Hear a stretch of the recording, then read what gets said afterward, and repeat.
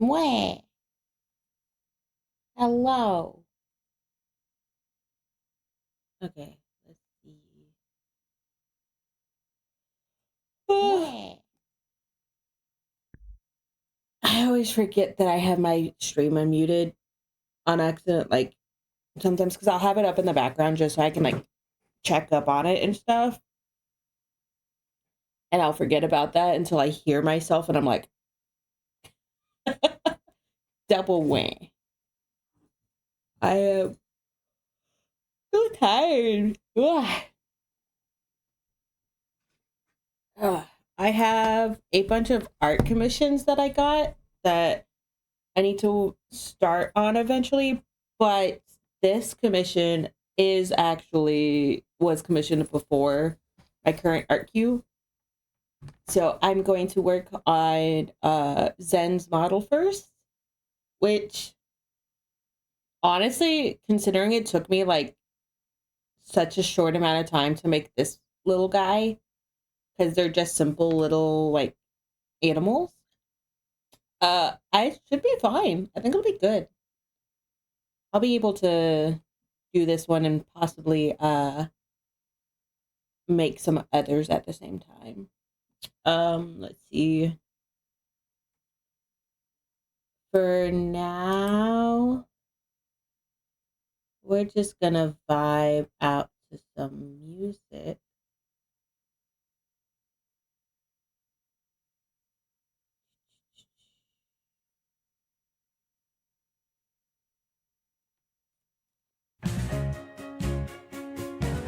That is loud.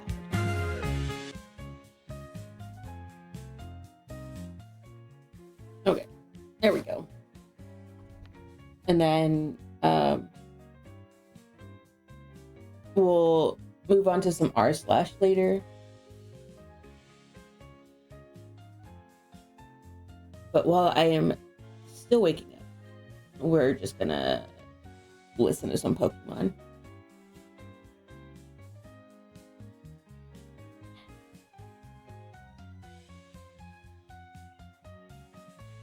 Okay.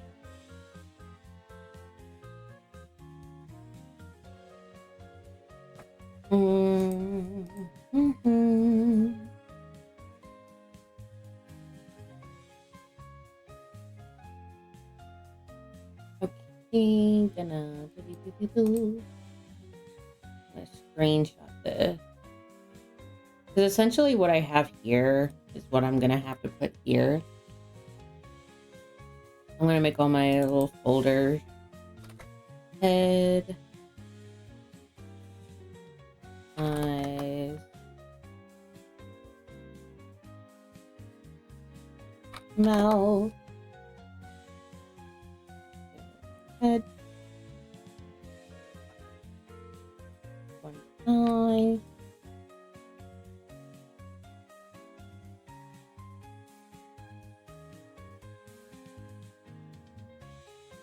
The mouth. Okay. Gonna get whisker wiggle.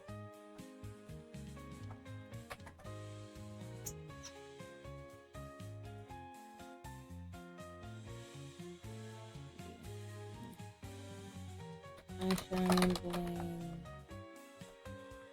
Bling.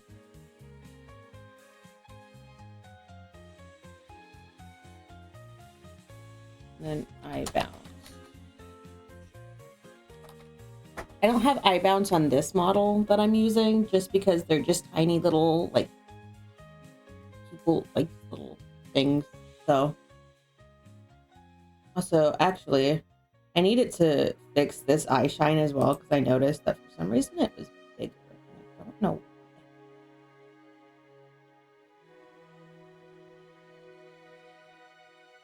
I've noticed it when I'm blinking and just like not even blinking, just like looking at the model. So when eye shine accidentally resized a little bit bigger, and I don't know why it did that. So I'm gonna have to fix that later. Okay.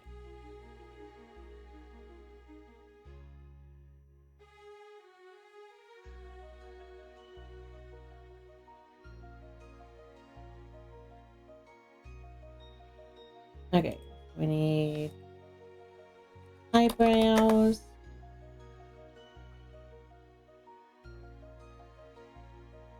Body. Here. We're gonna get rid of hair. We don't need that. We're gonna get rid of the eyebrow forms. These are all gonna go into eyebrows.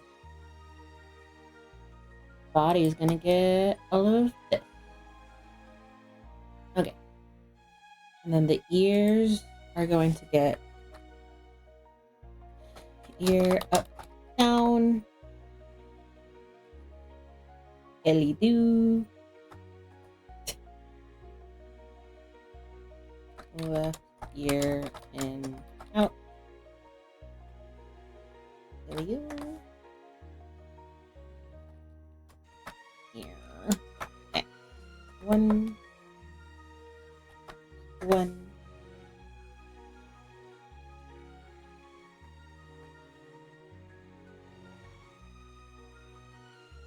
And 3. And we're just gonna replicate these down here.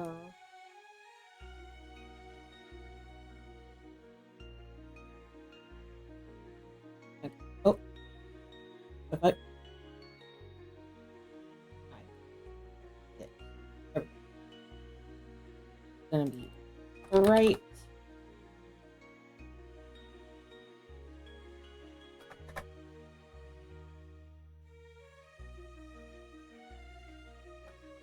Right.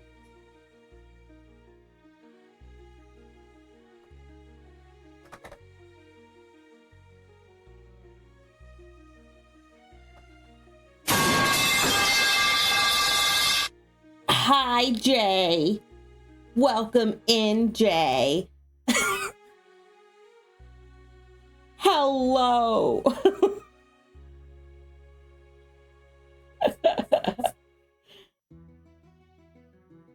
I am not a cat. I'm a kitsune. Excuse me. I am not a cat. I do not meow. I yip. Yip, yip. Yip, yip, yip. Yip, yip.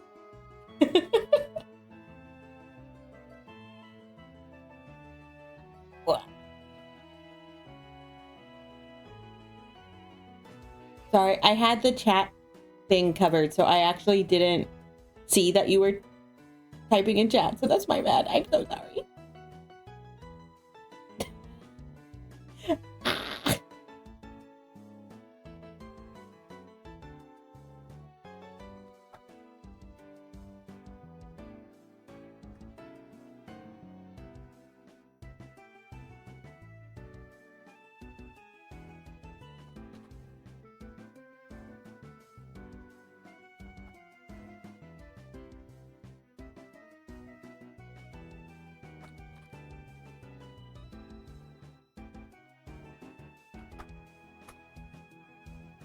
You don't like it when I yip at you? You don't like the yip, yip, yip, yip, yip, yip, yip, yip.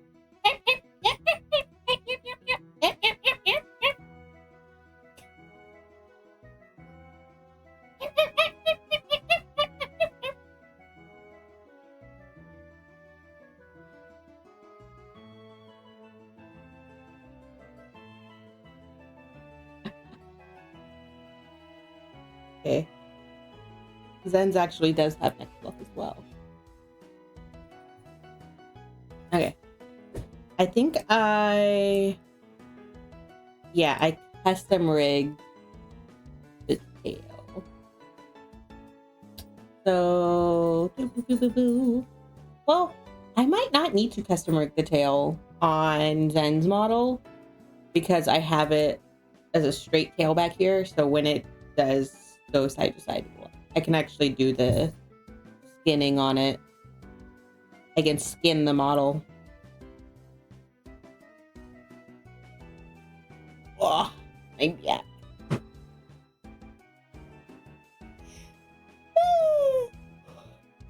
Wow.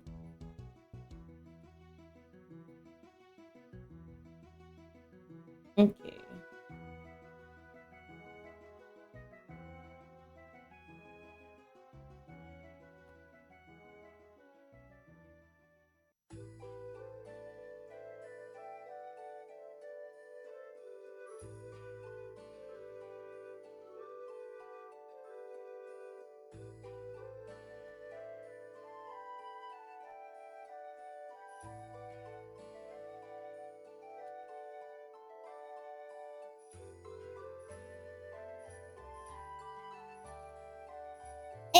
Hi, Gray.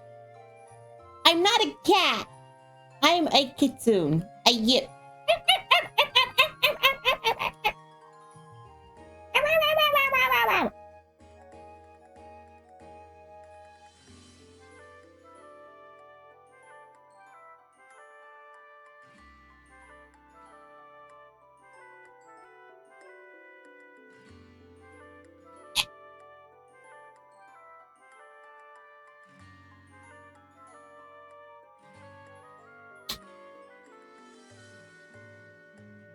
I have leftover lemonade. I've leftover lemonade from last night, and it's slowly getting watered down as I get to the bottom of it. And I'm really sad. I really like lemonade.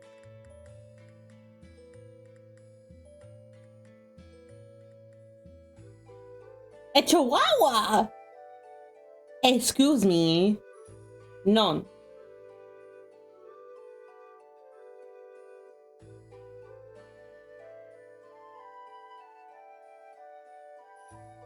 Amy. If I'm not a weird looking cat, I'm a fox. I'm a fox. Lobster, leave the plants alone. Child. Oh!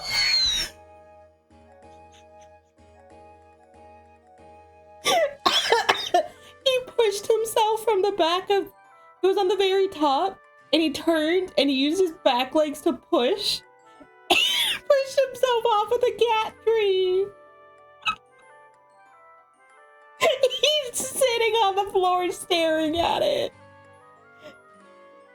Oh, now he's harassing Olive.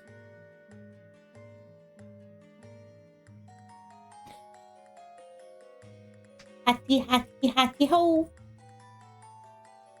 What is it? What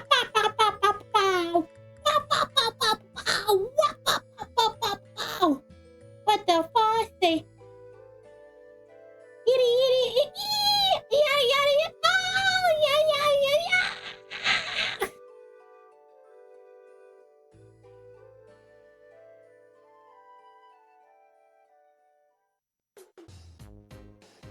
I never actually listened to that song because it was so annoying. But now I might have to, just so I can actually like quote it properly. Alien.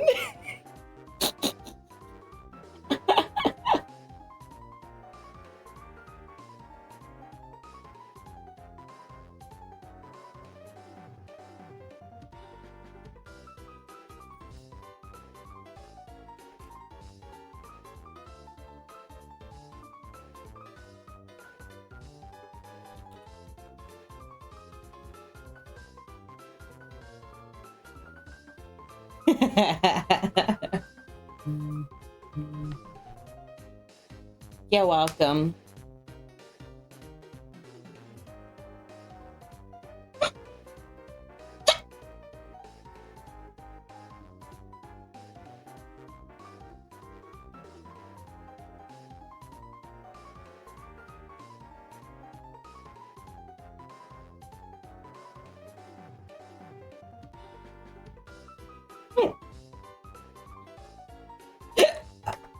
What?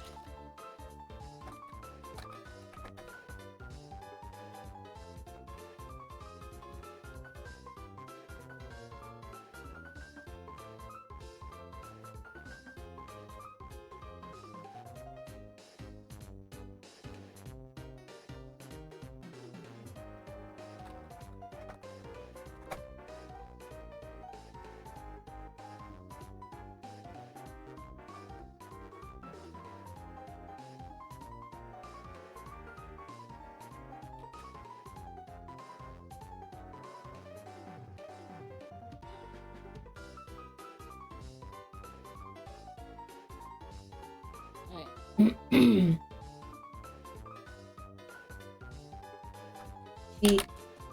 Oop.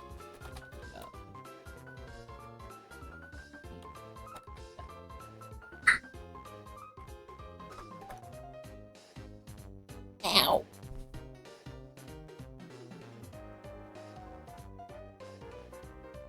Ugh. I'm so yawny.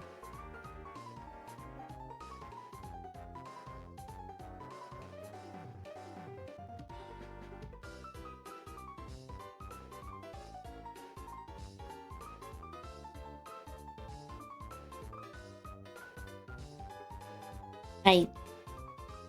Not a cat. Not a cat. This on my screen, that's a cat. I'm a fox. I'm a kit. I will bark at you.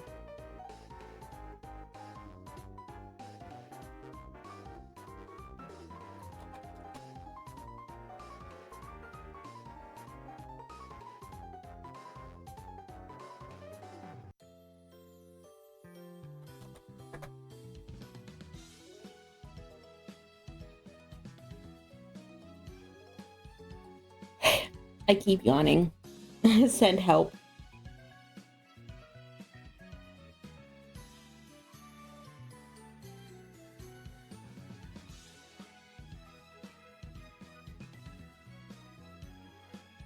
Fart! No! I said bark. I didn't say fart.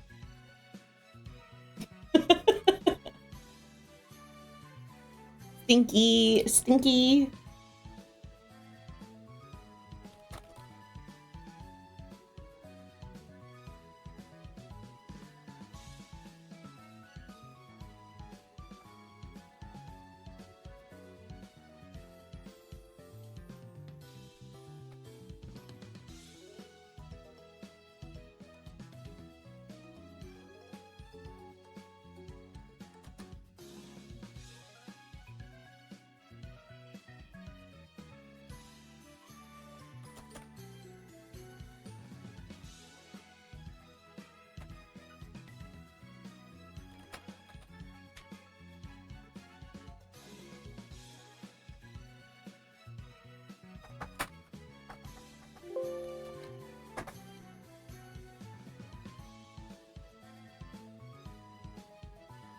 Let's see, the body, I'll need the neck fluff.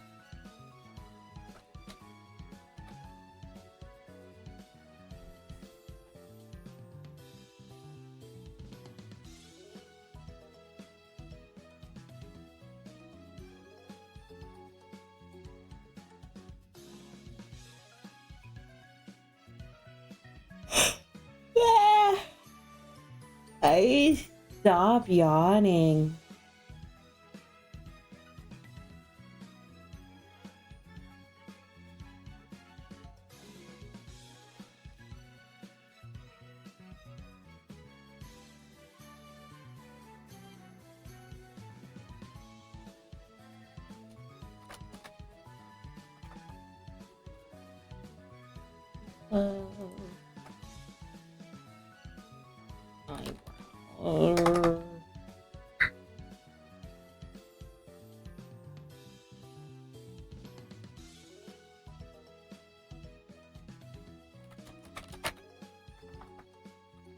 Okay. Lobster. Oh, sir.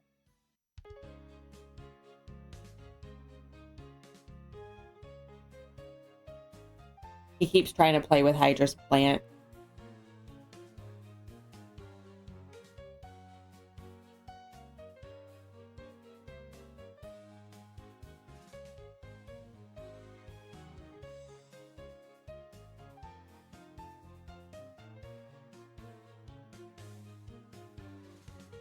Okay.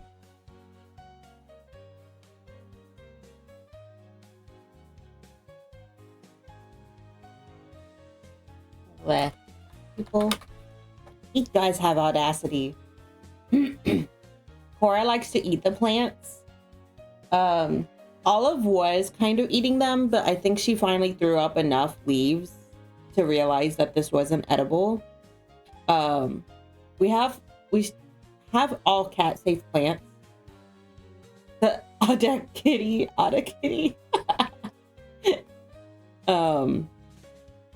But you know, cats will be cats, and cats are kind of stupid.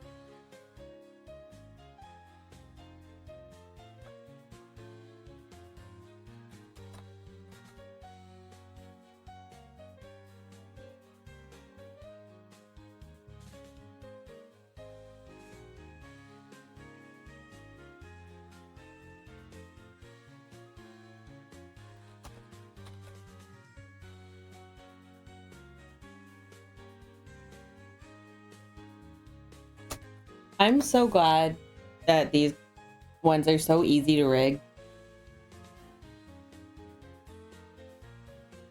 Still giving too much credit. Yeah.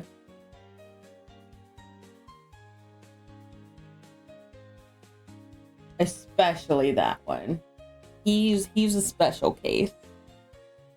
He fell off the cat tree like a month ago and hit his head hard enough that he had like a little bead of blood in his eye. He was fine.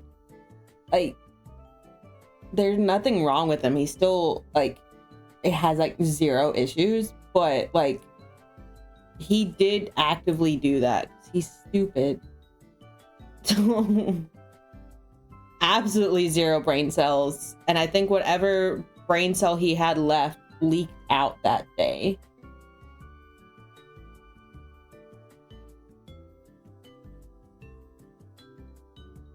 Okay, I really want to fix this. This is driving me crazy when I look at my model.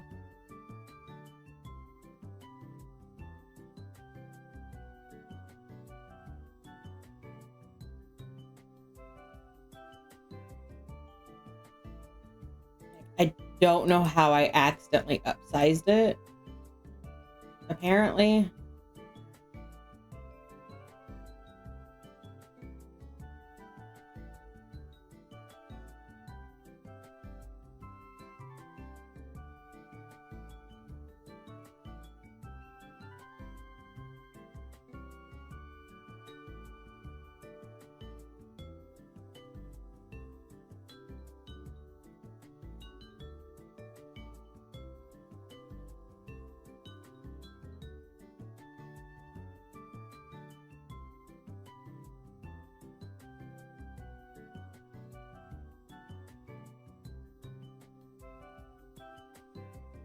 Oh, probably doing that.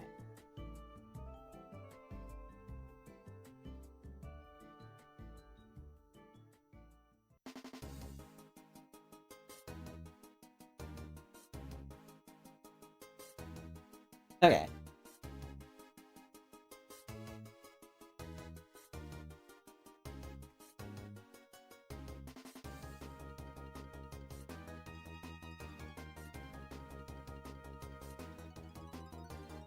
Thank God it's an easy fix. And then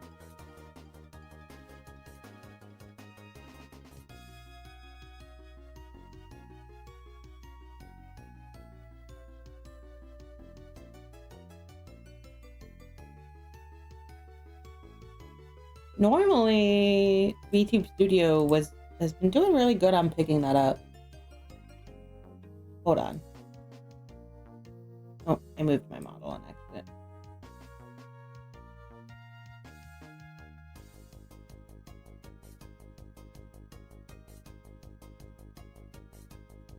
Okay. Twinkle.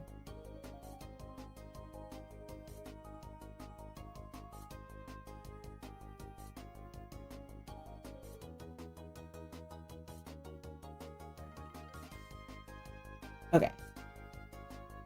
We're gonna restart VTube Studio. 1 second.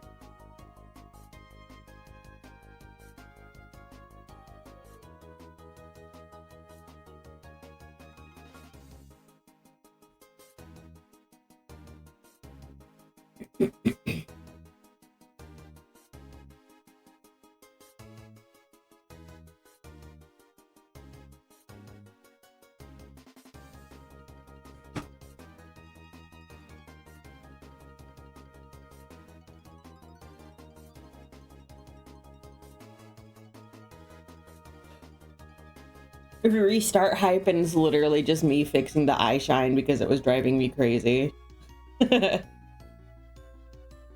Okay, we back, boys. And the eye shine's been fixed. Hell yeah.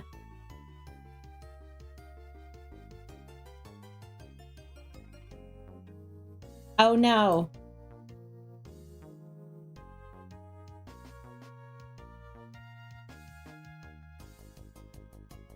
Did I fuck up my...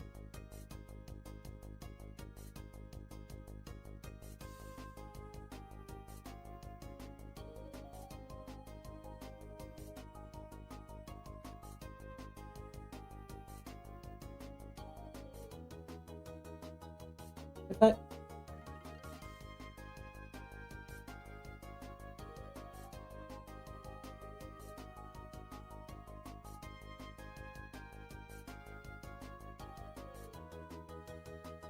No, it should still be there.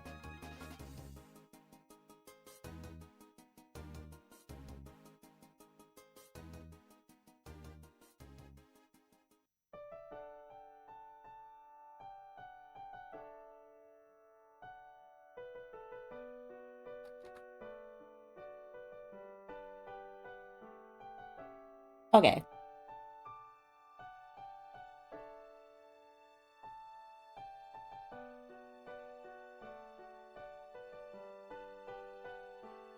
There we go. I fixed it. Okay. It was being stupid. I'm not a cat. Brr. Brr.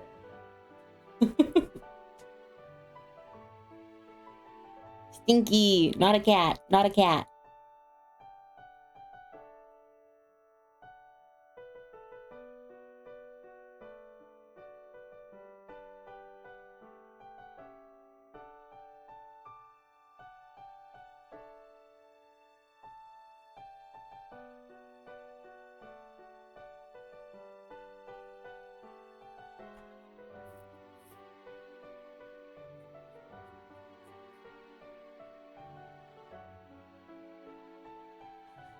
There it is.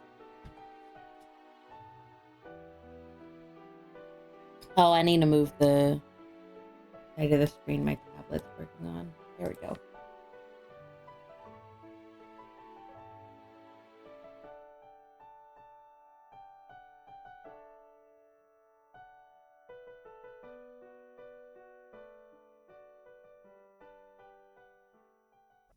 Okay.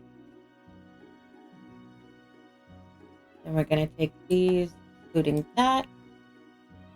And we're gonna... Oh, wait, no, I do need to select that. Never mind.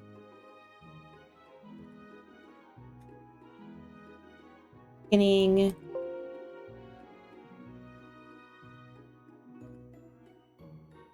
Okay. Then we're going to...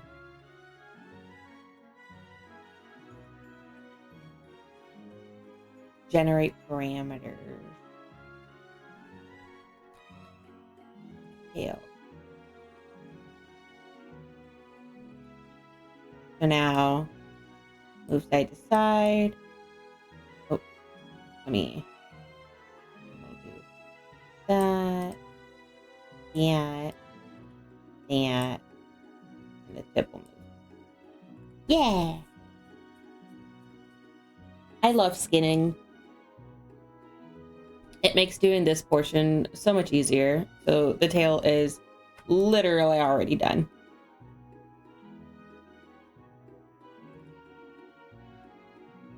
I couldn't do that on this model. I had to customize the tail simply because of how the tail was drawn.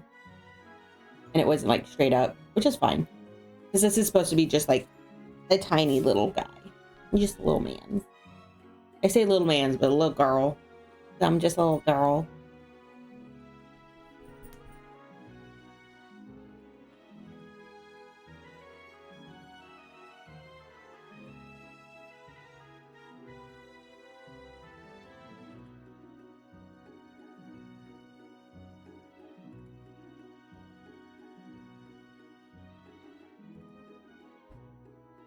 Lobster. No, sir. Don't you trill at me. I know what you're doing. Hello, police. I knew exactly how that sounded.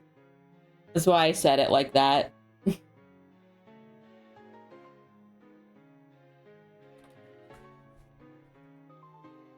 You're welcome.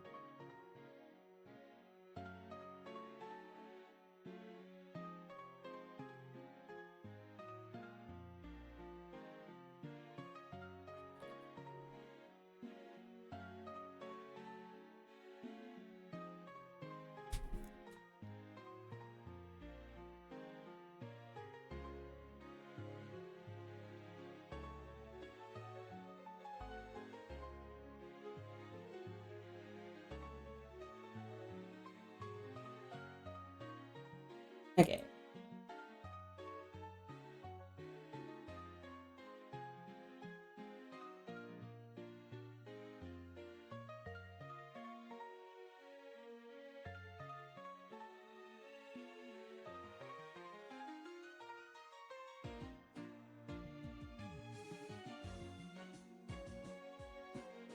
All right.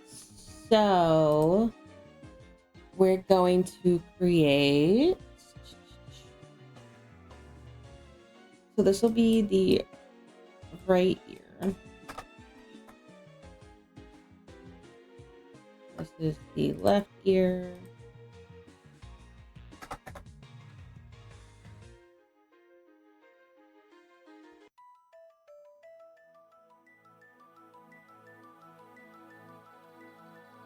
Okay. Our ear X1 or 3, 2, 1. Wait, no. I don't want to do it like that. I don't know what it is about the continuous creation, but it keeps growing the deformer. And I don't like that it grows the deformer. There's got to be a way I can fix that, but for right now, I don't know how. Oh wait, there's a consider child keyform, so I wonder if that'll do it. Okay. 3? Nope. Okay. That's okay.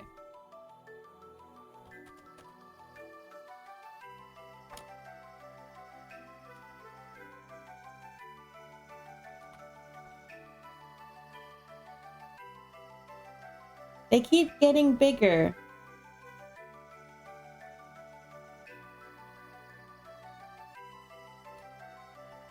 I don't know why it keeps growing.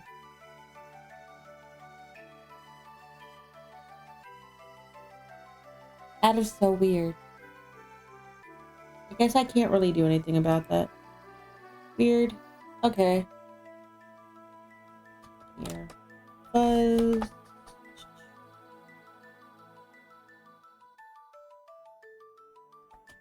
X. 2. 1. Wait. Okay. Okay. And then we're gonna do the same over here. Ear main.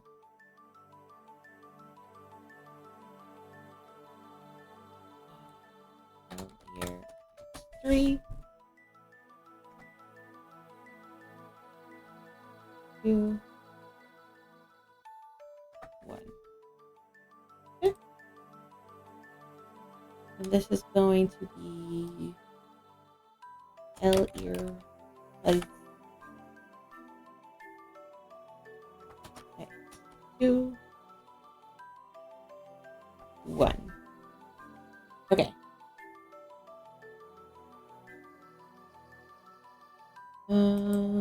Okay, so they got Whisker Wiggle and Whisker Angle. They got Whisker Angle. Wiggle.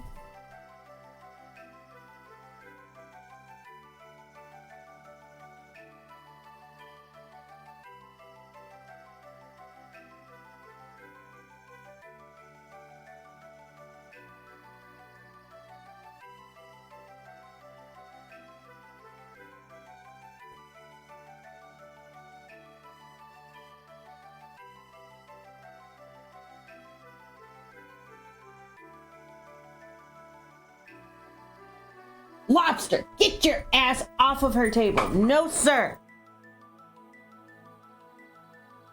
He went from the fucking cat tree to get onto it. As if I'm not gonna fucking notice him. Little shit.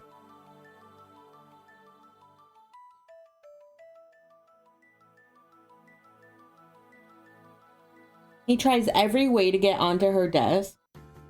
Like, I think there's a bowl on it. So he's trying to get to the bowl, essentially, to see if there's anything in it he could eat out of it. And he tries every way to get onto her desk as if I'm not gonna fucking notice it.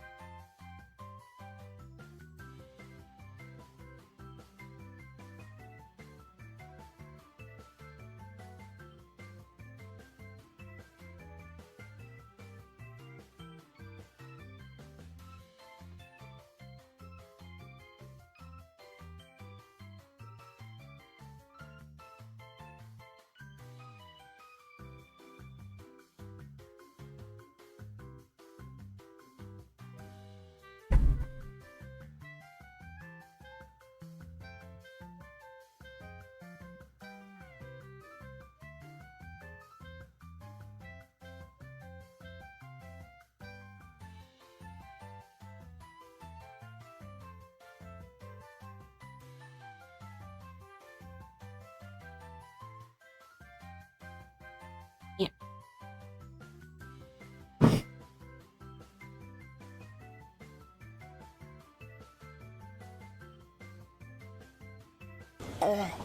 Oh.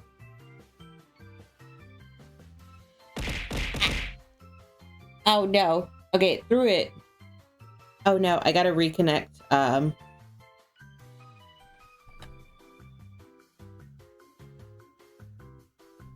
Okay. I'm drinking. It threw it. It just didn't beat me up. Mwah. Mwah. Mwah. Okay. Ah!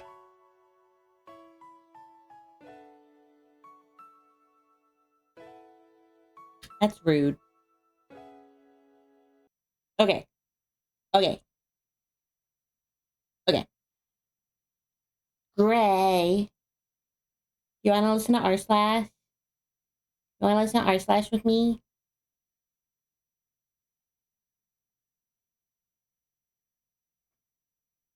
I have 11 days worth of r/. You wanna listen to r/ with me?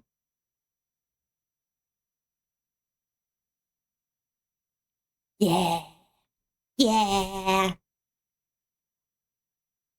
r/ time. Me and Hydra still listen to it, so like I'll hear some of these stories with her as well, but I don't mind re-listening to it. I like having Reddit story reaction buddies. Let's go. And go on about their life. But let me restart. Welcome to r/best of Redditor updates, where we have some messy family drama.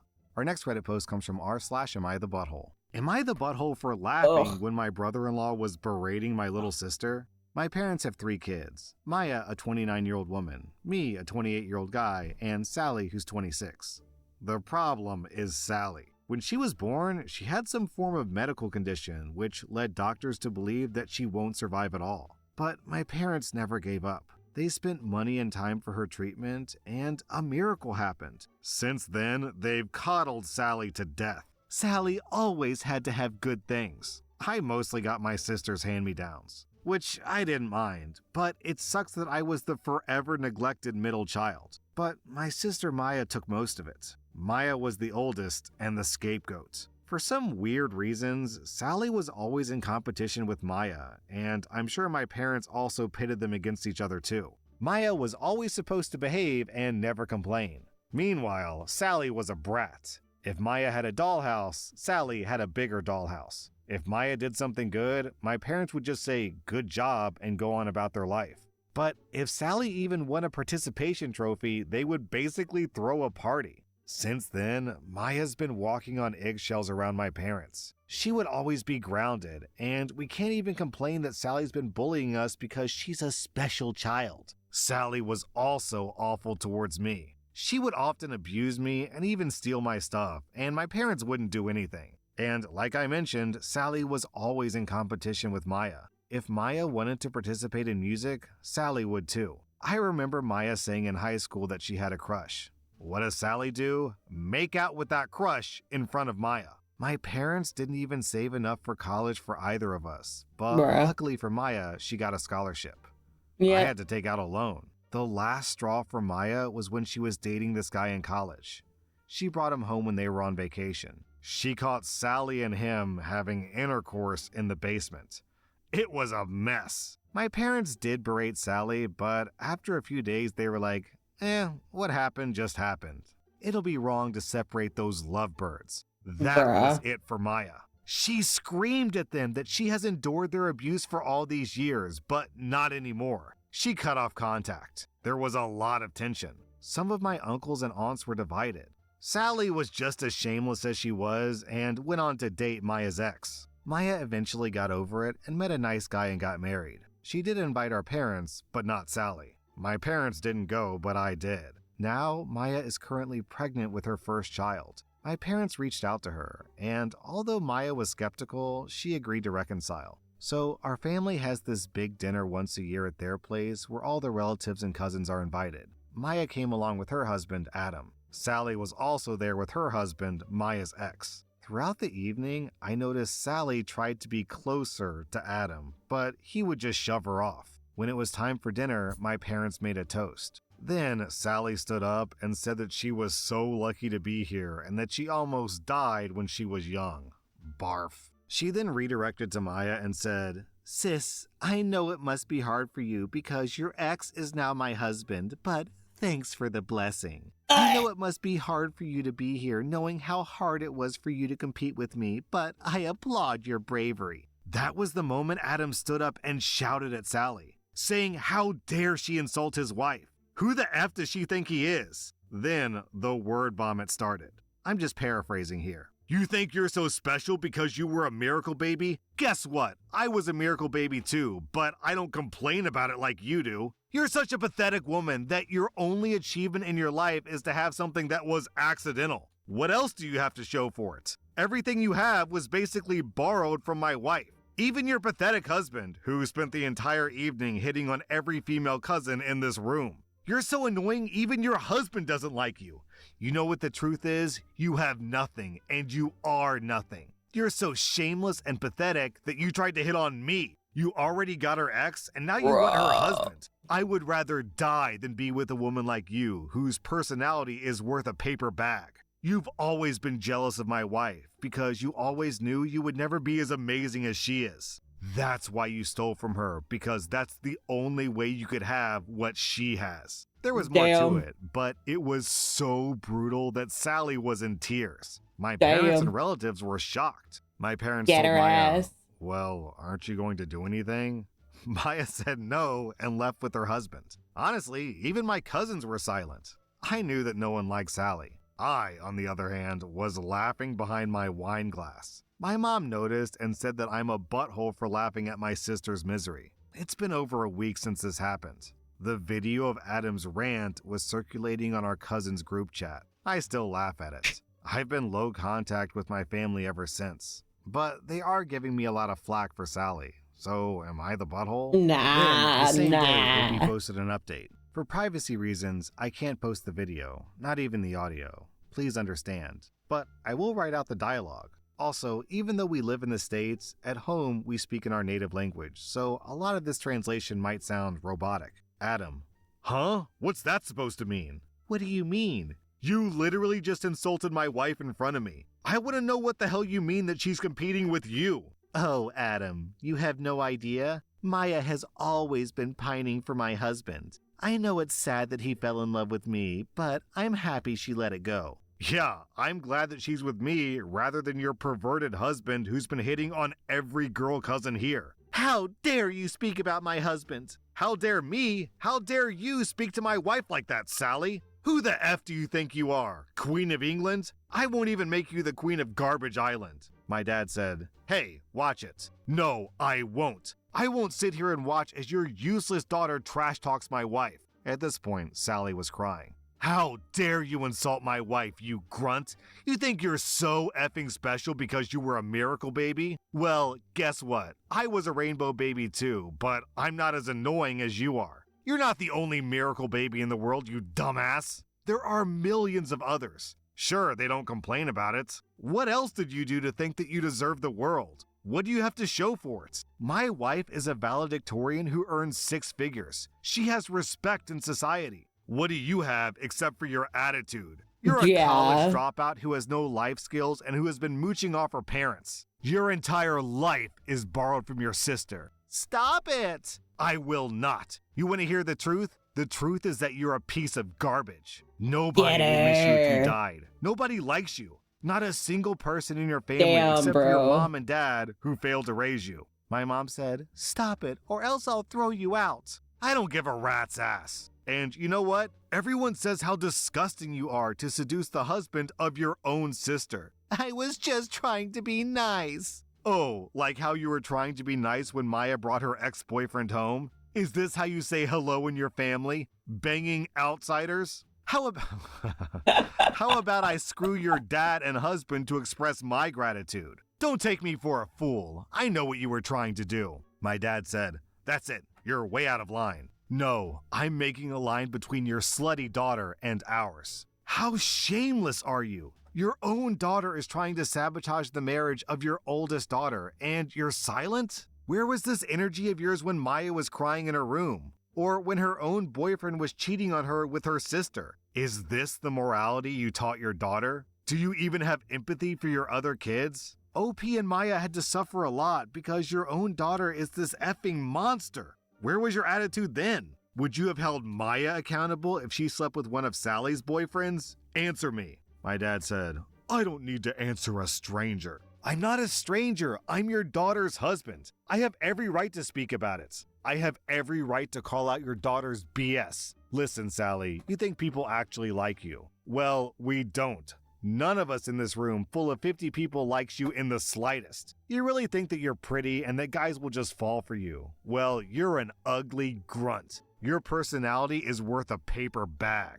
The only reason why your husband is even married to you is because you faked a pregnancy and then faked a miscarriage. Even the guy who's a cheater and a pervert doesn't want to be with you. And you did it all for who? This guy? He pointed at the douchebag. He's nothing but your sister's sloppy seconds. You don't even deserve her sloppy thirds. What achievements do you have except for being a miracle child? You're a pathetic woman in her 20s who's still mooching off her parents. Just looking at you so irritatingly sobbing like a poor victim makes my skin crawl. You're not special. You're just an entitled brat that everyone hates. That was it. The room was silent, and then my mom spoke. Maya, your husband is insulting us. Maya said, Adam, grab your coat. We're leaving. I've had enough of this. You're not going to do anything? Actually, no, I will not. They left, and then our cousins just sat and ate dinner. I was basically laughing quietly behind my wine glass. Mom said, Why are you smiling? You think this is a joke? Well, no. God, you're so ungrateful. Some guy just insulted your sister and you're sitting here laughing. Mom, please. We still have guests. The rest of the evening was basically Sally crying and making a scene. My cousins were sharing the video and making fun of Sally. Yes, the group chat has everyone, including Maya and her husband, except for Sally and her husband. Then, the next day, Opie posted an update. I went to see Maya and her husband today. I talked to her and asked her if she was okay. I hadn't got a chance to reach out to her after the dinner. She said that she was fine and that Mom and Dad had been demanding they apologize to Sally. Barf. She blocked them. Because why should they apologize for telling the truth? They also got the support from the group chat. A lot of our cousins' parents were unaware of the incident of Sally and all the bullying. They thought that since she was a miracle baby, she'd be an angel.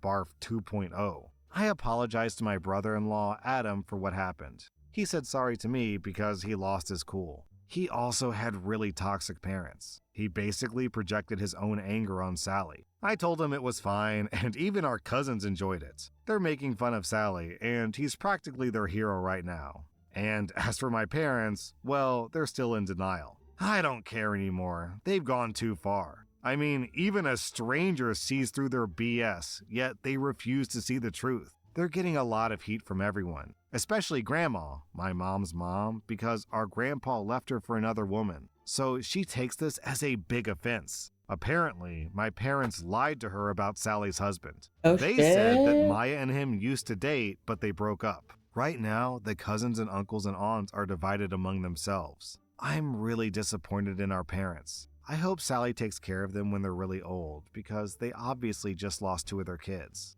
Then, 1 month later, Opie posted an update. After I talked to Adam, he called me a few days later to ask if I could speak to him. So I met him at his house. He made some excuses to Maya and took me someplace private. He pulled out his phone and told me that Sally had been texting him nonstop. He ignores her. He's already blocked 3 of her accounts. The text messages range from sorry, please talk to me, bashing Maya, calling him unworthy, some dirty texts, and also some provocative photos with captions. I can F you better than Maya can, you know. Adam was sick of it. I was furious. Does Sally have no shame? I said enough is enough.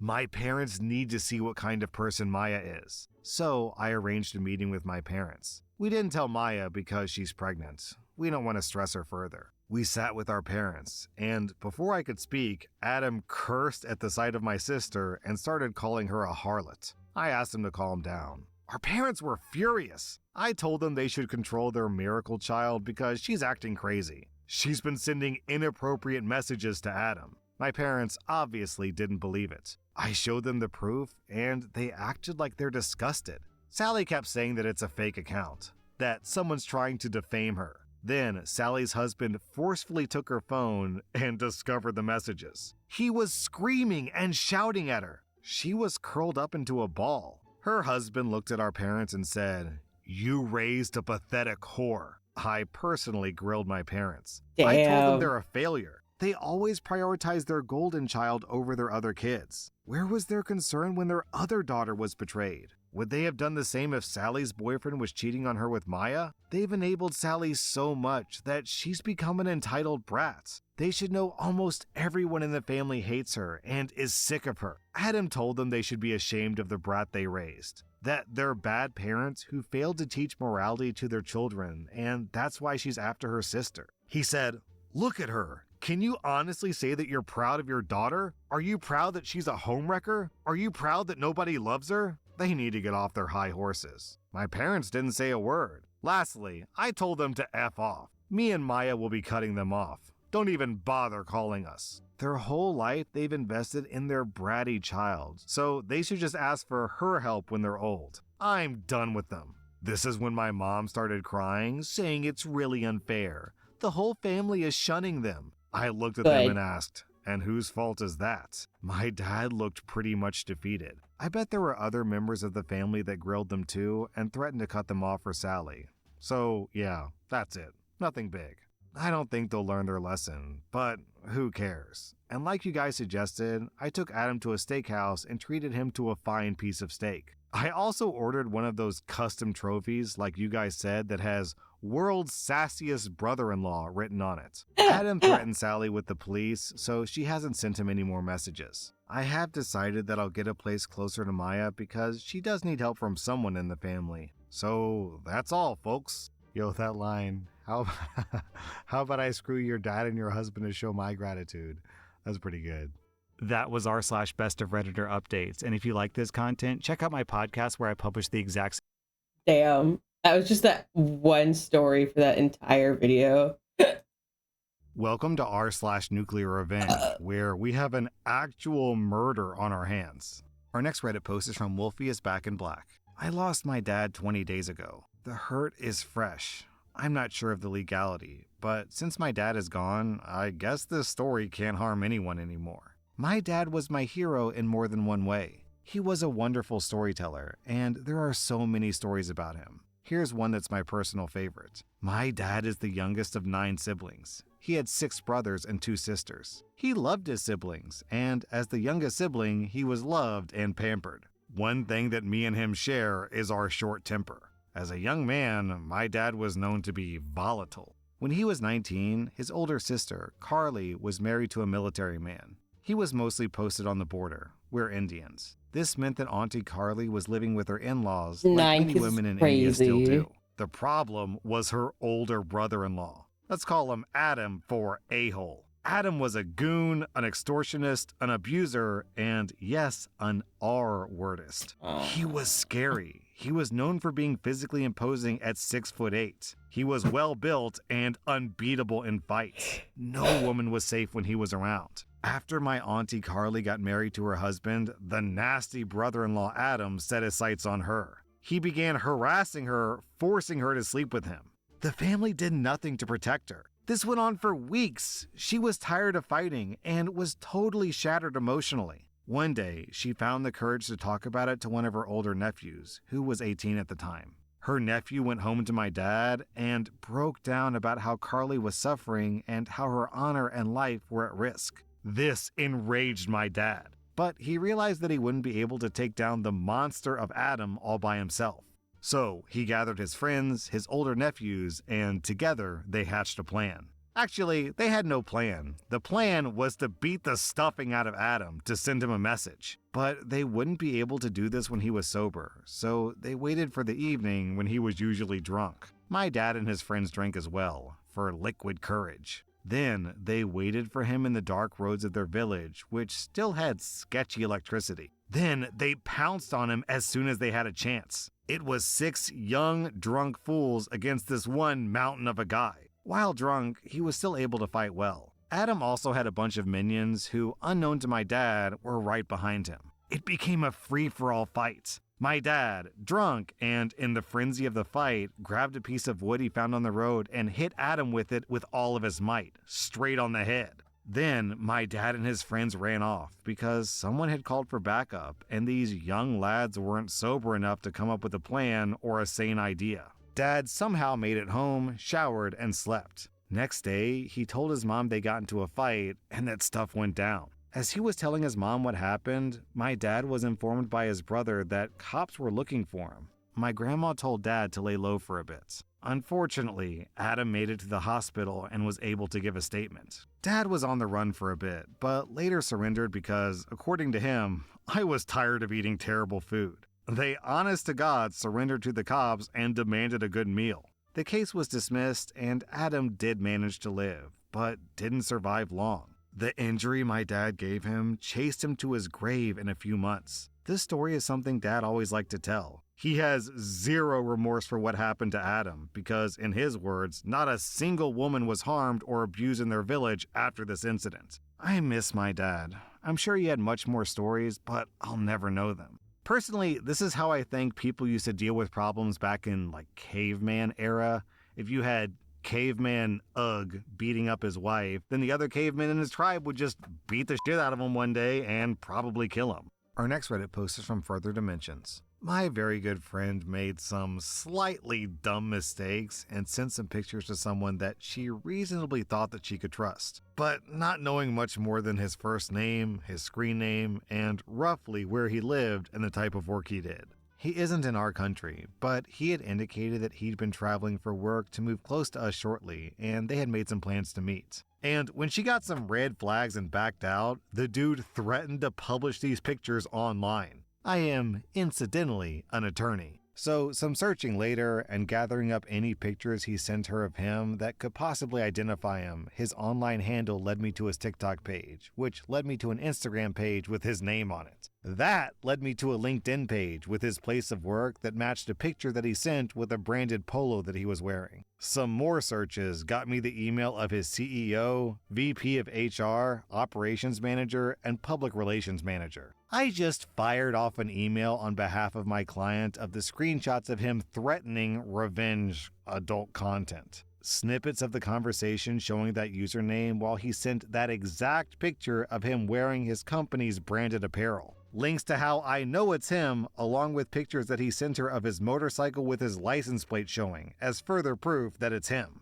I also included screenshots of him discussing a workplace incident that were timestamped, along with pieces of dialogue discussing how he had intercourse with an ex at his place of work, and discussing plans to have intercourse with my friend in his office as well. I also included a picture that he sent her showing his work laptop with his entire Outlook calendar, along with proprietary information, which he sent to prove that he was busy, along with other pictures that he took of his workplace with non-consenting employees. I further informed his employer that I'd be forwarding all this information to their local law enforcement. And since he had indicated that he'd be traveling to the United States soon, we would also forward this to the local office of the FBI. Since my client is a U.S. citizen on U.S. soil, and these threats constituted a federal crime. So, should they continue with his employment and continue with their plans to send him to the United States for work, I will ensure, on behalf of my client, that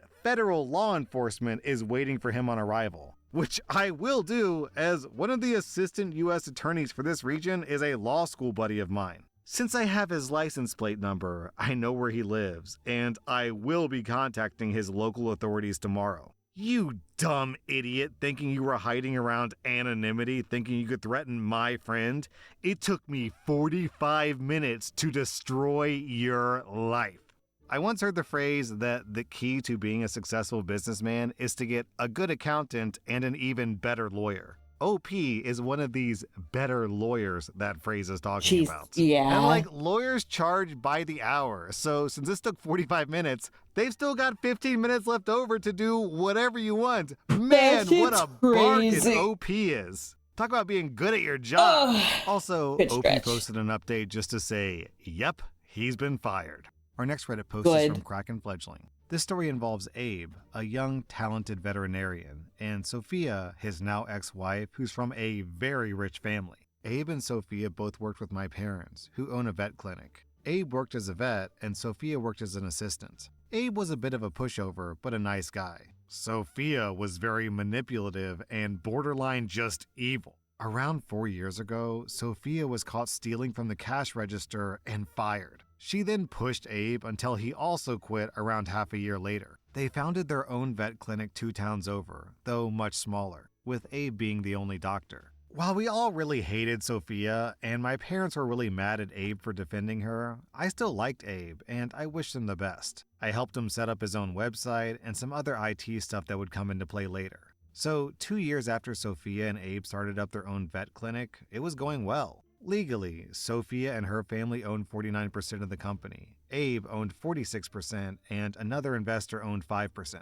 This other investor was supposedly neutral, but turned out to be friends with Sophia's family. Sophia and the investor decided to basically screw Abe out of the business. I don't exactly know why, but having known Sophia for years, I'm assuming Beelzebub warned her that she was running low on her quota of ruining lives. Basically, they founded a new vet company and started selling the assets of the old company to the new one for basically no money. Since Sophia and the other investor owned over 50% of the investment, they could do this. In my country, 51% control means that you have the final say. They couldn't technically just fire Abe, but since they ran the original company into the ground, he was still out. He was the only doctor and did most of the work, and it turned out they had a non-compete clause that meant that he couldn't start up a new business. And while he wasn't on the worst possible terms with my parents, it was enough of a bridge burned that he basically had no choice of working as a vet in this whole region. So Abe was Jesus. left with no job, and all the money he invested into his company was effectively stolen. Oh, and Sophia and the other investor also tried to screw me out of payment for making some functionality for their new clinic's website. So Abe was out of luck, and I was having a drink with him to cheer him up when the topic turned to who the new vet would be to do the actual work. We had no clue, but I was a tad pissed, so I decided to check if they removed my access to all the IT stuff when we yelled at What? each other over Oh payments. my god. They Oh my god. Hello. Hi. Welcome, Raiders. Welcome in. I'm As Arts. Hello. Thank you so much for the raid. How are you doing? Hello. I'm sorry. Hello. We're listening to Reddit stories right now while I work on rigging. But hello. How are you guys? How was stream? Thank you so much for the raid and trusting me with your community. Did you guys have a good time? Great time. Pop, pop, pop, pop, pop, pop, pop. Pop, pop, pop, pop, pop, pop, pop. It's great time. Pop, pop, pop, pop, pop. Hello. Welcome in. Let's see. The shout out. I need to figure out why my shout out thing doesn't tell me what you were doing. I see that other people do it, and I don't understand why it doesn't work. I'm sure there's a way for it. I have so much stuff I still need to properly research, but hello, welcome in, readers. My name is Juniper. I am a Queen of the Night Kitsune, and I am currently trapped in a tiny form until my debut. I am just a little guy right now. But welcome in. I hope you guys have a good time. I hope you guys enjoy listening to like Reddit stories. We like to listen to r/ here and react to the Reddit stories while we're working on like rigging models or making art. I hope you guys have a good time, and I hope you guys had a good time too with IMAS. If you need to drop and run, by all means, go get yourself some food, drink, sleep, or whatever you need to do. And once again, thank you so much for the raid. Right now, we are listening to the r/ Nuclear Revenge. Yeah, have a good night or day, whichever it is. Let's see. We are listening to a business story about a vet clinic where they had left another vet clinic to make their own business, and the other owners are being really shady and basically trying to screw him out of money. That is the context of it so far, and now we're gonna figure out what this lawyer, I think it was the lawyer friend, I don't know, I think that was the last story, what this friend does to help him not be like royally screwed over for like forever. Yeah.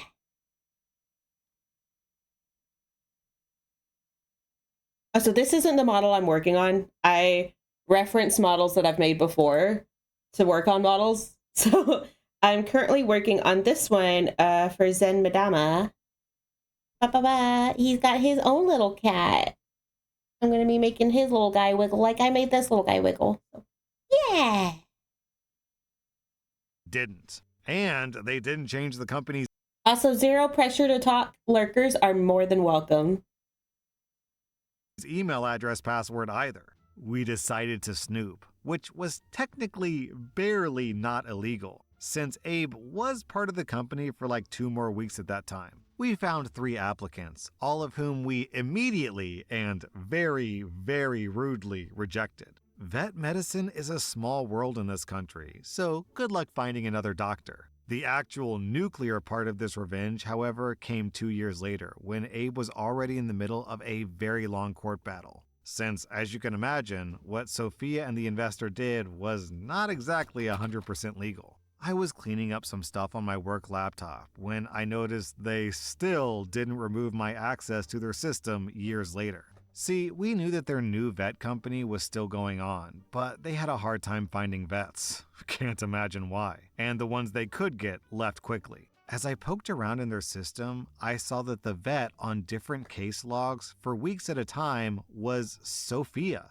See, as it later came out, Sophia was pretending that she was an actual vet when they really didn't have one and even forged prescriptions. Now, the thing is, me accessing this info is legally dubious at best, and sharing it with Abe would be even worse. In the last couple of years, however, I was studying cybersecurity to become an ethical hacker. And wouldn't you know it, the stupid me from 2 years ago accidentally left a vulnerability that a smart hacker could use to read data from the internal database. Just a couple of days later, the leaked database showing Sophie's fraud ended up posted anonymously to a forum that I happened to read. For legal reasons, it definitely wasn't me who posted it. I just happened to find it right after it was posted from a fresh account, and I archived it in the 15-minute window before the mods deleted it. I did send an email to Sophia when I first saw the issue with the code, saying that I found a security flaw while going through my old code and to contact me about fixing it.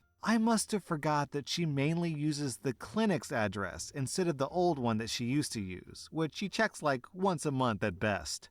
How forgetful of me. When Abe's lawyer got the judge to order a full audit of these logs and the prescriptions, Sophie tried to delete the full database, failing to remember the backup that it makes every week. I'm not a lawyer, but I feel confident giving the advice that trying to delete evidence a judge ordered you to provide does not play well with the courts. It strongly looks like she'll end up serving time. As a cherry on top, I helped Abe patch things up with my parents, and he got his old job back. He's been back for a year and just got a promotion and a raise. I'm currently sipping on some rum as I'm typing this that he bought me as a thanks for his first bigger salary. That was r/Nuclear Revenge, and if you like this content, check out my podcast where I publish the exact same episodes. Also, hit that subscribe button because I put out new Reddit videos every single day. Welcome to our... I did not mean to replay that video. Oh, way. I don't know. I don't understand why people try to screw over other people like that. Like, eventually it's going to come back to you. Unless, you know, you're like a millionaire that can pay people off for no fucking reason.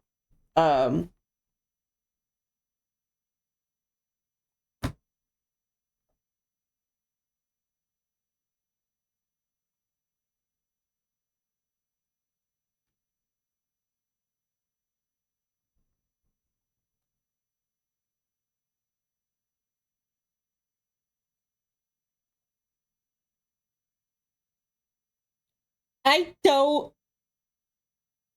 The title of this one. Welcome to r/Am I the Butthole, where OP discovers that her husband is putting pee-pee in her food. I don't like that. He's gonna do what now?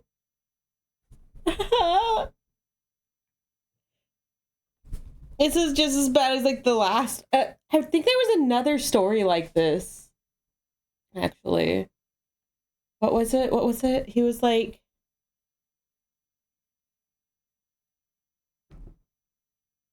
he was putting something in her food without her knowing, and it was going on for like 2 years or something. Am I the butthole for wanting to divorce my husband because he added pee to my food? I'm a 32-year-old You are woman, not the and asshole I've been at married to my all. husband, who's 36 for 4 years, and I don't know who the F I married anymore. So he's always had this weird fetish he told me about where he wanted to pee on my face during the act, and I was like, no, just no. I have never been into that. He asked a few times, I always shut it down. He never pushed it, so I thought that was the end of it. I was wrong. A few months Oh, ago, no. I started noticing my food tasting weird. Not like bad, like rotten, but just off. Like my overnight oats, my yogurt bowls, sometimes my brewed coffee. I thought maybe the fridge was messing up, but everything else tasted fine. No. I threw out so much stuff thinking it was spoiled, but it kept happening. Oh. But here's the thing. I never got sick. No stomach aches, no nothing. So I started thinking maybe he was like poisoning me slowly, or I don't know, trying to drug me or something. But it wasn't even making me sick, so it made no sense. I was just super stressed. Also, like, why would he drug me? He's always loving, so it wasn't making sense. I told my friend about it, and she was like, you need to put a camera on your fridge, just in case. Because it's just him and I living alone. The only other person coming over is our moms, sometimes. So I did put a camera on the fridge because I was losing my mind. I got a tiny one from Amazon, set it up, and waited. This man, my husband, peed in my overnight oats and my brewed coffee. He took the lid off, peed, and put the lid back on, then shook it. Then he put it back in the fridge like nothing happened. I thought that I was gonna throw up right there. Bro, I lost it. what the I went full fuck? psycho. I broke his PS5, his TV, threw his clothes outside in the snow, messed up his shoes, everything. He came home and I just screamed at him. He started crying, begging, saying it was his fetish, and he thought that it was a way to do it without me knowing. Like, what the hell? Like, does he think that makes it better? He said that he'll go to therapy, we can put cameras all over the house, he'll never do it again. He was saying that we took vows, and we have to work through this. I'm at my friend's place right now. I haven't told anyone else. I don't know what to do. He's blowing up my phone, saying that I'm ruining our marriage over this mistake. But, like, this isn't a mistake. It's effing vile. And I can't look at him the same way. Am I the butthole for wanting to divorce him? No. Or should I try to forgive him? Because I really just want to vomit forever. OP, I'm on your side. Totally justified to be pissed off here. This reminds me of that case in, I think, France, where the husband would drug his wife to the point of unconsciousness and then invite over random guys to do whatever they wanted with her because, of course, that was his fetish. But just because something's a fetish doesn't make it magically not illegal. This is gotta be some kind of assault or sexual assault or food tampering, maybe all the above, I don't know. I would dump him and send him to jail. OP, you get 0 out of 5 buttholes. I'm giving your husband, oh gosh, I think 4.5 out of 5 buttholes seems fair. Maybe 5? Yeah. That's so gross, dude. Like, I personally already don't really like that fetish, like, at all. I guess if you're into it, sure, whatever. But, like, if you're gonna be into it and you want your partner to be into it, make sure you have a partner who is, like, actually into that stuff and not force it. What? Bro, that does not make any sense. What do you mean that you thought you could get your fetish off secretly like that? What? At that point, if you want to do that so bad, you could, like, talk to your wife and be like, hey, I know you don't like it, but maybe we can find something, like, where I can, like, go, I guess, meet up somebody else who is into it and get it out of my system so that we can stay happy without, you know, like, there's no, like, emotional commitment there. It's just, like, a way to get it out of your, which some people will probably be like, well, that's cheating. And I'm like, sure, if you want to think of it as cheating, but I've heard that some people, like, they'll do that stuff and, like, they come back home, like, really happy. Because, like, like, if you really love someone, sometimes, like, you just, I don't know. I'm trying to phrase it, like, but you, like, don't want to lose them because you really love them. But, like, you have, like, these things that you really like that aren't, like, illegal, that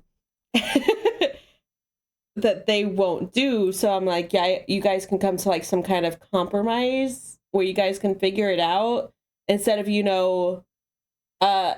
doing something illegal, because that is tampering with somebody's food without their knowledge with bodily fluids. So I'm like 90% sure that's illegal.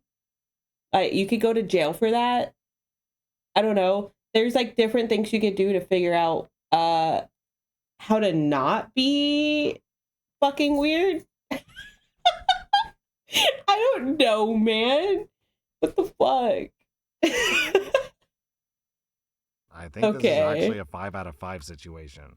Yeah. Am I the butthole for continuously triggering her? I'd say it's a 5 out of 5. I'm a 19-year-old girl, and I've had acne for so long that I honestly can't remember my skin without it. I used to wear a lot of concealer to cover it up, but that only made things worse. Eventually, I realized my skin was controlling my life and draining my bank account. So when I started at a new school, I decided to stop wearing makeup. My skin still isn't great, but I'm on medication, so I have some hope that it'll improve. Here's the problem. There's a girl in my class, Callie, who's 18, who has trypophobia. For those who don't know, trypophobia is a fear of like a bunch of small holes. Think like a beehive, because it calls to mind an infestation or lots of like little bugs crawling around in holes, is my understanding of it. I had no idea until we were put in a group together. The moment I spoke to her, she started crying. Naturally, I asked what was wrong, and she screamed at me that my face was triggering her trypophobia. Her friends immediately jumped in to comfort her while I just sat there confused, wondering if I was supposed to apologize for my skin, something I obviously didn't choose to have. When I tried to speak again, she told me to shut up and leave because I was drawing attention to myself by talking. I asked what she expected me to do about it, and she said that I could at least wear concealer. I explained that that wasn't an option because it's expensive and it just worsens my acne. Her friends glared at me and called me selfish. That was just the first incident. Ever since then, anytime I sit near Callie or have a presentation in front of the class, she starts dry heaving or crying. I think having a panic attack. It's disrupting lessons so much that my teacher pulled me aside and asked if I could just wear concealer for her sake of keeping the peace. She admitted it wasn't fair, but said that she couldn't think of another solution. I already feel like such a freak because of my skin. I know my skin is horrid, but why am I the one expected to cater to Callie? I didn't choose to have acne any more than she chose to have trypophobia. I can't help it, but I feel like I'm being unfairly treated here. You are. But at the same time, I know she can't control her reaction either. So, am I the Yes, the fuck she can! I'm sorry. Fear, yeah, I understand fears are one thing and everything, and so you can't always control how the way you react, but if you know something's going to trigger your fear, like if they stand up in front to like do like a presentation, fucking look away. I don't know. Maybe like tell the teacher like, hey, it's like freaking me out a bit. Can I just turn around? The fuck? No, it is not their fault that they have fucking acne, dude. The fuck? What the? They should not have to cater to you for something that like, bro. If they put on concealer, that would definitely make it worse because you're putting makeup into your pores, which exacerbates the acne. And then if you try to get rid of the acne, then like you put scars on your face and then it keeps getting worse. And it's like, what the fuck? No, she can find ways to just not have to look at them. Be like, I'm sorry. I genuinely like just can't look at you because it freaks me out, and be done with it. What? You gonna bully someone for something they can't fucking control? Dude, acne fucking sucks, bro. I got made fun of that shit I got made fun of for that shit so much in fucking middle school, dude. I got the whole, like crater face, pizza face, pimple eater, all of that shit thrown at me in fucking middle school. Like, kids are fucking brutal about this shit, and it's not something you can control, dude. That's like hormonal shit. As much as you try to like clean it up, dude, shit, it's hard. And Proactive became really popular in middle school too, or when I was in middle school. So people would also try to make fun of me with that and be like, you need to go get proactive. Which I did try it. It fucking sucked, dude. It didn't do shit. Proactive was bullshit. Butthole? Should I just wear the damn concealer? Okay, if Callie's mental state is so fragile that the sight of acne is sending her into a panic attack, then she needs some sort of special accommodation. It sounds like she needs therapy or coping mechanisms, or if you're triggering her, she should just stop looking at you. Yeah. I definitely want to be sympathetic because if she really does have a genuine phobia, then that's not her fault. But at the same time, it's not your fault either. And what she's doing is, in my opinion, bullying you. Okay, considering that the teacher is taking Callie's side, I think that what you should do is escalate and complain that you're being bullied in school, because it's the only way you're going to get any sort of protection. I'm giving you 0 out of 5 butthole. Not really. Schools like to protect the bullies more than they like to protect the bullied. I know. Because while I was, I had a big mistake eraser thrown at me in fucking high school, dude. Not high school. It was mostly middle school. Middle school was when I got the worst bullying. And I had a rolling backpack. And there were kids who would just like kick my backpack as I was walking through the halls. And there was one girl who would like slap me in the head all the time. But because I turned around and I cursed at her, so the teachers heard me curse, I got in school suspension. But they got nothing. So I was constantly in trouble. I was constantly going to fucking detention and shit because I was cursing. I never physically fought back because I'm not a physical fighter, but I cursed. So because I cursed and they heard me curse, I got in trouble. And it didn't matter that I was being bullied. It's the fact that they heard me curse. And that's why I got detention. They don't fucking care. Schools, reporting bullying in schools in America is fucking bullshit, dude. I'm giving Callie, I think, 1 out of 5 buttholes because, I feel bad for her for having a phobia, but she needs to handle it better. I'm giving the teacher 2.5 out of 5 buttholes for unfairly picking sides here and basically enabling bullying. Am I the butthole for telling my husband that he created this mess and he needs to fix it? My husband and I always planned on having kids. It ended up happening a couple of years before we planned due to a condom breaking. I didn't mind though. I was super happy to welcome our daughter, Belinda. A few years later, we started trying again for a second time, but it took us a little bit to conceive and we ended up having to use IVF. The doctors never figured out why I couldn't get pregnant the old-fashioned way the second time around. But after one round of IVF, my husband and I welcomed our son, Philip. Belinda is now 15 and Philip is 9. A close family friend of ours is going through their own fertility journey. My husband and I were discussing it. Why is that in the eyebrows? I mentioned something about IVF, and Philip asked what that was. I explained and then added, "We used that to have you." Belinda asked if we used IVF to have her. I was about to answer no and leave it at that when my husband butted in with, "No, you're here because the condom broke," laughing. Belinda immediately looked hurt. We've had the talk and have discussed that sometimes condoms aren't effective, how to use them properly, and other forms of birth control. So she understood exactly what he was saying. I quickly added, "You were a surprise, but a much welcome surprise. We always planned on having kids. It just happened a few years sooner than expected." Belinda just nodded and quietly said, "Okay," but I could tell that she was really upset. I later told my husband to apologize and make sure she understands that she's loved and wanted.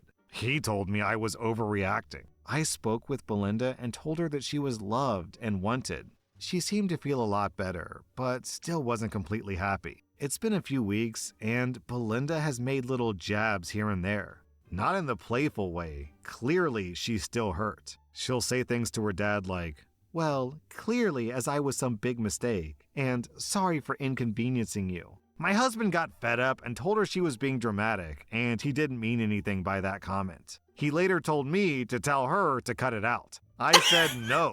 He said it, he made her feel like garbage, and he hasn't spoken to her about it since. He has to deal with the consequences of that. Yeah. She's a sensitive teenage girl. That's a scary combination when they feel rejected and unwanted by their fathers. My husband is now saying I'm in the wrong. Am I the butthole? Unfortunately, this feels like a core memory moment, something that this poor girl is never going to forget. And I also think that the window to damage control and fix this has passed. So I think it's probably the case here that the husband has irreversibly damaged their relationship. Still, I don't understand why he doesn't just put on his big boy pants and talk to his daughter. OP, you get 0 out of 5 buttholes. I'm giving your husband 2 out of 5 buttholes. Am I the butthole for leaving my husband after he gave away some of my baby's ashes? My daughter passed away in a What the tragic accident fuck? when she was 2 years old. At the time, my stepdaughter was still coming around regularly, and we had a decent relationship. We weren't close or anything, but I tried my best to get along for my husband's sake. She was 13 at the time my daughter passed away, and my stepdaughter's mother came to my husband and asked if she could have some of my daughter's ashes to put in a keepsake for my stepdaughter. I refused off the bat. Not only is my stepdaughter not responsible enough for something that important, I didn't like the idea of separating my baby's ashes at all. My Yeah. stepdaughter has since stopped visiting as much, and it's been 3 years since my daughter passed away. And my stepdaughter's mom came to me again asking for more ashes because my stepdaughter lost the keepsake some time ago and was torn up about it. I was Bro. shaking because I was clear about not wanting to separate her ashes, and I asked her what she meant. She told me that after our initial conversation that we had 3 years ago, my husband gave her the ashes anyways to put in a keepsake. I confronted my husband on this, and he shrugged it off, saying that it wasn't Bro. that big of a deal. Yes, I packed it my is! bags, took my daughter's urn, What? and went to stay at my sister's house. It's been Oh, I'm sorry. I gave away your dead baby's ashes against your wishes. What? It's not that big a deal. What the fuck you mean that? Divorce. I'd divorce and move across the country. There'd be absolutely no coming back from that. 2 weeks since I left, and he's been blowing up my phone with phone calls and texts, some begging and crying, and some telling me that I'm a butthole for blowing this out of proportion. Then today, a mutual friend sent me a screenshot of a post made on Facebook from my stepdaughter's mother saying that I'm punishing my husband for doing something nice for his only living child, and that I'm just bitter. I'm so torn up over this. Am I the butthole? This is actually reprehensible behavior. Your husband is awful. He deserves to be dumped and beaten with a golf club. OP, you get 0 out of 5 buttholes. I'm giving your husband 4 out of 5 buttholes. Am I the butthole for sacrificing my daughter's college fund because her sister just The audacity. Like, even if that was like her stepsister, that's still like, she's just because that's her stepsister who like passed away, she is not entitled to her ashes. Especially if she was young enough to be able to be really reckless with ashes and lose them like that. No. There is absolutely no reason she should have had any of those babies' ashes. gave birth to her 4th child?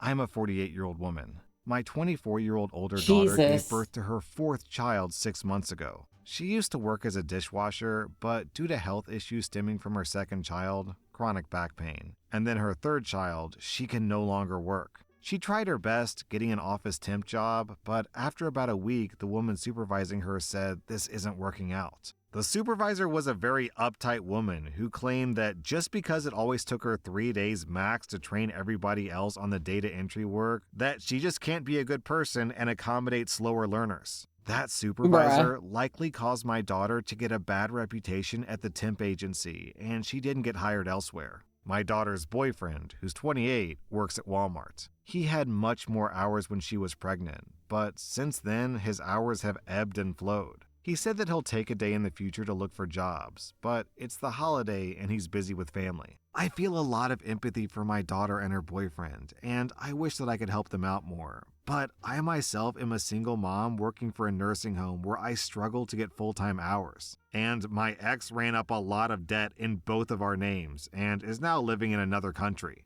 My younger daughter, who's 17, has a college fund. The amount in it would be enough to pay a large amount of a 2-year community college tuition, along with the scholarships and grants that she would likely get. She applied to 4-year universities with the understanding that she'd be taking out loans and working, so she's deciding between 4 years and community college. The other shoe dropped after my older daughter's landlord found out that they were having her boyfriend's brother and girlfriend living in their one bedroom in exchange for them helping with the rent, and they got evicted.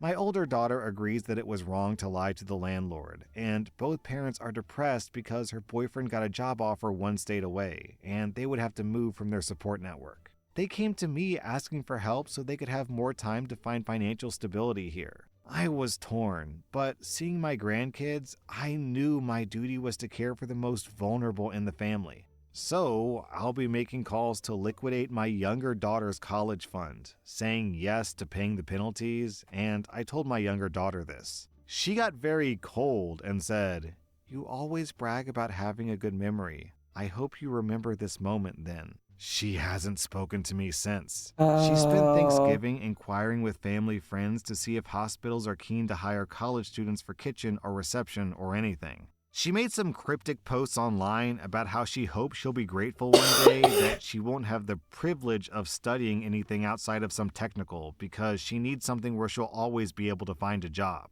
Am I the butthole? Yeah. Well, I mean, on the one hand, it's your money. It's your and money, you can spend your money but however you want to. However, you have to understand that if you choose to spend your money supporting one daughter and not supporting the other, then there's bound to be consequences. One of Yeah. those potential consequences is that that daughter completely cuts you out of your life.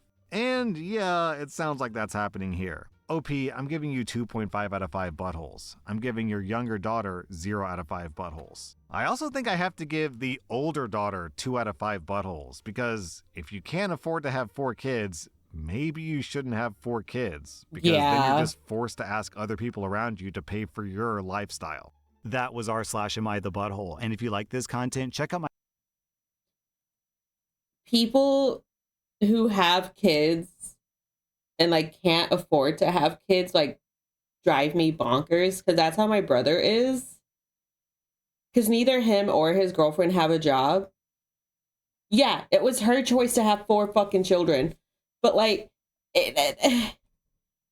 you should be like taking better steps to not have kids if you are not financially able to take care of kids, because it is not the kid's fault that you are not financially stable. That is your fault. And you should not be bringing kids into a world where you cannot take care of them. My nephews are very lucky that my mom and my dad have no issue taking care of them and helping out with them. My dad doesn't even have to take care of them. They are biologically not his, because my brother isn't his. The only like connection they technically have is that my parents are married again. But he loves those little boys. Like those are his grandbabies, especially because he won't get any from me. Those are his grandbabies. Like he don't care. He will like ride or die for his grandbabies. But like, it shouldn't be on my parents to have to house them and help pay for the kids because they don't have jobs and all he gets is like disability. Like they should not be having kids. And apparently they refuse to use a condom because they don't like how it feels or whatever, which is why they had a 3rd fucking kid. He's only almost 7 months now. They shouldn't have had a 3rd fucking kid. And since they don't have jobs, they can't get birth controls. They can't pay for fucking birth control. But then they're also not using like the Plan B shit. And apparently she doesn't know when she's fucking pregnant. So For all we know, they're gonna get fucking pregnant again, and they have no business making fucking kids when they can't fucking afford them. Basically, I'm too gay for kids, but also I've never wanted kids. Even if I wasn't gay, I personally have never wanted to have kids. It's not something I've ever wanted for myself. I don't ever want to raise kids. I love my nephews. Don't get me wrong. But they're just, it's a just visiting kind of thing. Like, I like going over there and being able to see them, you know, and like buy them gifts and shit. But I don't want to raise kids. My mom told me yesterday when they bought pizza from my job, so I just brought them dinner basically when I got off of work. But my mom told me yesterday that the middle child, he's 2, and he's in the stage of playing with what is in his diaper, and he smeared it on the front door.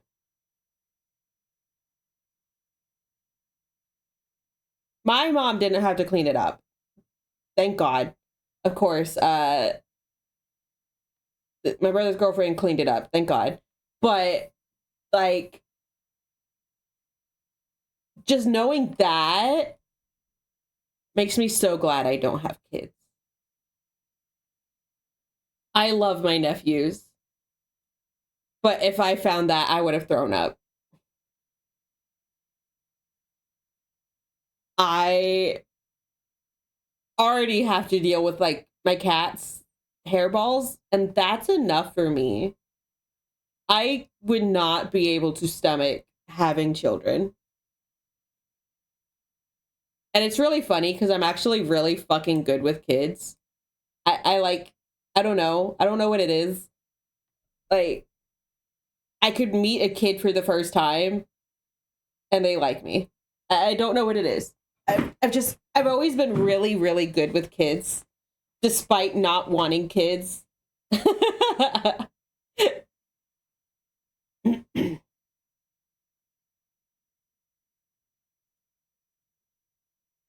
My nephews love me. They love it when I come over.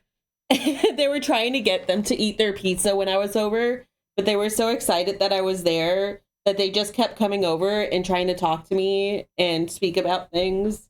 And right now, my 3-year-old nephew really likes the Spider-Man and Friends kids show that they have out. So he was like doing the Jolly Aunt energy. He was doing the little Spider-Man thing with his hands. And he's going, go Spidey, go Spidey. And my mom's like, go eat your pizza. And I'm trying to go get him to eat his pizza too.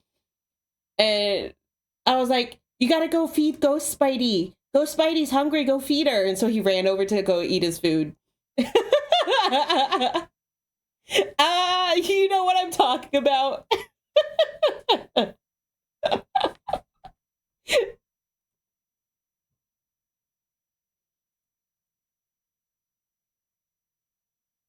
Yeah.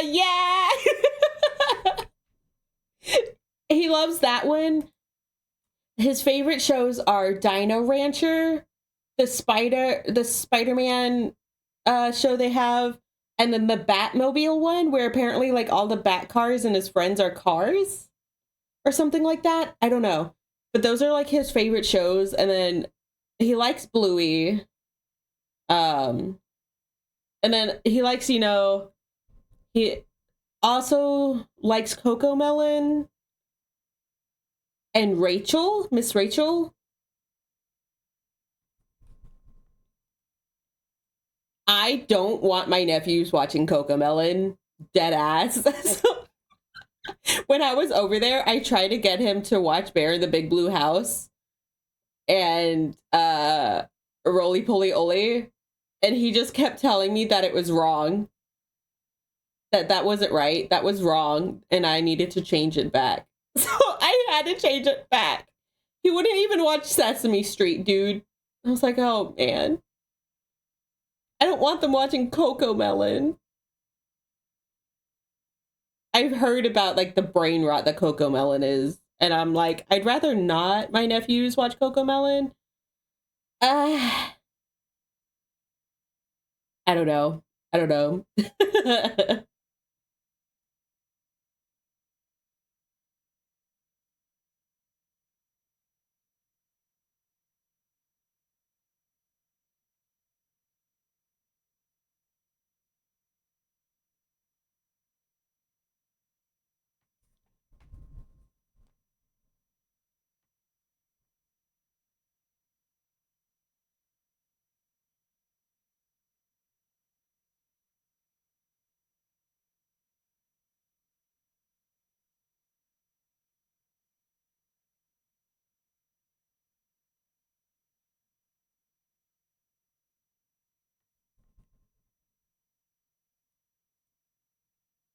Okay, okay.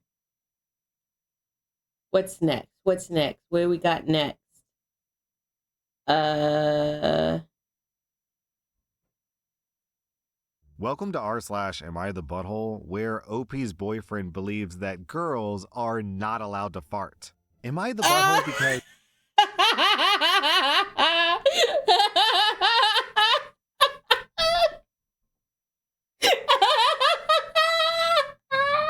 Nah, that's such a fucking middle school take, dude. Yeah, girl. Girls don't fart. The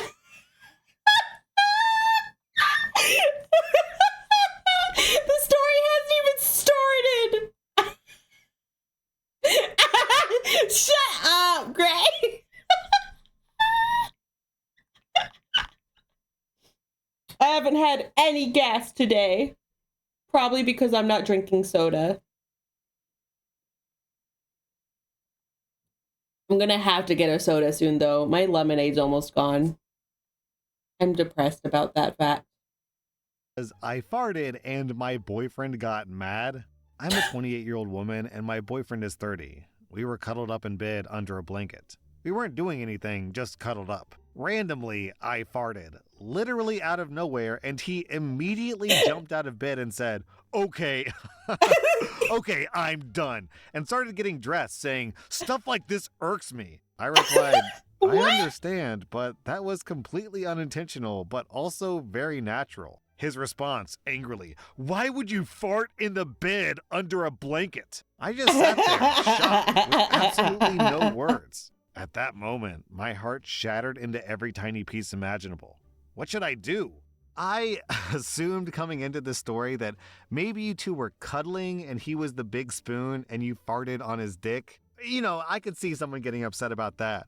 But just a normal, everyday, run-of-the-mill fart? Had to look this one up. The average person farts 12 to 15 times a day. That's slightly more than one fart per hour. So I don't know what this guy expects you to do.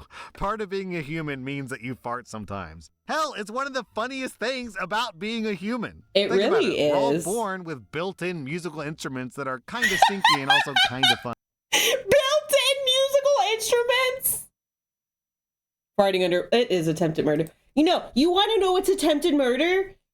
So Hydra really likes like play wrestling and everything, especially before bedtime, because she likes to just get out the energy before she like passes out.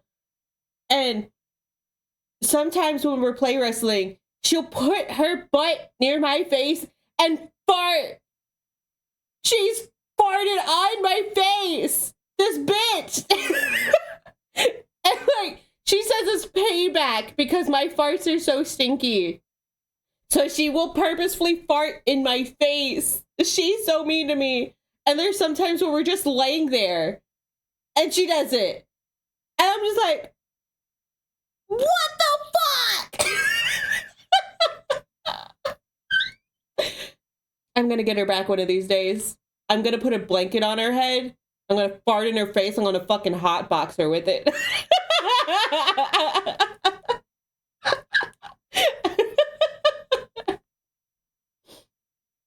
Attempted murder by hot boxed fart smell.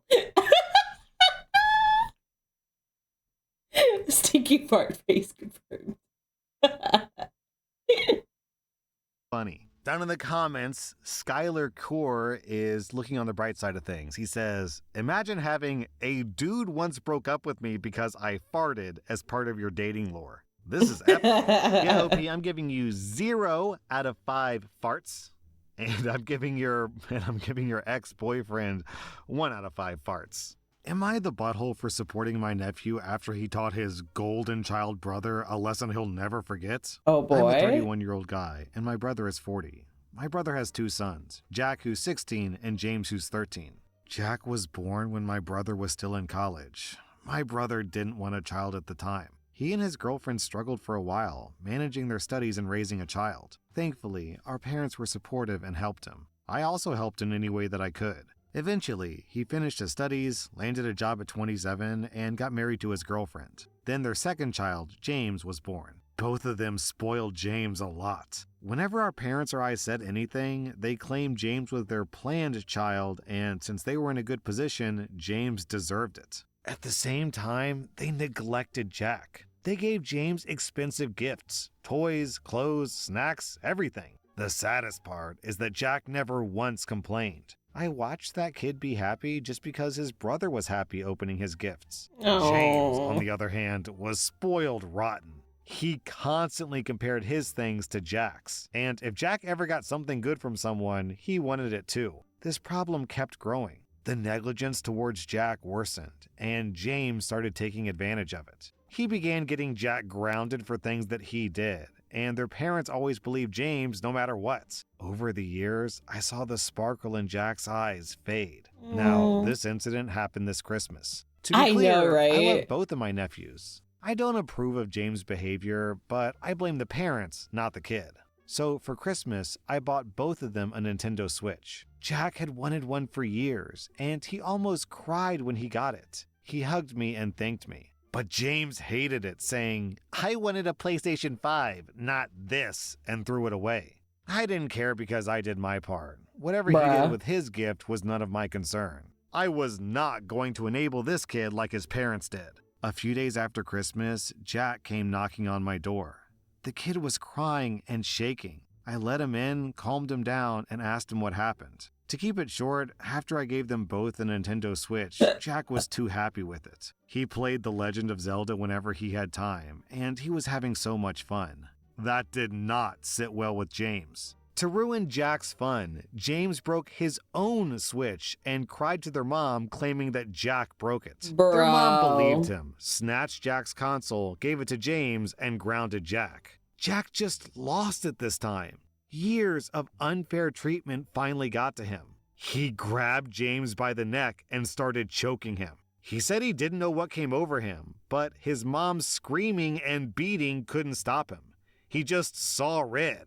He started screaming at James, demanding him to tell the truth. James was struggling and begging Jack to release him, and finally, James admitted the truth. Jack let go. James was left gasping for air, and Jack ran away, straight to my apartment. After a while, I received a phone call from my brother asking me to send Jack home because he had a lot to answer for. Jack wanted to return home to face the consequences alone, but I went with him. When we arrived, I saw James visibly terrified of Jack. He had never faced consequences for his actions before, and it looked like Jack's anger had truly scared him. My brother started screaming at Jack, but I stopped him. I asked James in front of everyone why he did what he did. He didn't say anything at first, but when I pushed, he finally admitted that Jack was having too much fun and it irritated him. This kid was so spoiled that someone else's happiness bothered him. His mom started to defend him, saying he's just a kid, blah, blah, blah. I stopped her and sent Jack outside to sit in my car. Then I let my brother have it. I told him everything, how he failed as a father, how he neglected Jack, how he had spoiled James to the point of making him a terrible human being. My brother just listened. He didn't say a word.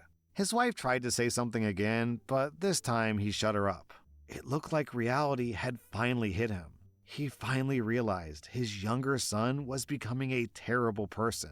I told him that if they hated Jack so much, I could take him in. Then I left and took Jack to my apartment. Now Jack is here with me. His mother's been blowing up my phone, saying that I was cruel to James and that I shouldn't meddle in their family affairs. She accused me of favoritism towards Jack. I didn't reply to her. I haven't heard anything from my brother yet. Maybe he's still processing his mistakes. For now, Jack is with me, playing games, studying. He's such a great kid. And if his parents don't want him back, I plan to support him until he graduates and gets on his No, feet. Am I that's the butthole not. for taking Jack's side? No. OP, I wouldn't sweat it. You are a fantastic uncle. You Yeah. saved Jack from his terrible little brother, his neglectful parents, and I think also from himself. Because clearly Jack was starting to become undone at the seams, and if he keeps living with them, who knows what could happen. So I'm glad Yeah. at least one adult in this family has his head on straight. OP, you and Jack get 0 out of 5 buttholes. Everyone else gets 3.5 out of 5 buttholes. Am I the butthole for refusing to switch seats on a plane with a guy that was fake crying and saying, "I need this seat today"? So I'm a 22-year-old guy, and I recently took a flight home after visiting some friends. I booked my seat months in advance, a nice window seat, because I like to put my music on and just vibe. I mean, who doesn't? I get on the plane, and there's a guy, probably mid-30s, sitting in my seat. I politely tell him that he's in the wrong spot. He looks up and just goes, "Oh yeah, I was hoping you'd switch with me. I have a middle seat like 5 rows back." I tell him, "Yeah, no thanks. I picked that seat for a reason." He sighs super dramatically and goes, "Come on, man, have a heart." I just shake my head and say, "Sorry, but I'm sitting in the seat that I paid for." At this point, he starts to tell me every bad thing that's happened in his life, because clearly he wasn't that sad of a person, but wanted to seem like one. And then he starts crying, like loud, over-the-top sobs.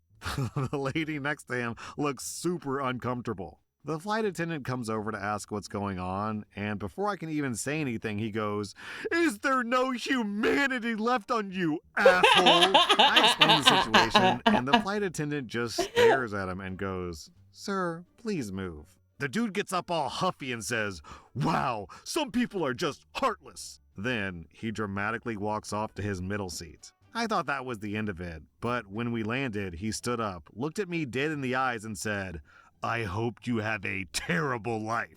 So, am I the butthole for not switching seats? Well, No. OP, I hope you have a great life. So hopefully, my hopes counteract his hopes, and you're back to a net neutral. OP, you get 0 out of 5 buttholes. I give this other guy 1 out of 5 buttholes. That's so Am funny. I the What the butthole fuck? after my wife became emotionally abusive since giving birth, and she topped it off by cheating, and now she's begging me to reconsider? I'm a 28-year-old guy, and I've been married to my 27-year-old wife for 2 years, together for 4. 14 months ago, we had our first baby. She hasn't gone back to work, and I've been the sole breadwinner, which is her choice. And since she gave birth, my wife has become a nightmare to deal with. She became irritable, angry at me for the smallest reasons, complains about everything. Everything is somehow my fault. All she does is hold the baby all day, even if it didn't need to be held, and scroll through her phone.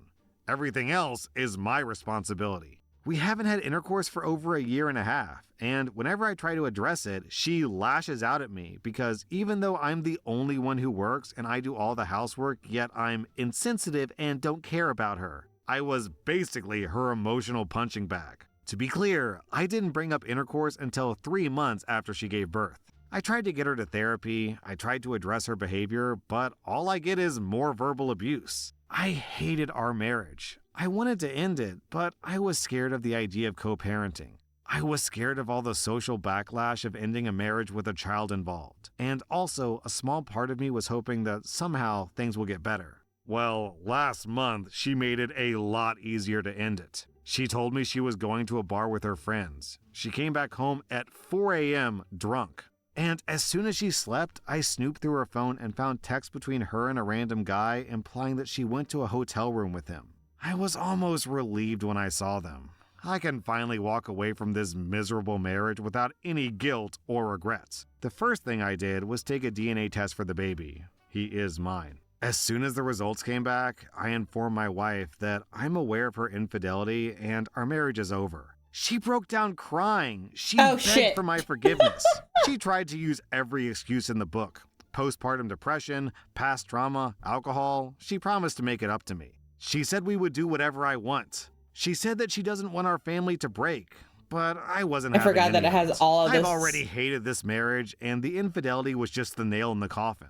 We still live together, and she's been begging me to reconsider, promising me everything under the sun. But I have no intention to reconsider, and I told her that she's not allowed to speak to me anymore. OP, it sounds like you're not really coming to Reddit to ask, are you the butthole? It sounds like you're asking for validation because you want to leave and you just want permission.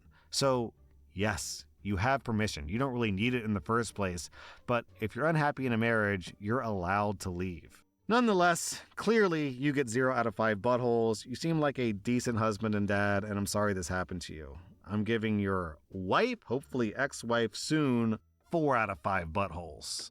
Am I the butthole for finally telling my brother-in-law to leave after he's been mooching off us for a year? He moved in saying he just needed a few months until he was able to save enough money to rent his own place. It's been a year, but he's never once paid for bills, groceries, nothing. He doesn't even do basic chores, but my wife, she's his brother, always tries to cover for him and does his chores for him instead. He leaves dishes in the sink and doesn't take out the trash. He just sits around on his phone when he's at home to play mobile games or goes out on his motorcycle to go on long rides with his buddies. We've been biting our tongues because he's family, but last week was the last straw. He came home late, parked his bike, and didn't lock the gate. As a result of his neglect, our dog of 12 years got out. We searched everywhere and even made Facebook posts, only to find out a few hours later that he got hit by a car just outside our subdivision. Bro. We were devastated, and I was very furious. But guess who was the one acting pissed off? My brother-in-law, saying it wasn't his fault and that stuff happens and that he would just buy us a new dog. Lol. He hasn't even contributed a single cent to our monthly electric or internet dog? bills. I lost it. I told him to pack his stuff and get out. My wife thinks that I was too harsh, but I honestly don't care anymore. He doesn't respect our home, our rules, or our damn dog. Am I the butthole for not considering my wife's feelings first? No. A part of me feels like we should have talked about it first, but then I acted on my own out of anger. Am I the butthole? So normally I'd say, yeah, you definitely should talk about this to your wife first, especially since it's her brother. But it sounds like your wife hasn't been considering your feelings for the past year either. Yeah. So why should you be held to that standard? I'm giving you 0 out of 5 buttholes. I'm giving your wife 1 out of 5 buttholes and your brother-in-law 2 out of 5 buttholes. He talks about getting a new dog. Sounds like you need a new brother-in-law. Yeah. Am I the butthole? How the fuck? What? How do you respond to being the cause of like somebody's pet's death and then just being like, I'll buy you a new one? Like, that's not how that works. Wait. That's not how that works.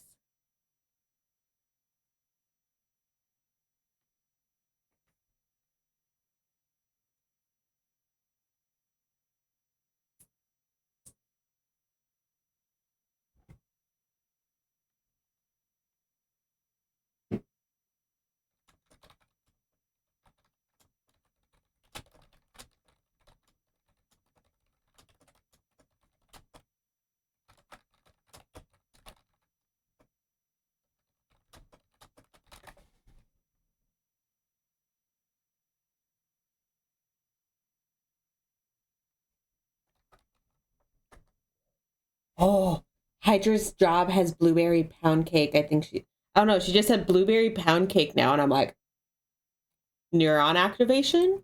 Blueberry pound cake? I want some. For telling my brother that he has to buy my half of our inherited home?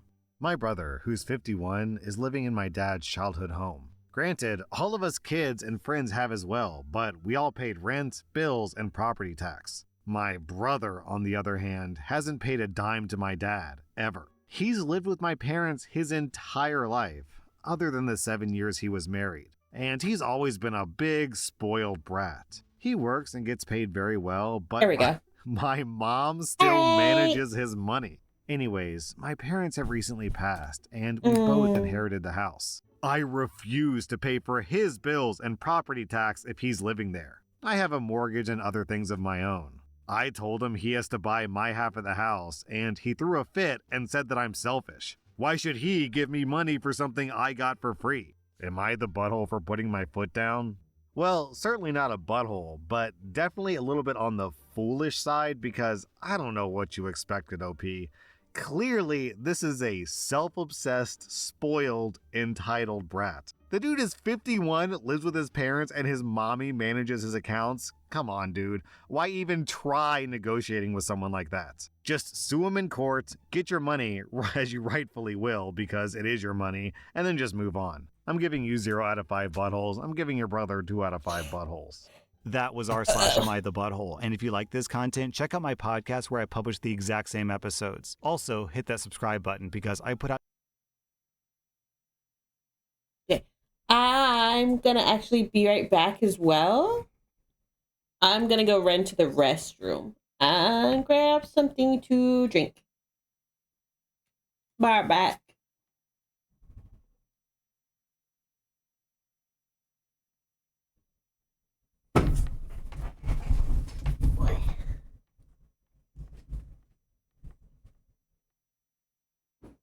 Hey, what are you doing?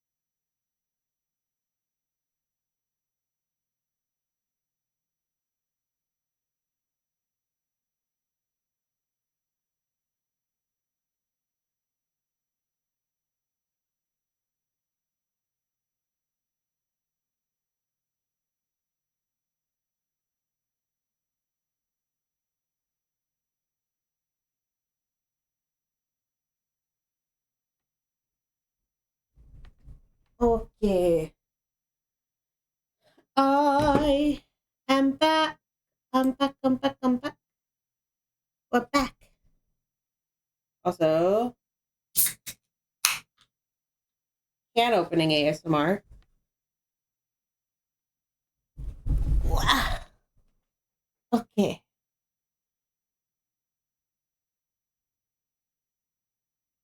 I gotta get settled back into my chair. Where is... There it is. Okay. I have a little, like, it's not quite a jacket. I can't remember what they're called. The really light jackets, where they're not quite jackets. You can't, like, button them up or zip them up or anything. Ugh. I've got one of those for, like, when I'm sitting at my desk because it's not super heavy and they're comfy.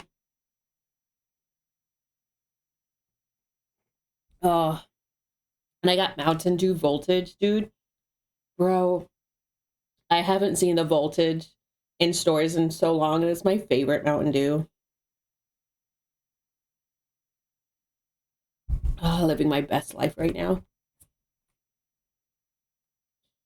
Okay.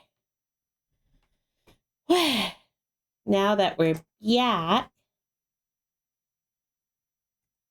on to the next Welcome to one. r/malicious compliance, where you get exactly what you asked for. Our next Reddit post is from Ben Hollow. I worked at a gas station during COVID. It was terrible for a lot of reasons, so I searched for better jobs. I eventually found and interviewed one on Friday, and I got a job offer on the spot. I was scheduled to start Monday, which also happened to be my next gas station shift. Immediately after the interview, I called my gas station manager to tell them about the job offer. Without even asking what I called for, the manager began saying things like, "The floor wasn't clean enough, such and such wasn't stocked, as well as XYZ. When I eventually got a word in, I told him, "There's actually something I wanted to talk to you about." And the manager replied, "Well, can it wait until Monday?" At this point, I was so utterly done with that job that I told the manager, "Yes, it can wait until Monday." When Monday came along, I showed up at the gas station well before my scheduled shift to turn in my key before starting my other job. When the manager saw me there early, he knew something was up and came outside to meet me.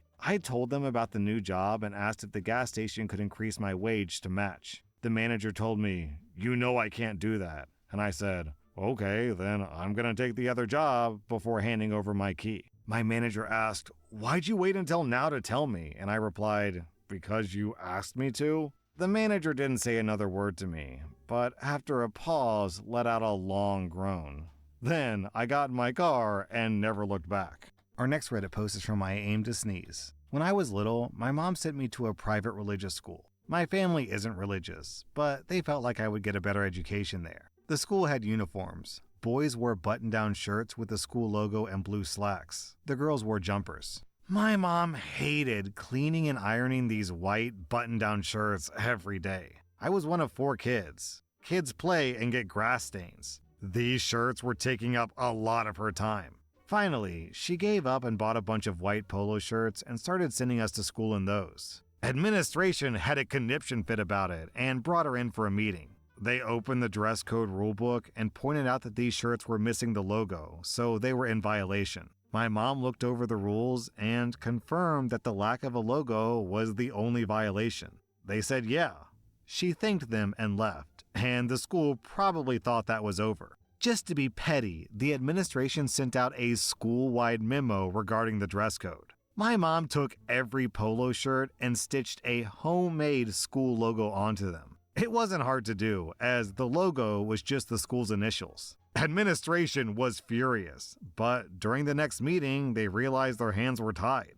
The memo piqued the curiosity of the other parents, and they started asking my mom where she got the new school shirts. Apparently, she wasn't the only one sick of ironing and getting grass stains out. Suddenly, I wasn't the only student wearing a polo shirt to school. The worst part for the school was that, despite tuition being pretty expensive, they also had a kickback deal going on with a local clothing store for the uniforms. That store had a monopoly on the sale of those shirts. When business started lagging, that store made their own version of the polos for sale. Eventually, the original shirts were phased out entirely. That was over 30 years ago, and my mom still loves telling that story. I remember my mom told me that when she was little, every time they did a fire drill, they always taught that the girls leave the building first and the boys leave the building second. My first thought was, oh, how noble, women and children first. But no, they used that policy because if the boys went down before the girls, they would stand underneath the stairs and look up all the girls' skirts, because back then, everyone wore skirts. Oh my Our next god. Reddit post is from Pig91. Fuck. My son's school, for the 100th day of school, asked for the kids to bring in 100 of the same coin.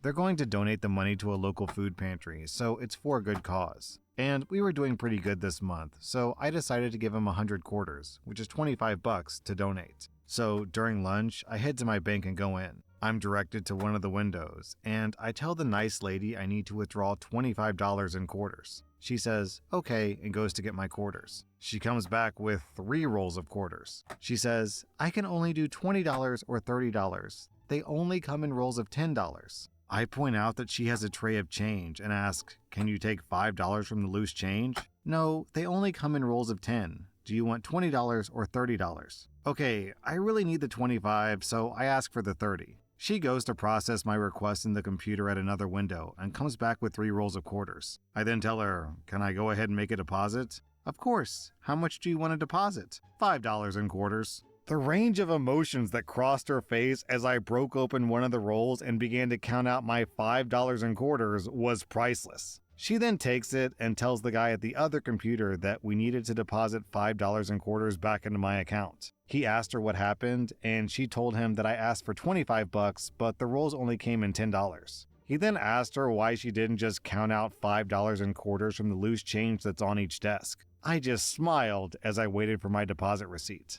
Down in the comments, we have this story from The World Is Not Okay. My mom once did something similar. She was an accountant, and my brothers and I knew nothing about finance. So we all had her co-signed on all of our accounts when we were in high school and college, so she could do her magic as necessary to make sure we all had enough money to get by. So one day, she goes up to a teller and says she wants to transfer some money from my checking account to my brother's checking account. Sorry, ma'am, but you can't do that. Sure I can. I'm co-signed on both accounts. Well, yeah, but you can't transfer money from Bill's account to Ted's account. But my name is on both accounts. Well, yeah, but you're not the primary on the accounts. Okay, fine. Can I withdraw some money from one of the accounts, please? Of course, since you're co-signed, you can do that. Great, then I'd like to withdraw such and such money from Bill's account. Okay, there you go. Thanks. Now I'd like to deposit this much money into Ted's account. Oh, that was dumb, wasn't it?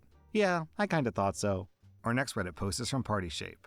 I used to work in media intelligence, which is a really niche market in the country that I'm from. I started as an assistant and learned everything from scratch as I switched from the hospitality industry. Pretty big step, I know. I was eager to learn and was really interested in what they do as I was trying to get into media back then. First of all, since I learned everything from scratch, I got really good at what I do after just 6 months working there. I was in a 3-person team, and I had one of the best bosses and a really good colleague, which were veterans in the industry. Both of them helped me a lot to get to where I was. They left the company after just a year there, as upper management was just plain hot garbage. The company had 4 changes in direction within a year, and it was stressing my team out. They did ask me to leave with them, but with me being young and naive trying to prove myself, I declined. So after my boss and colleague left, it was just me and my team, and I was in charge of a few markets. I was asked to be on call for technical support, and wasn't offered anything in return. At the time, I was pissed, but also trying to prove myself, so I obliged. I got really stressed out from working 13 hours a day for a few months at that point, and I kept asking my manager to hire more people as I can't be working like this, and it's stressing me out. My manager went on and on saying they don't have the budget for it, so I just forgot about it, drowning myself in work. One day, the CEO of the company came, and we had dinner as he was growing close to me, since I was one of the only people left who actually knew the ins and outs of the old and new system that the company used. Keep in mind, this CEO is a cheapskate and will try anything to suck you dry. He asked me what I wanted to change in the company during dinner, so I started off asking for 2 new hires for my team, where he gave me the same answer as my manager. So I asked him for a promotion and a raise, which he also declined, saying, "You don't have the necessary experience yet." I was pissed. As a normal person would expect, after working 13-hour days for months, you would need rest. I had almost 3 weeks of paid time off saved, and I needed the rest. The manager threatened to fire me if I took any paid time off, as no one was able to do what I did. I took the paid time off anyways. I got well rested and was all good until I came back.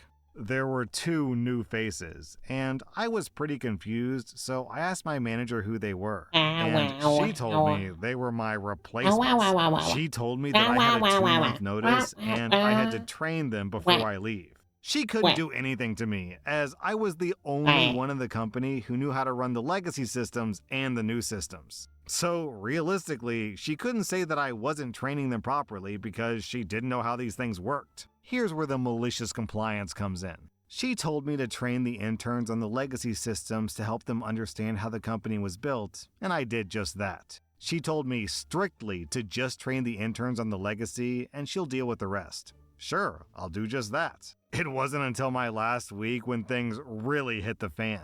My manager found out that I've been only training them on the legacy system, and I didn't give them my notes with tips on how to run the new system that needed to be used for daily operations. My manager called in the CEO and the managing director to hold a meeting with me, asking me why I hadn't trained my replacements properly. I just told them that I did what my manager told me, to which the manager denied, so I forwarded them the email that the manager sent me. After I left the company, I was patiently waiting for the call that was bound to come. It was my manager. She demanded I get back to work and said that the firing was just a prank, blah blah blah. I told them, pay me triple my wage and I'll consider it. They called me crazy and ended the call. It's been 2 months since that call, and based on info from a good friend from another department, my old manager is up to her neck in this shit show. So, you want to fire me?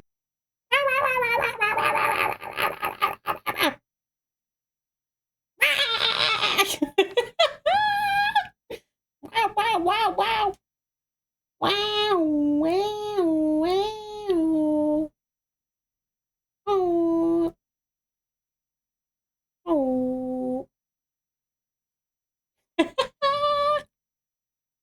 For taking paid time off? Go screw yourself. Sometimes I read these stories and I just don't understand how anyone can be this dumb. You have one employee that is basically single-handedly holding up the entire company. So you fire him and piss him off before you tell him to train the new employees? It's like you're helping the employees screw your company over. What a bunch of doofuses. Our next Reddit post is from Doc Hank. I'm an emergency physician. I work in emergency departments in hospitals. It's an interesting specialty in medicine. I have different patients every day. Now, especially in the wintertime, the emergency department is full of people with usually long wait times. And we take people in order of severity, not first come, first served. So I'm at work and get a new patient. The chart says, needs a work note. I go into the cubicle and see a patient that is obviously ill. After 40 years of experience, I can size patients up pretty well from across the room. This woman was ill. Vitals were not good.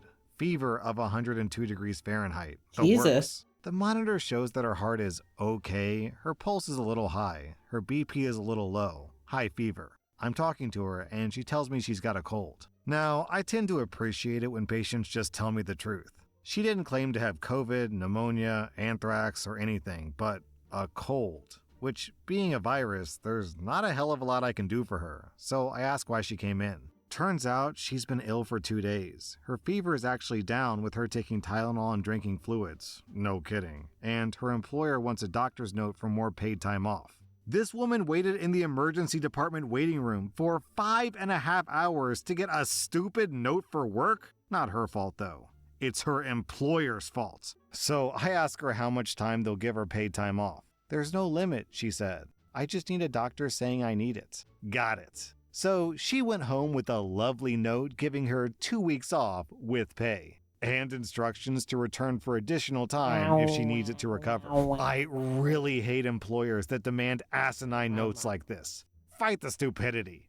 Our next Reddit post is from Prestigious Store. Wow. I'm a 45-year-old guy, and I used to be a military driver in the Dutch Navy a long time ago, and at some point I was stationed at a little Navy base meant for physical rehabilitation of Navy personnel. With little, I mean a base with less than a few hundred people. My function was to drive patients to the military hospital, to drive groups of people to the swimming pool, etc. When I was at home on the weekends, Damn. I would do my workout at my regular gym. But on work days, when finished with my work, I would train in a small gym on site where I was stationed, because I would stay on base during the week. I was about 21 years old, and I was preparing for my very first bodybuilding contest, so I was muscular and worked out a lot. At some point, the gym manager, so a Marine crunchy. sergeant, told me that somebody at upper management was offended by my looks, and that I was no longer allowed to wear a tank top during my workouts. My tank top was wide-fitting and purely functional, and seemingly nobody was ever bothered by me wearing it. At least, that's what I thought. I argued with him about how unfair I thought that was, and pointed towards a fellow gym goer who was also wearing a tank top. And I asked the sergeant why this guy wasn't told to not wear a tank top during his workout. The other guy was athletic and in fair shape, but not bulky and muscular.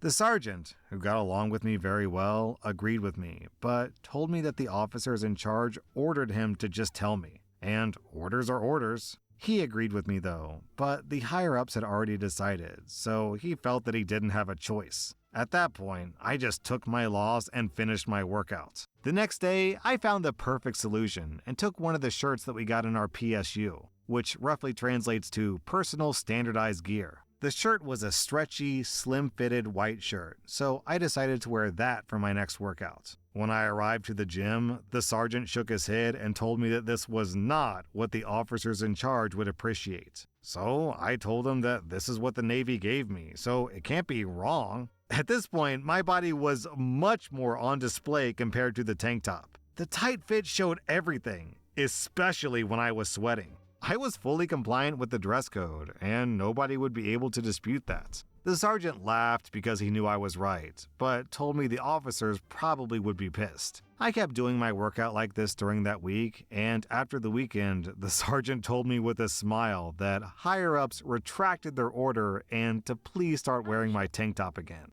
That was r/malicious compliance, and if you like this content, check out my podcast where I publish the exact same episodes. Also, hit that subscribe button because I put out new Reddit videos every Single day.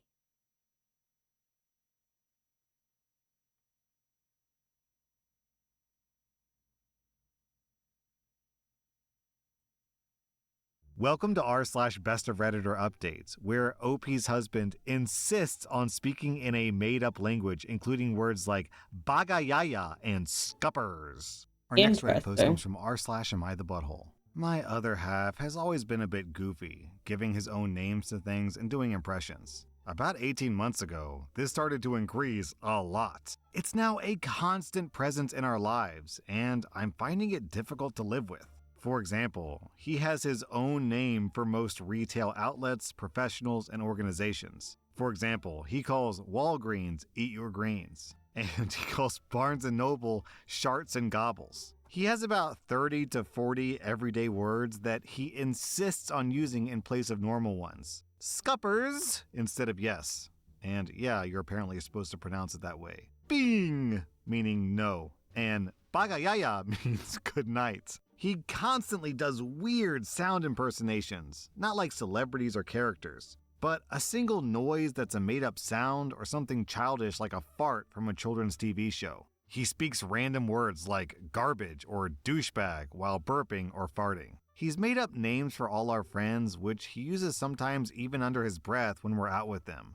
Pam and Will is Pig and Wig. I've just had enough. We got into bed the other night, and I said goodnight, and he said, bagayaya, in the high-pitched voice he always does it in. I snapped and asked why he couldn't just speak to me normally, and he just laughed and came right up to my face and did it again. His whistling is constant. He speaks to our kid in this stupid language, and I'm worried it's going to confuse normal language development because he changes the words so often. Our toddler could be about to hurt themselves, and instead of saying no or come here, he'll just say some ridiculous made-up word or sound and then get annoyed when our kid doesn't know what he wants. He's normal in other respects. He works in finance and is totally professional around his colleagues, but different at home. I told him it needs to stop. I don't mind it occasionally or for fun, but it's all the time and it's wearing me down. He got upset and said that I couldn't take a joke and that I'm not fun anymore. It's true that I've become more irritable and noise averse since we had kids, but I'm so worn out and over it, and I just want him to relate to me like an adult. Then, 8 months later, OP posted an update. My husband eventually agreed to get checked out. He was confirmed for being neurotypical and no other health concerns. We were referred for marriage counseling, and he wouldn't go. Why isn't this I ended working? it, and I'm slowly rebuilding my life. Honestly, this post was just the tip of the iceberg, and I'm exhausted but glad to be out. He ended up really Welcome back, insulting our Gray. close friends, and it all spiraled into complete hellfire. Yo, this is the tip of the iceberg? OP, please tell me there's more content on your page. Okay, there isn't, which sucks. So, it sounds like her husband is just kinda bonkers a little bit. He literally chose Bagayaya over his own wife and child. Cool. You know what the really frustrating thing is? For the rest of OP's life, it's very difficult, almost impossible for her to convey this in a very normal way in a conversation whenever someone asks, why'd you leave your husband? She has to say, well, he kept saying Baba Yaga instead of good night, which makes OP seem like the unreasonable one. Our next Reddit post is from r/amIthebutthole. Will I be the butthole if I disown my parents after my mom refused to take care of me after I gave birth? So I'm a 28-year-old woman, and I'm 30 weeks pregnant with my first child, and I'm about to move to another state. And mom has this thing where she takes care of my siblings when they give birth until they recover. She's done it for my older sister and my brother's wife, so I thought that she would do the same thing with me, but a week ago, she told me that she couldn't because it's too far away. We got into a fight about the whole thing, and I told her to get out of my house, and now we're not talking. Before you judge me and say that my mom isn't obligated to take care of me, I will tell you that it isn't about mom taking care of me. It was never about that. I'm that one child in the family who nobody really cares about. My parents always claim they love and treat us all equally, but man, it is obvious that they love me a little bit less than the others. I always thought that maybe I'm adopted and that's why they don't care about me that much. Well, I'm wrong because I'm 100% theirs. It's always about how my siblings are doing or how mom and dad are suffering, but it's never about me. It was never about me from the beginning. I'm rarely celebrated, even if it's supposed to be my day. My birthdays, they rarely celebrated because mom and dad forgot, or they just threw the party in the house and called it a birthday. High school graduation party? Nope. My parents already wasted a lot of money for my big brother's college graduation party, so they can't do that. But they'll be sure to make it up to me. Do you think that ever happened? I'll give you a minute or two. If you guessed no, then congrats! You guessed right! Yay! They shared the wedding expenses of my siblings' wedding, but since my husband came from a good family, they don't have to share wedding expenses. Their words, not mine. I've always been the therapist who listens to my mom and dad's rough day, or the one who needs to help mom because my older siblings have a lot of schoolwork to do, or because my younger siblings are too young to do that kind of work. They always tell me that I'm a good daughter, but I'm never the one they brag about to their friends. I did everything in my power to make them proud, but my achievements will always be below my siblings. I've tried to talk to them about how I feel multiple times before, but the only thing I get is a hard scolding about how I was getting spoiled. I hated my life until I got out of that house, but I never had the courage to let go of them, thinking that they would change. Well, my mom just proved me wrong. Mind you, my older sister lives a whole ocean away from us, but mom decided that taking a 10-hour flight to another continent twice wasn't hard at all. But all of a sudden, taking a 4-hour ride to my home was too much. Especially when I'm in a place where I don't know anyone except my husband. I'm so effing tired of them putting everyone else above me. So I'll make things right between us until I leave because I don't want to end things on a bad note. And when I get to my new house, I'll just cut all contact between us. I don't think I have the energy to do all this stuff anymore. And besides, I have my lovely husband with me, so I'll be alright and build myself a new family where I'm truly appreciated and loved for who I am. Also, OP clarifies that she is the third of 5 children. Her younger siblings are twins. Then, 2.5 months later, OP posted an update.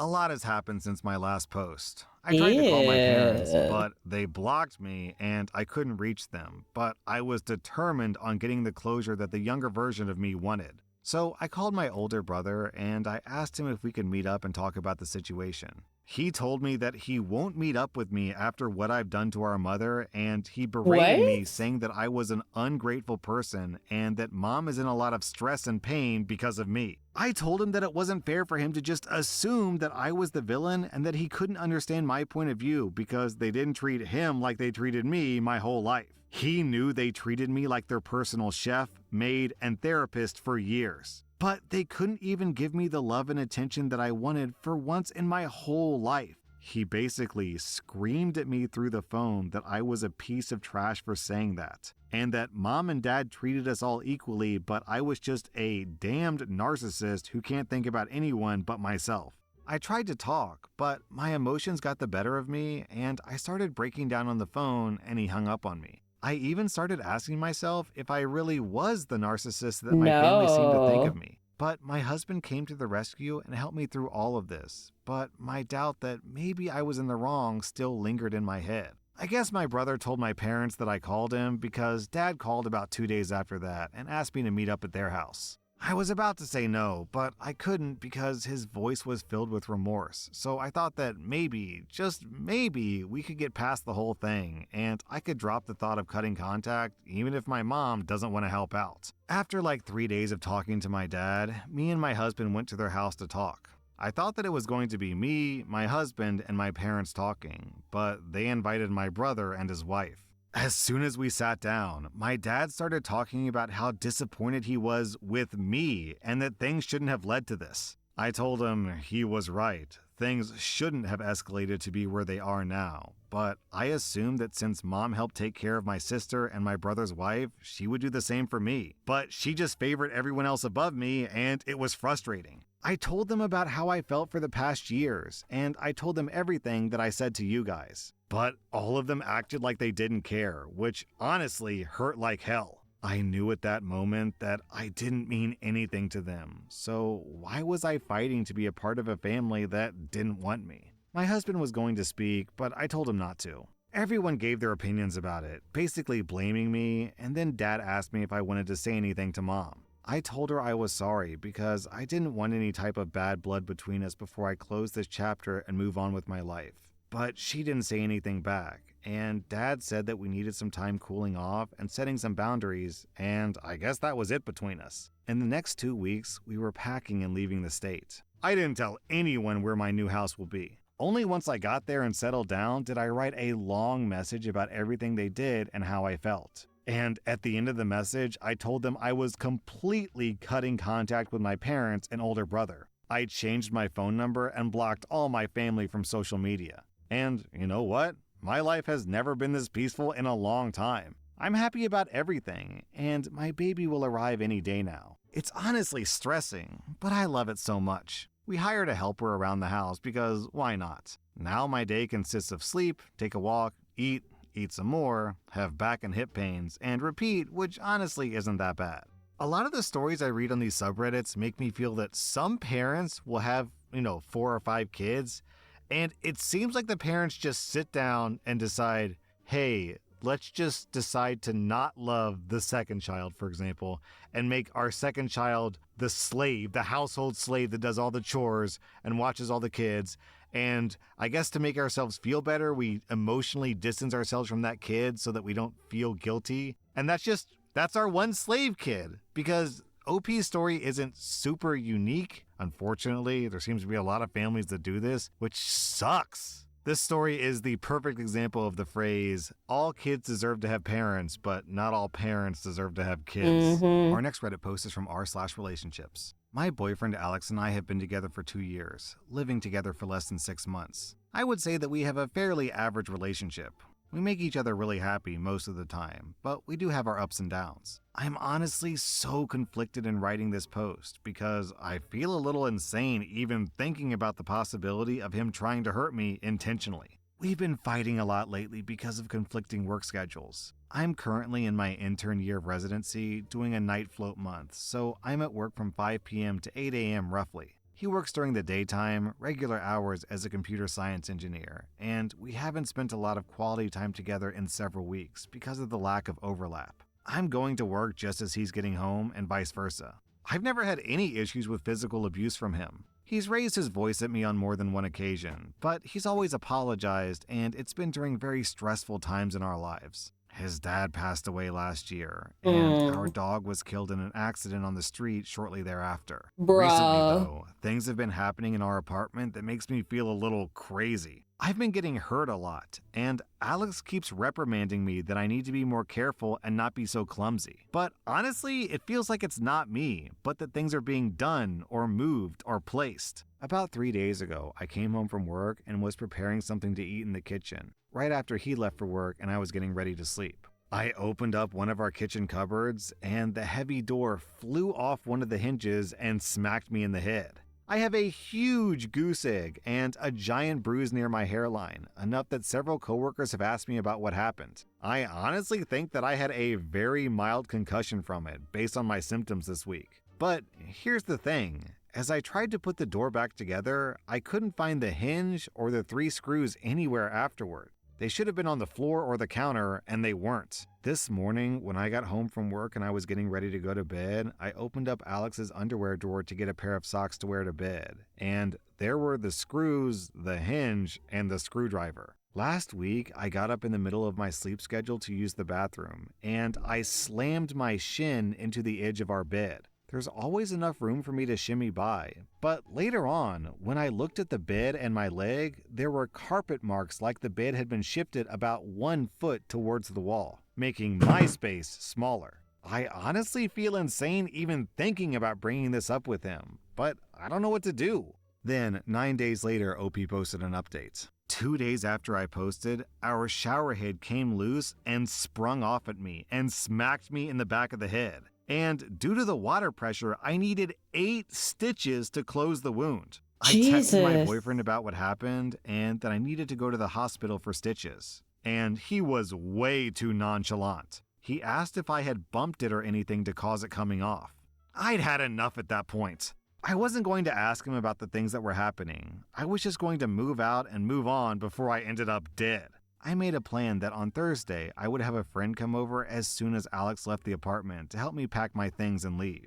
I was worried about any potential cameras he may have hidden, so I flipped the breaker and turned off the power in our apartment. About 3 hours into packing up, Alex came home. In the 6 months that we've lived together, he has never once come home for lunch, so there must have been a camera planted somewhere with an external power source. He doesn't even pretend to waltz through the door. He bursts open and gets furious and asks what the hell we're doing. Not sad, not confused, straight up angry. That was the only sign I needed.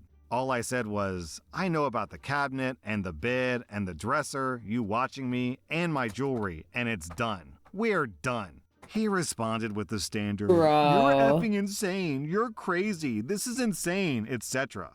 This is the point where I'm thinking, am I going to end up on a Dateline NBC episode? I yelled to my friend in the next room that she needed to call the police to come supervise while we finished packing. Alex decided to take this moment to call the cops and claim that I was insane and stealing things from our apartment. 2 uniformed officers rolled up within what seemed like only a minute and came upstairs. I explained that I wasn't moving out, and there was abuse. I wasn't interested in pressing charges, but they needed to supervise and file a report for documentation. I ended up finishing packing and then spending nearly an hour down at the police station hashing everything out with the officer who arrived first. I took personal leave from work for the second half of last week, and tomorrow is my first day back. I'm staying with a friend right now until I move in with another resident near our hospital in about 2 weeks. Overall, I'm really relieved to be out of the situation, but I'm generally still pretty afraid of Alex and anything he might try to do in the future. Out of an abundance of caution, I took both my iPhone, iPad, and laptop to the Apple Store and had them do hard resets and wipes just in case he'd planted anything. I'm not sure how I should be feeling right now, but I'm just gonna say that for anyone out there questioning whether the situation is abusive or not, go with your gut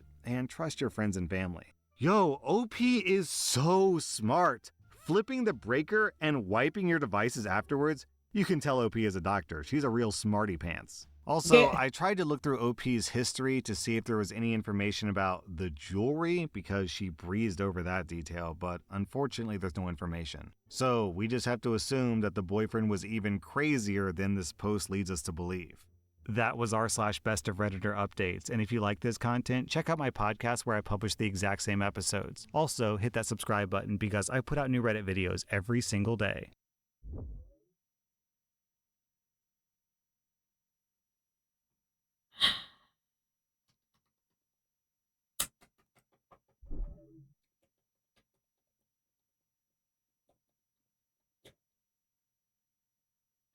I'm pulling a Hydra right now and doing the weird like tongue thingy. But I really like the flavor of this Mountain Dew.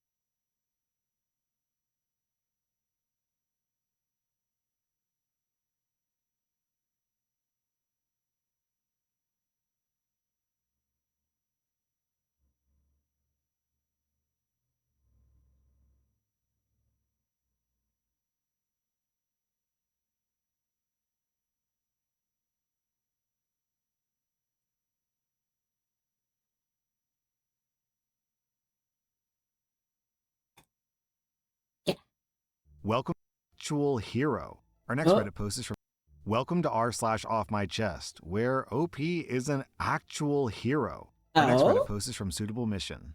My husband is 43 and I'm 31. We've been married for 7 years and have a 5-year-old and 9-month-old. My husband left our children alone, and he refuses to admit to it or tell me where he was. I'm furious, enraged, and my husband keeps telling me I'm making a big deal about nothing. This just happened this weekend. I'm on the board of directors for a local nonprofit organization. I had to attend an event for that organization this past Saturday, and I was gone for most of the day. My husband was supposed to be home with our kids. I texted him a few times and he responded. When I called around midday, he didn't respond, but that's not very unusual. Shortly after that, I got a call from my mom. She said my son had just called her, and when she asked him what he and his sister were doing, he said they were both watching TV. When she asked where their dad was, he said his dad wasn't there. My mom asked him several other questions, and from my son's responses, she believed he was telling the truth and that my husband wasn't there and that there was no adult there at all. She said he didn't seem scared to be alone or worried about where his dad was at. He just called her to chat. He has a tablet designed for children with pre-programmed contacts that he can call. It's only a few people, just family members. I left the event immediately and began texting and calling my husband repeatedly. He didn't respond to my first several attempts. It took him about 10 minutes, I was halfway home at that point, to respond. I was so confused, so worried, and really mad, and I asked him where he was. He said that he was at home. I told him our son had just told his grandmother that he was home alone with his baby sister watching TV about 15 minutes ago. My husband denied it, and I told him I was too upset to talk and drive. When I got home, I checked on the kids right away, and they were both fine. My husband was home, and I asked him again, where was he? He said he was home the entire time. He doesn't know what our son was talking about. He must have just been confused since he had gone to the basement to do some laundry. I ran down to the basement. It was the same load of laundry I'd thrown into the dryer the night before. He didn't do any laundry when I was gone. I asked my husband why my son would be confused about whether his dad was home or not. Where in our home would he have gone, and for how long for our son to think that his dad wasn't home? That doesn't make sense with a 5-year-old and a 9-month-old. You wouldn't leave them unattended that long. Why was he nowhere to be found when my mom asked my son to go check certain areas of the house? I begged my husband to just admit it, to stop treating me like an idiot, and to stop accusing our son of lying. Just tell me the truth, because being lied to right to my face is so incredibly maddening. He insists he was home, but he can't come up with any believable story of where he was or what he was doing during that time. The way he answers me when I ask him about this and demand truthful answers is so dismissive. When I tell him, "You left our children alone," he quickly says, "No, I didn't. So, anyways." He says I'm overreacting and letting our son's imagination drive me crazy. I'm convinced he was gone. We don't have a Ring camera, but at least one of our neighbors does. I am so upset about this that I'm tempted to ask one of our neighbors for the Ring footage. I had to go out to my car to scream and cry because I was so upset. Of course, I didn't want my kids to see my reaction. I can't put into words how upset I am about the fact that I know he must have really left them alone, but have no proof. And I'm being treated like I'm a paranoid nutcase of a woman by him. Then, 4 days later, OP posted an update. Since then, we've had many arguments about it. I've been living in a constant state of anger and frustration. I didn't want to fight about it anymore, but I couldn't help it and I kept bringing it up again and again. I couldn't lay low and pretend to get over it while I waited for him to do it again and catch him in whatever was going on. I also knew that demanding he tell me the truth wasn't going to get me anywhere. Since he had been refusing to talk and deflecting for days, all it was doing was making me enraged and feel like I was about to have a brain aneurysm. I told him to hand me his phone so I could check his location at the time. He refused. He said that he wouldn't do it and that it was a violation of his privacy. He won't be treated that way and refuses to give in to my delusions. You think I enjoy being in a situation where I have to beg my husband to show me his phone so I can see where he was? I hate it. I don't want to live that way. I told him it's simple. If he really was at home the entire time, just prove it. Why wouldn't he want to clear this whole thing up?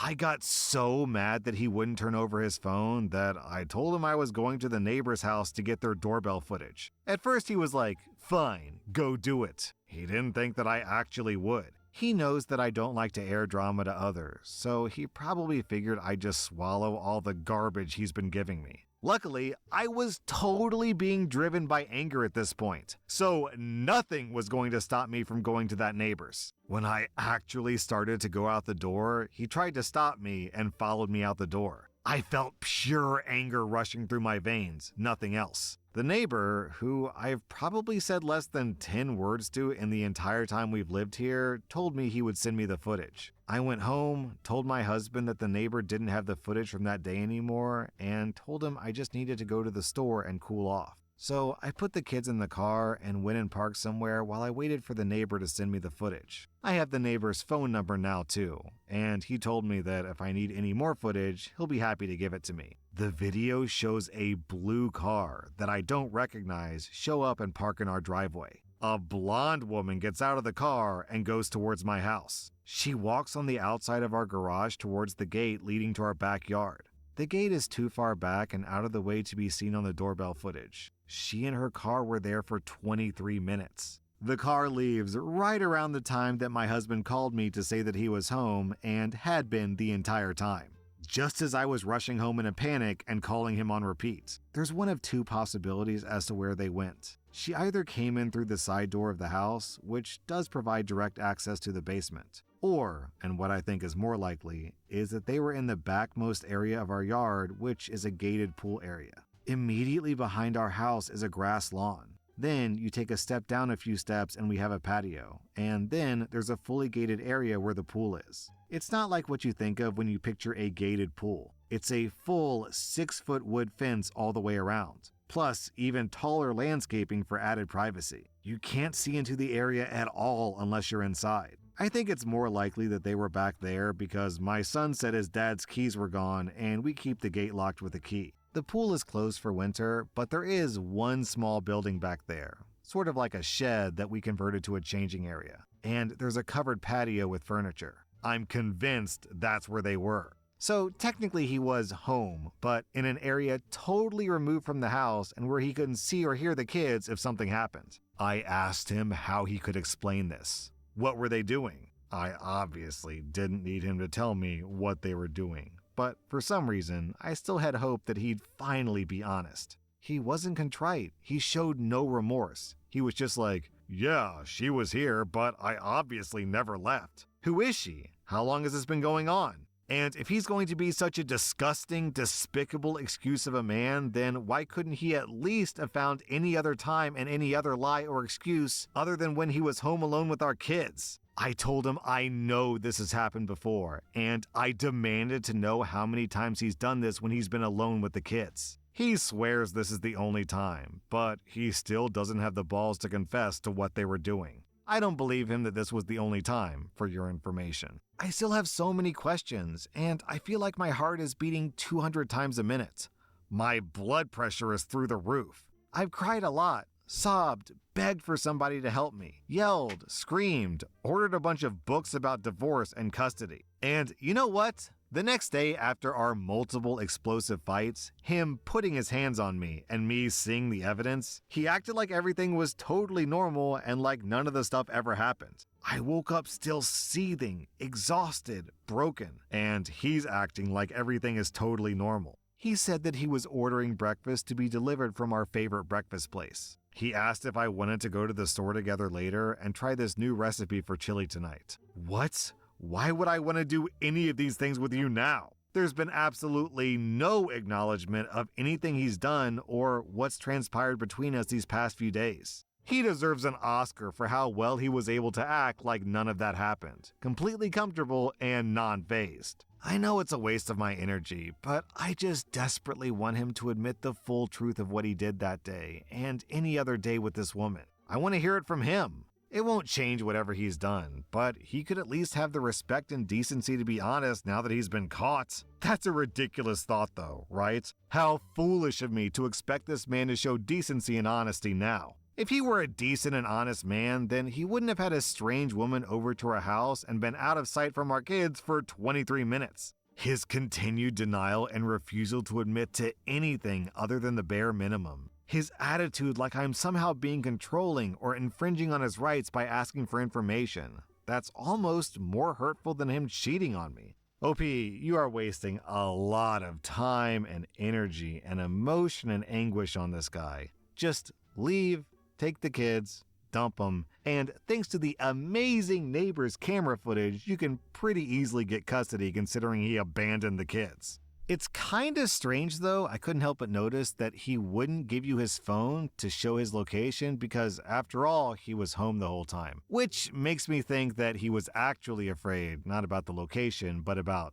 text messages and dick pics and sexy videos and all that type of classic cheater evidence. Our next Reddit post is from Level Title. I went to a deli around midnight last night for food.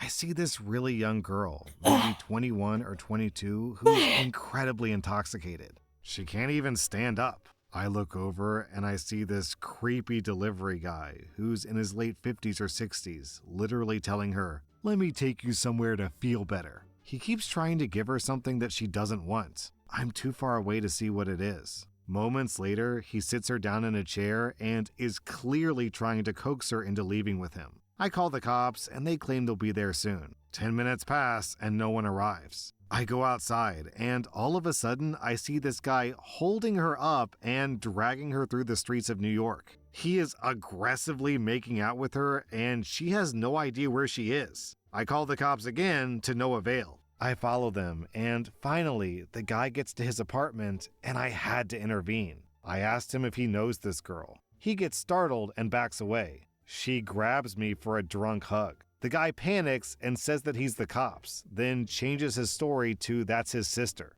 He reaches in his pocket to make it seem like he had a badge or gun. I completely ignore it because adrenaline had taken over at this point. I wasn't going to let this piece of garbage intimidate me. I asked the girl if she knew this dude or if she knew where she was, and she says no, they were going to have a fun time. I then asked her if she wanted that, and she told me no, she just wanted to go home.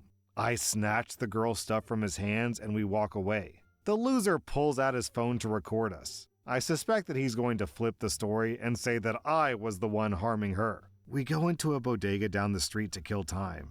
She's a mess, crying and saying she wants to call her dog to pick her up. The bodega owner steps in to keep her calm.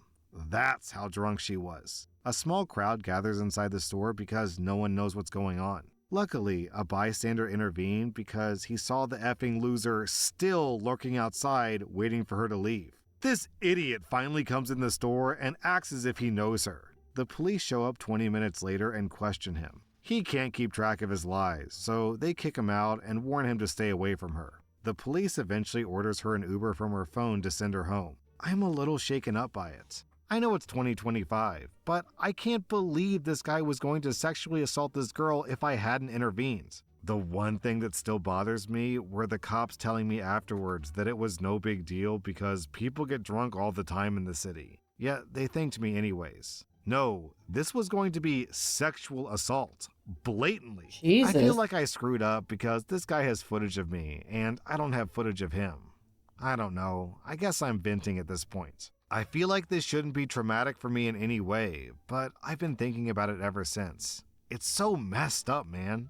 Down in the comments, we have this story from John Spartans. Good work. I have a story from my late aunt who was a very butch dyke. She was getting gas in the middle of nowhere and nobody was at the cash register. She started looking around and finds someone trying to force themselves on the cashier in the back. My aunt proceeds to grab the guy off the girl and stomp his dick repeatedly. The guy was Good. probably bigger than her, but the shock and pain was too much. She kept stomping him while the cashier called the cops. The cops came and the assaulter literally ran towards them saying, "Get this lady away from me." They had to hold my aunt back because she kept wanting to obliterate his manhood. I often think about her in this vein. Just a great lady with awesome empathy and compassion. She was the best. Hope you're resting wherever you are, Linda. Isn't it crazy how you could just take two random people and one of them could be this evil and the other could be this good? It's too bad there aren't more people like OP in the world. Our next Reddit post is from Feeling Ugly. I started dating my husband when I was 22 and he was 23. We dated for a while and got married when I was 24 and he was 25. I've had 3 boyfriends before him, and those were the only men that I'd slept with up until that point. Everything about our relationship and marriage was great, besides the intercourse. I thought that he was bad at it. I tried to talk to him about it and try some things, but it just wasn't working out. I was okay with it because I love everything about him, so I figured we could make do without the mind-blowing intercourse. Back in the beginning of December, I decided to sit down and have a conversation with him. I told him that I believe both of us could use some spice in our love life and proposed that we open our relationship. I told him that we can both learn more and bring that knowledge into our own love life. He seemed a bit disturbed by it, but I gently told him that I loved him more than anything and that I also needed to lean more so that I could please him better.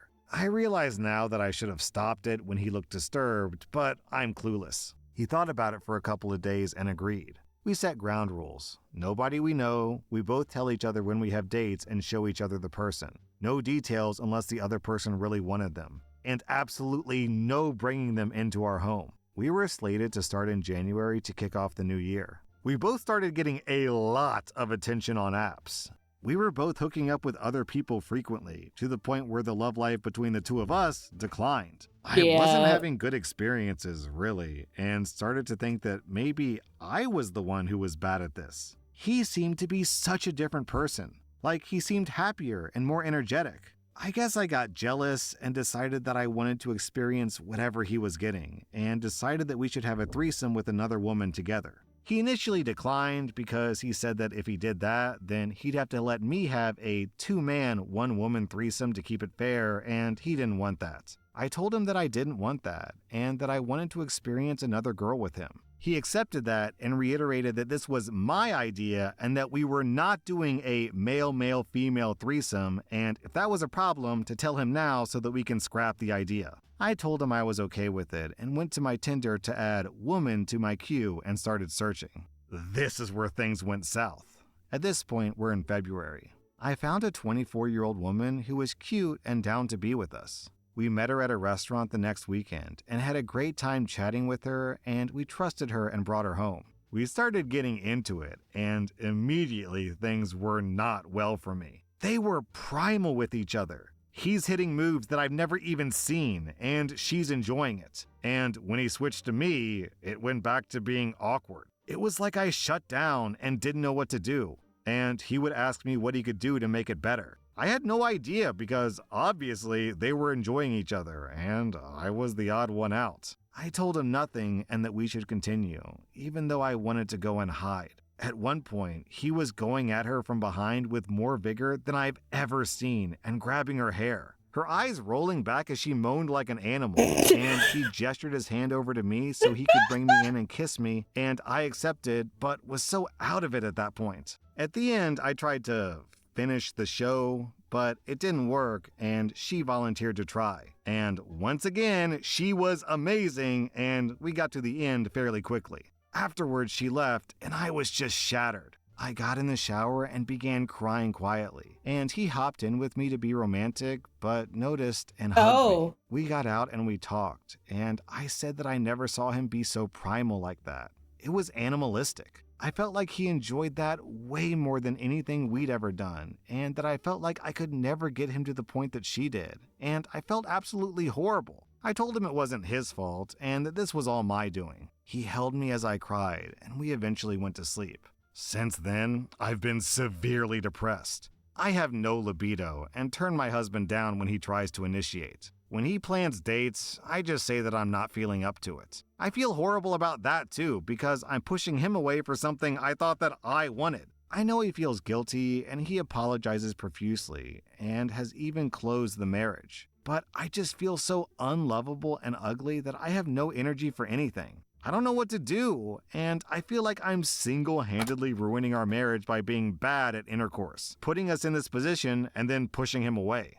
OP, I commend you for wanting to fix your love life, trying new things. But normally, when people want to try new things, they, bring in toys or costumes or backdoor activities. Immediately jumping to let's screw other people seems like a recipe for disaster. Or, the rare case that you're both super into it, but that seems super, super unlikely. So I don't want to blame you necessarily, OP, because you don't really seem like a bad person, but I don't know what you expected to happen here. That was r/off my chest, and if you like this content, check out my podcast where I publish the exact same episodes. Also, hit that subscribe button because I put out new Reddit episodes every single day.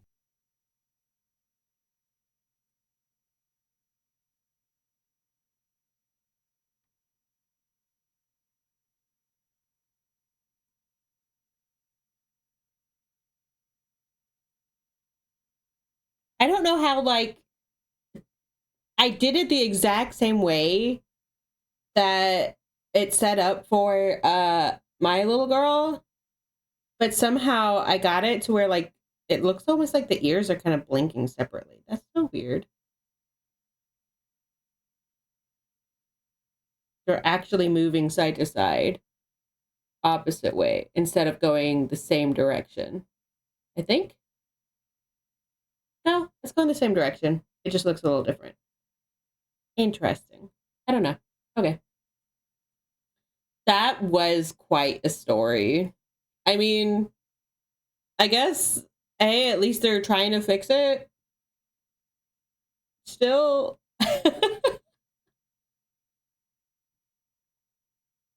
Welcome to r/Am I the Butthole, where OP's girlfriend is extra, extra stinky. Am I the butthole for asking my girlfriend if she can take a shower?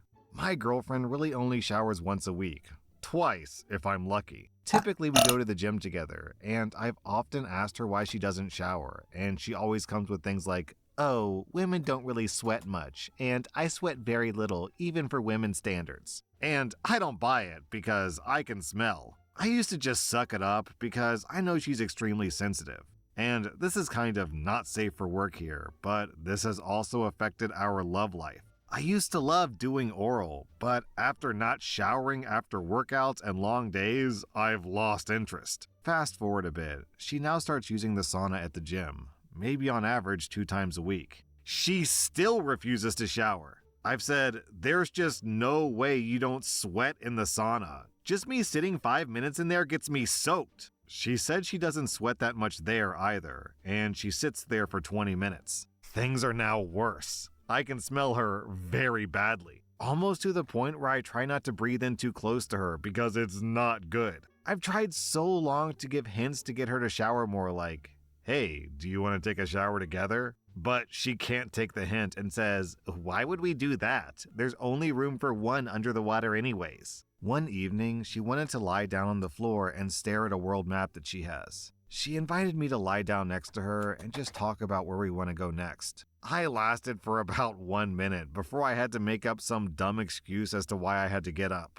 She then gets upset and says something along the lines of, "Why are you leaving? You never do stuff with me." The truth is, I just can't be close to her for long. I'm not even sure if I started to resent her, because it wasn't only this one thing that was bugging me in the relationship. But maybe I did, and that's my fault for being bad at communicating with her. Anyways, I couldn't hold it any longer. I tried one last time to ask if she wanted to take a shower with me, to show I did want to do stuff with her, but she declined. Then I said, "I know you say you don't sweat, but I can smell you. I don't like the smell of sweat, and it's a popular gym that we go to, so I would just appreciate it if you showered a bit more." She freaked out. World War III started.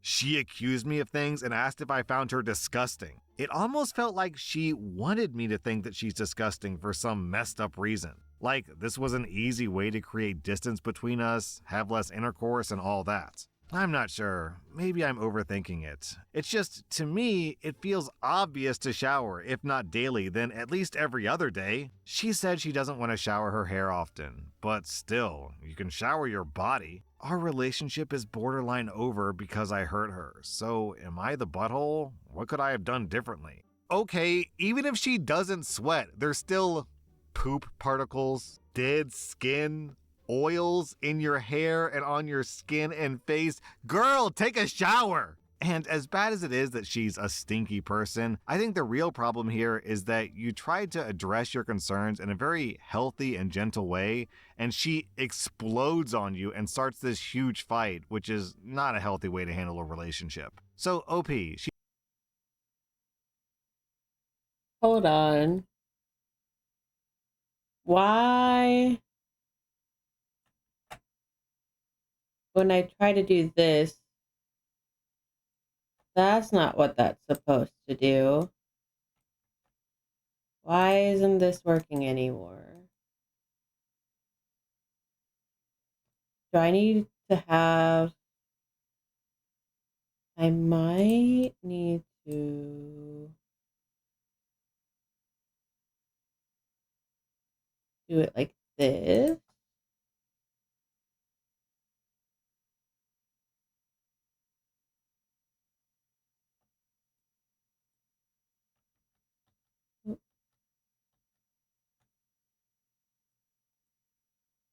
Okay.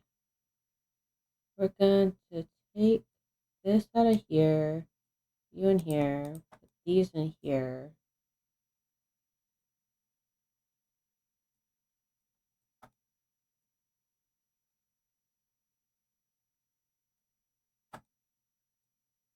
There we go.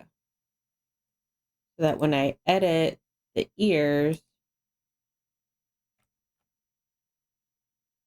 it's still not eating right now, yeah. Why?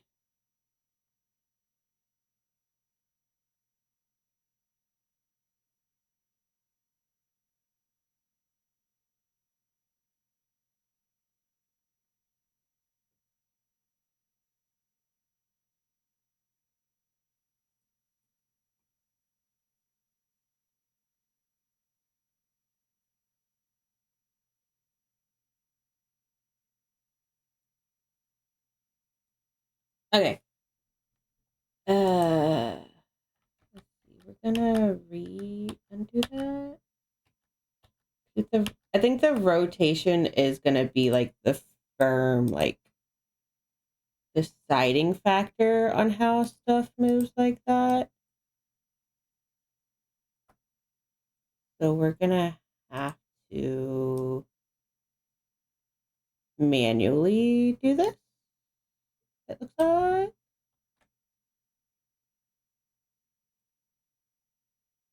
Yeah. Interesting. Okay. she fights with you and she's stinky. I don't know anything about you, but I'm confident you can do better than this girl. I'm giving you 0 out of 5 buttholes. I'm giving her 2 out of 5 buttholes, which is probably what she smells like. Am I the butthole because I don't emotionally support my wife's obsession with Taylor Swift? My wife is fully obsessed with Taylor Swift. For the last year, that's all she listens to. Every Taylor Swift album on one continuous loop when she's working out or even just walking around the house doing stuff. She spent $2,000 to go see her recently at the Eras tour. Probably spent another $200 on merch. She filmed the show on her phone and still regularly puts it on the TV and just watches it for hours. She'll also watch the live streams of her performances on TikTok or whatever streaming platform those are on. She's now going to see the concert movie. I mean, it's been non-stop Taylor Swift in our house for a long time now. She continually refers to the live concert as the best experience of my life. She says that Taylor Swift is a lifestyle.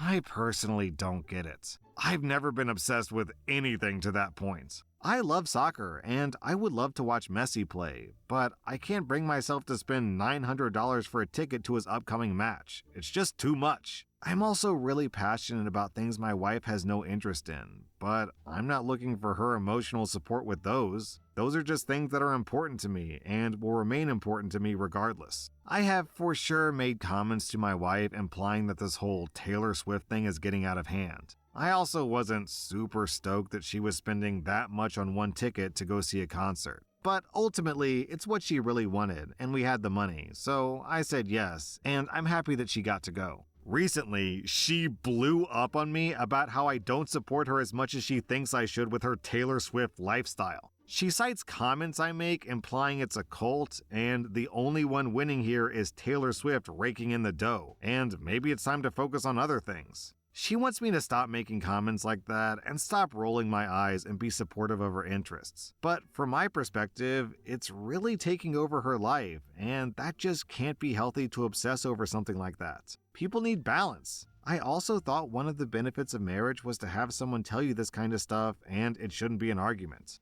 So I went down to the comments, and the top comment from Ram Sluther is the exact same thought that I had when reading this story. Honestly, the most shocking information in this post is the fact that anyone ever watches those sucky cell phone videos that everyone insists on taking at concerts. Yeah, that and fireworks videos. Every time I go see fireworks, because I've got a 3-year-old, so they love fireworks, so we go every year. Everyone pulls out their phone and records fireworks, but when was the last time any of you ever was like, you know what I feel like doing right now?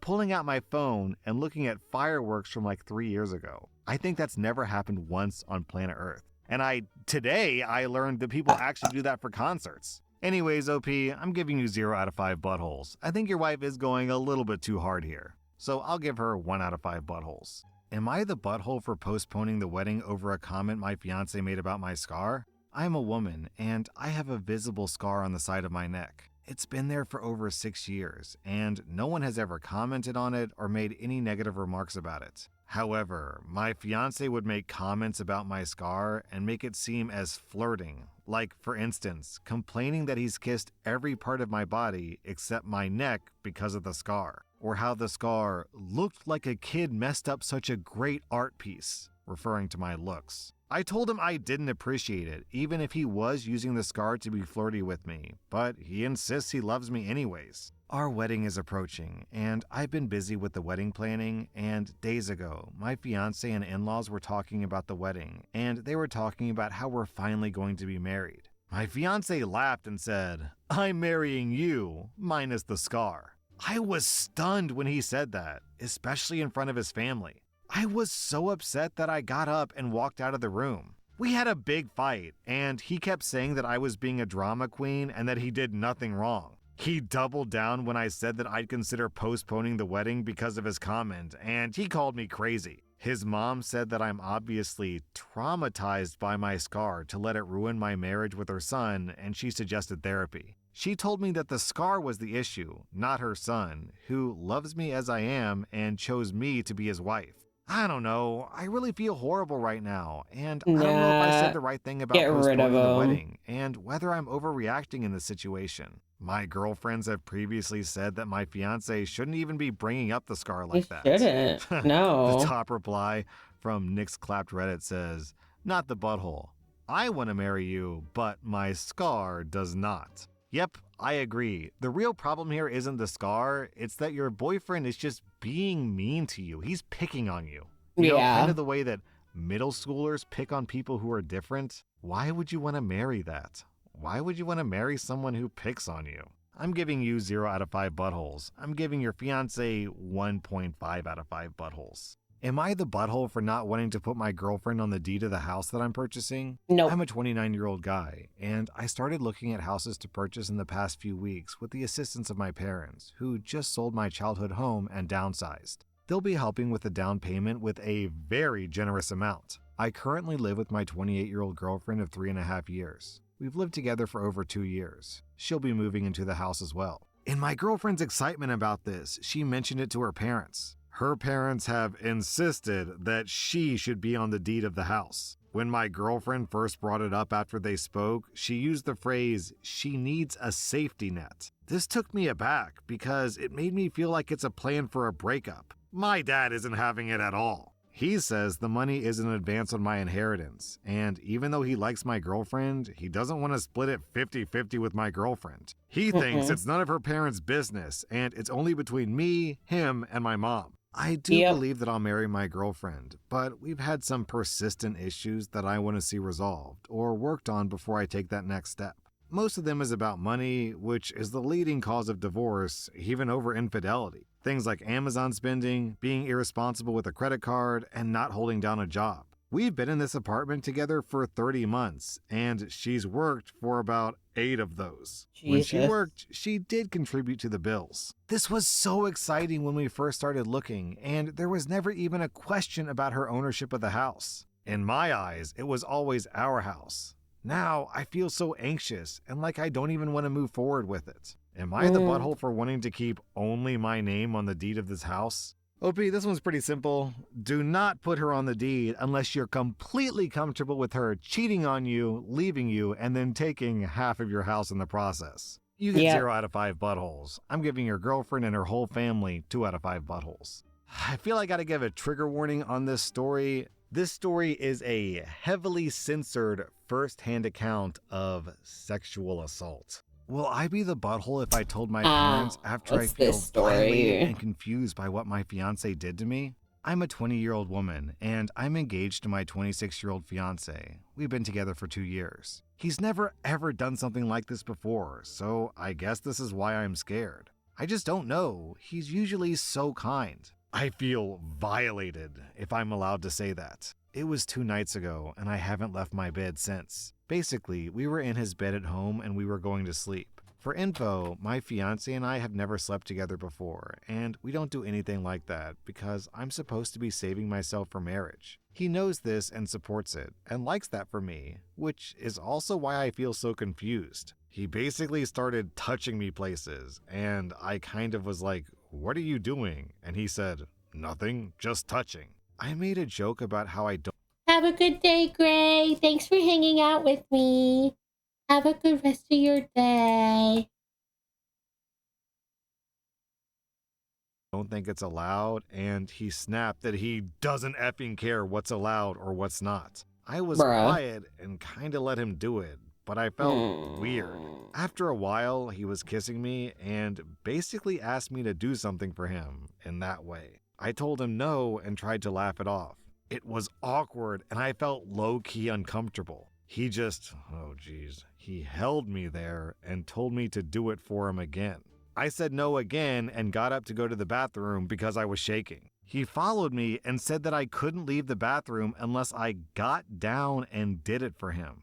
I kept saying no, and I honestly thought that he was joking for a minute, but he was serious. He closed the door and blocked it. He said he would wait all night. I said, me too, and we just stood there for a while. Eventually, I sat down on the edge of the bathtub trying to prove how I would seriously wait. Jeez, he grabbed my shoulder and literally pulled me really hard onto the ground. I hit my knees hard on the tile, but he didn't ask if I was okay.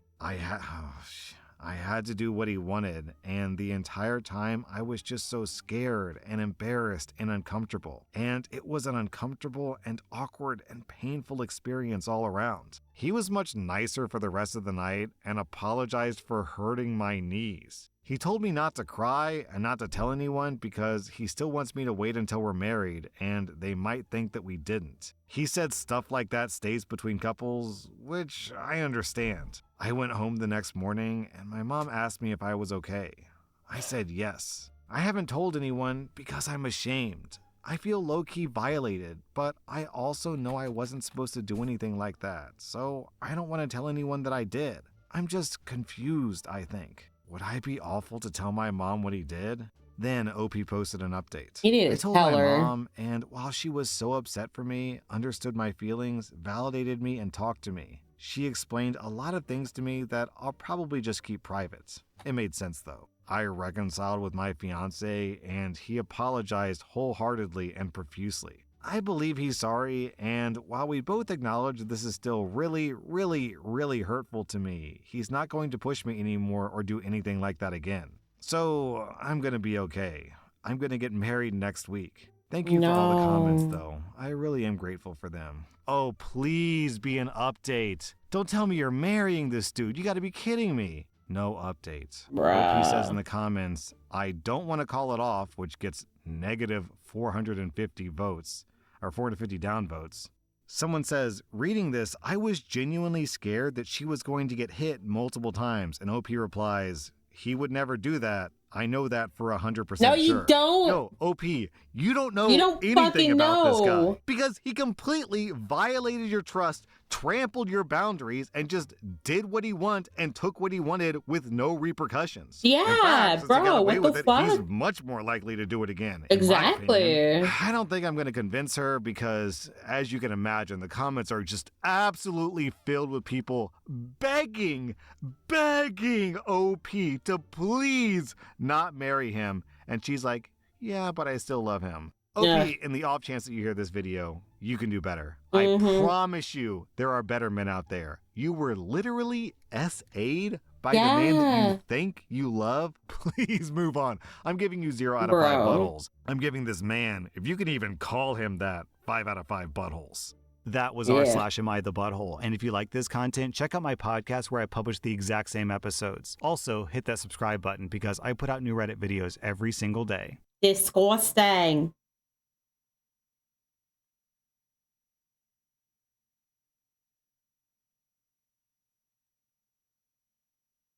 I'm going to go grab a snack really quick. I am hungry.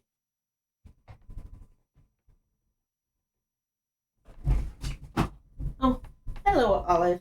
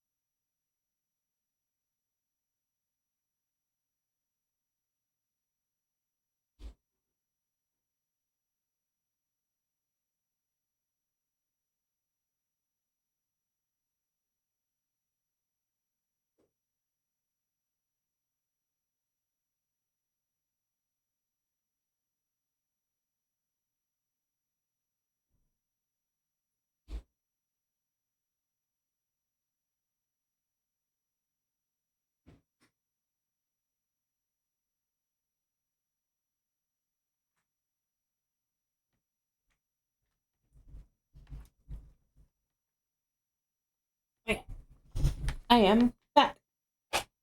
I have Cheez-Its. I love Cheez-Its.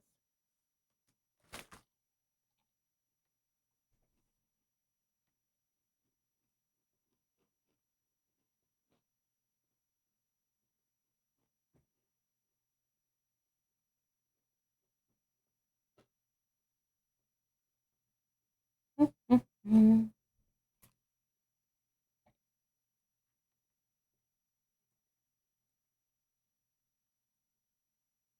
Okay.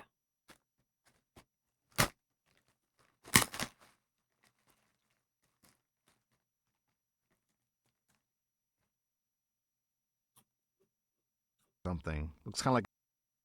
Welcome to r/best of Redditor updates, where OP gets a friend request from his ex, whom he's pretty sure is dead. Our next Reddit post is from r/true off my chest. In 8th grade, I met this girl, North, who was in my band class, and the two of us hit it off. I asked her out on a movie date, and from there, we became boyfriend and girlfriend. She was my first girlfriend, and things were going all right. That was until her dad got a new job across the country in California. North moved away, but we decided to try out long-distance dating through our freshman year. We were not built for long-distance dating. I couldn't protect her from bullies, hug her when she was crying, or tell her that she was going to be all right when she told me about her depression. We got into arguments about God knows what, but decided to keep the relationship going because her dad was trying to transfer back closer to our hometown. That was until she stopped texting me around Christmas and her sister sent me a funeral program and asked me to go to California. North's sister told me that she took her own life because the bullying was getting too much and that I wasn't there for her when she needed me. It broke my heart that I couldn't go to California for the funeral, and for the past 8 years, I've mourned her loss. I spent the entirety of my high school career trying to rebuild myself from all the damage. I went to meetings for people who have lost family members and loved ones. I went to therapy for 4 years to try to process the loss. I had to learn how to become dependable because I didn't want it to happen again. And after working on myself for 4 years, I asked out one of my classmates, Lucy. We started dating the tail end of our senior year and are about to celebrate our 4-year anniversary in April. Last night, I got a notification from Facebook saying that I got a new friend request. I opened the app and found that it was from North. She looks older, but it's undeniable that there are pictures of her as an adult with her fiance and her newborn daughter. I spent 8 years of my life believing that she was dead. But here she is, with undeniable proof that she's been living a great life without me. My stomach is in knots, my heart is sinking to the ground, and my mind is racing trying to figure out what happened and what I should do. Do I accept the friend request? Do I ignore it and try to move on? I feel completely lost, and I feel like my entire life has been a lie. I've spent the entire night looking at pictures of her and her family, floored that she would do this to me.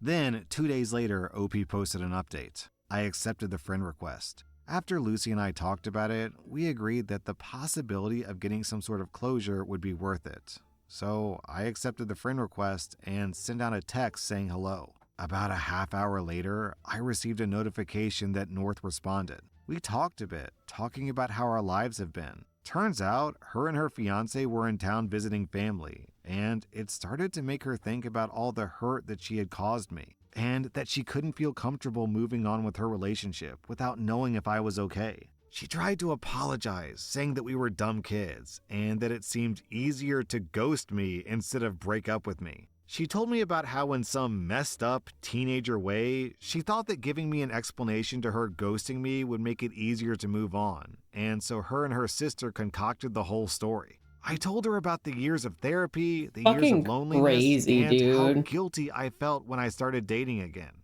I told her about how I used to think that she was the one for me, even through nights of arguing, and that she left me more hurt than if she had just threw me away. And I told her that, in some weird way, I'm thankful to her. Her death changed me for the better, and I wouldn't be the man I am today if it wasn't for her. I then texted, "Having said that, I will not accept your apology. It's a shallow attempt to free your guilty conscience before you get married. If you were really sorry, you would have said something sooner. You would have apologized sooner, or you wouldn't have done it at all. You took the coward's way out, and I do not forgive cowards." She said she understood, but hoped that one day I could move past the hurt she caused me and find it in my heart to forgive her. I Nah. took screenshots of the whole conversation and sent it to her fiance. I don't know if he knows the story between me and her, but now he can have enough of an idea that they can start the conversation. I hope they figure out how to move past it. After all, they look very happy together, and the mistakes of a teenager shouldn't affect her current life. However, I'd be lying if I said there wasn't a part of me hoping it crashes and burns. I know this isn't the update some of you guys wanted. Some of you really wanted me to bully my way through the conversation or play mind games to mess with her. But that's not who I am, nor is it who I want to be. On the bright side, I can now truly move on from the relationship that costed me 8 years of my life and put the whole story of North behind me. Okay, let's be super clear. She didn't just fake her own death to OP. She also blamed OP in part for the death. The line was, North's sister told me that she took her own life because the bullying was getting too much and that I wasn't there for her when she needed me. What? Why add that line in? If you're gonna fake your own death, you already have a get out of jail free card for the relationship. Why also blame OP for the cause of the death? That is psychopathic behavior. Yeah. OP, I'd say you dodged a huge bullet. North by herself is bad enough. Considering her sister helped, it seems like her whole family is awful. Move on, don't look back, live your life, and man, she sucks. Our next Reddit post is from r/legal advice. I work in a large office setting in Alabama. It's not a call center, but has a similar environment. Officially, there isn't a uniform, and you can wear whatever as long as it isn't against the dress code. But several of my managers are religious and very southern judgy ladies who harass certain people in the office over the way they look, either with inappropriate unwanted compliments or overly judgmental comments. I'm a very tall guy who works out, and I've gotten both sides of it. The latter because I have long hair and they call me a hippie. I know a lot of female coworkers who have gotten much worse because of very conservative clothing. And in the time that I've worked here, I've seen multiple complaints to the HR about comments made to them which have ended in them being fired in the next week. Being harassed over clothing and body stuff is a big topic among my coworkers, and it's made for a terrible office environment. On the Glassdoor for our company, 75% of the reviews specifically reference this aspect of working here. A few days prior to Halloween, I found out my work was doing a costume contest. I had a somewhat high-effort costume that I was reusing from a comic convention, and I decided to wear it again, not really expecting to win. My workplace has over 100 employees, and the top prize for winning included $500 in cash and several gift cards. It's worth noting that the costume is not in any way sexual or inappropriate for work, or more specifically from our dress code. If you're curious, the character I dressed up as was Ganta Gokuhura, and if you Google him, there's nothing inappropriate about his design or against our dress code, save for being barefoot. And I broke character for that by wearing sandals. I looked up this Ganta dude. It's literally just a guy in a suit with, I don't know, like a purse or something. Looks kind of like a bug catching box. It is extremely safe for work. Oh, here we go. The most inappropriate thing I can think of is that there were fake bug toys in the bug box. Virtually no one in our office dressed up, which I wasn't expecting, but it made sense. It was me, one new girl who wore a kitty ear headband and a set of cheap fairy wings, and several of my female managers, all of whom went all out. Everyone in my office has strong resentment for our managers for reasons mentioned above, and I ended up winning the vote because of it. The headband girl won second. I was told that I'd be sent my prize via direct deposit yesterday. I didn't, and instead got an email explaining that I was being terminated for abuse of office dress code. When I called my manager for clarification, she said that my costume clearly violated dress code. After I asked what rule it was that I broke, she told me, "You know what it was," and she hung up on me. I'm young, and I've honestly never dealt with the level of blatant unprofessionalism in the workplace on this level before, and I really don't know what to do. Do I have rights on this? They can't seriously do that, right? Then 2 days later, OP posted an update. But before I read this update, I have to wonder if the managers just fired him because they want to keep the gift cards and the $500 for themselves. Let's see if I'm right. Well, my problem essentially ended up closing itself out within a day. Our office does have a defined and written dress code, but it's very lax, at least on paper. Things are specifically listed in what we can and cannot wear, and the latter category is made up of very few things, beyond sexually explicit stuff.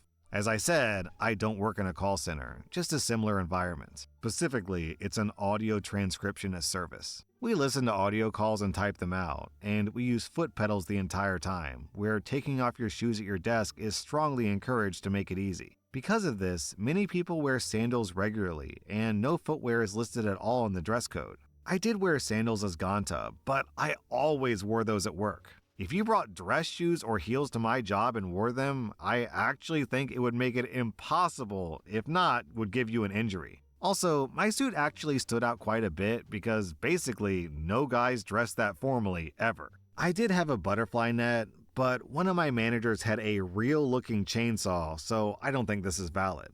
I told them my name was Ganta and explained the character a bit, but I don't think my managers or anyone else looked it up and saw Killing Game as several people had guessed. In the email ranking thing I got, I was listed as Happy Bug Scientist, so I severely doubt this is what happened. Very soon after my initial post, a friend I told about what happened had his father call me, a guy who owns a mid-sized business in another part of town. We spoke for a while about what happened and my prior experiences, and he ended up hiring me.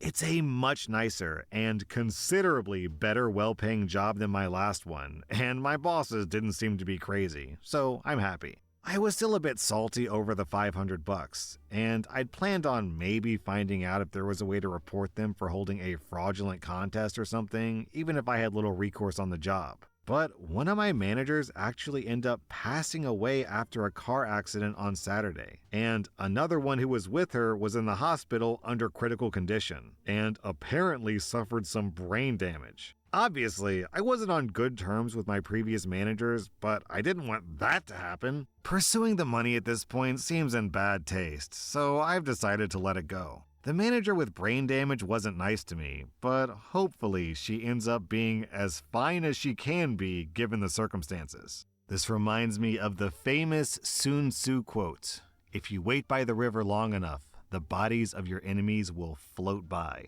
or potentially receive brain damage." Also, down in the comments, we have this story from Educational Tangelo. I won a costume contest at work. My prize was my boss hitting on me and his wife firing me. I wasn't even dressed sexy or revealing, just goth, when I normally wore very conservative clothes to work. Kind of funny Opie says she wasn't dressing sexy when, for some people, goth is like fetish numero uno. Our next Reddit post comes from r/marriage. My husband is 35 and I'm 34. We've been together for 9 Happy years, tail. married for 5. He was showing me a video on his phone the other day, and a text came through from a female name that I didn't recognize. I asked who that was, and he said that she's a colleague from a company that his company works closely with. He has text previews turned off, so I couldn't actually see what was said, but my suspicions were raised. I know it's wrong, but when he was in the shower that evening, I looked through his phone to see who this girl is and why she's texting him. I found out that they've been getting coffee and lunch during the workday. Sometimes to talk about work, sometimes not. Prior to last week, it was maybe once a month communications to plan these. But then she joined a board that he's on last week. So they had a board meeting, and then seemed to go out as a group for drinks after until about 11. I did know that he was out with his colleagues during this time, and I wasn't concerned. What is concerning is that he texted her that night making sure that she got home safe and telling her how much fun he had, but that he had been hoping to have more opportunities to talk with her instead of everyone else. The next morning, he texted her good morning and asked her to one-on-one drinks next week. She agreed and said that he couldn't wait. Of course, I looked her up, and she's a very beautiful woman, probably in her mid-20s. I asked again later who she was and what their connection was. He reiterated that she's a colleague and is helping get him connected with exciting opportunities in her organization. More like exciting opportunities inside of her organs. I know he's been really focused on networking, and she has a lot of high-up community connections that it looked like she's introduced him to. He's also a friendly guy who likes to be involved through board work and professional groups. I don't want to go scorched earth and accuse him of anything inappropriate since my insecurity has been a major issue we've had to work through in the past. But I'm terrified he's going to cheat on me. Would this send off alarm bells for you? And how would you respond without accusing him and ruining the marriage? Then, 4 days later, OP posted an update. Well, you were all correct. I continued to monitor his text without saying anything, and he continued to be flirty, texting her good morning, telling her how he couldn't wait to see her, and how happy he was to hear from her throughout the day. They did go out for dinner and drinks the other night. It sounds like it must have gone well, since they're now having flat-out conversations to set the framework for their affair. They discussed that they want to keep things private and out of work, that she doesn't like that he's married, that they both have mutual feelings and are going to continue and are on the same page about everything. And that That's she perfect. initially didn't want to start this, but has developed feelings that she can't ignore. While my husband told her that he's always had these feelings and couldn't resist her. I'm not sure if anything physical happened, but I'm assuming it did. I thought I'd be heartbroken, but now I'm just furious. I'm getting my affairs in order to confront him and end the marriage. Thanks for all the feedback and advice. Well, sometimes it sucks to be right. It is kind of amusing though that OP's husband thought that he could secretly hide this affair and they were setting up rules for how to hide it when he got discovered before the affair even started. That was r/best of Redditor updates. And if you like this content, check out my podcast where I publish the exact same episodes. Also, hit that subscribe button because I put out new Reddit videos every single day.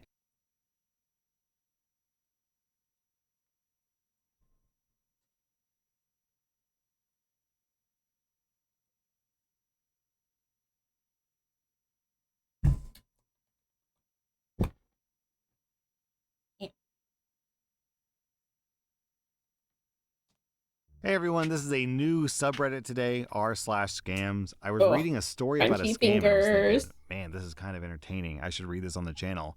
So I thought I'd give it a shot. Let me know what you guys think of this subreddit. It's cool because the stories are crazy, but also it's educational because it'll help you not fall for scams. Welcome to r/scams, where OP loses $1 million.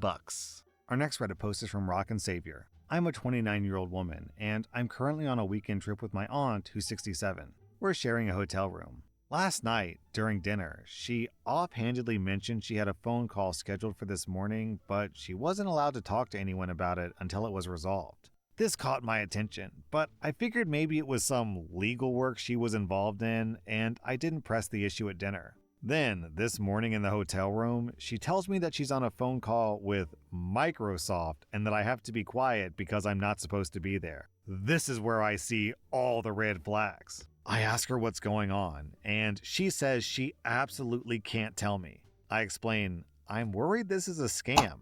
She's visibly stressed out and eventually says, okay, I'll tell you, but I can't talk here because her phone and computer are still connected to Microsoft. We leave the hotel room to go to breakfast. She keeps her phone in the hotel room, still on the call with Microsoft, and her computer still connected to Microsoft. At breakfast, she explains that this has been happening over the last 3 days. She received a text alert 3 days ago from Microsoft informing her that a foreign device had accessed her bank account. She called the phone number for Microsoft in the text message. The number was Microsoft support. They tell her that hackers tried to take $100,000 out of her investment bank account. They instructed her to download a firewall software on her computer to keep the hackers out. She does so. Obviously, I know that that was malware, but she clearly did not. She talks to Microsoft the next day. They tell her there have been 3 attempts to steal her money since they last spoke and that the firewall is what stopped them. They remote into her computer to help secure it. This gave them access to all of her passwords since she had them saved in the computer. They connect her with her bank, and her bank confirms everything Microsoft said is true. The bank then connects her to the FBI, who tells her that she can't tell anyone about what is happening because this is now a federal investigation, and everyone is a possible suspect. They tell her that she can't contact her investment banker because he's a suspect. They tell her 3 other people at her bank have recently been hacked and lost money. They tell her this coming Monday she'll have to transfer all of her money to a Federal Reserve account to keep it safe. It's at this point that I tell my aunt under no circumstances should she transfer money anywhere, that she's being scammed, and that if she transfers any money, it'll be gone forever. I also tell her that she probably has malware on her computer now.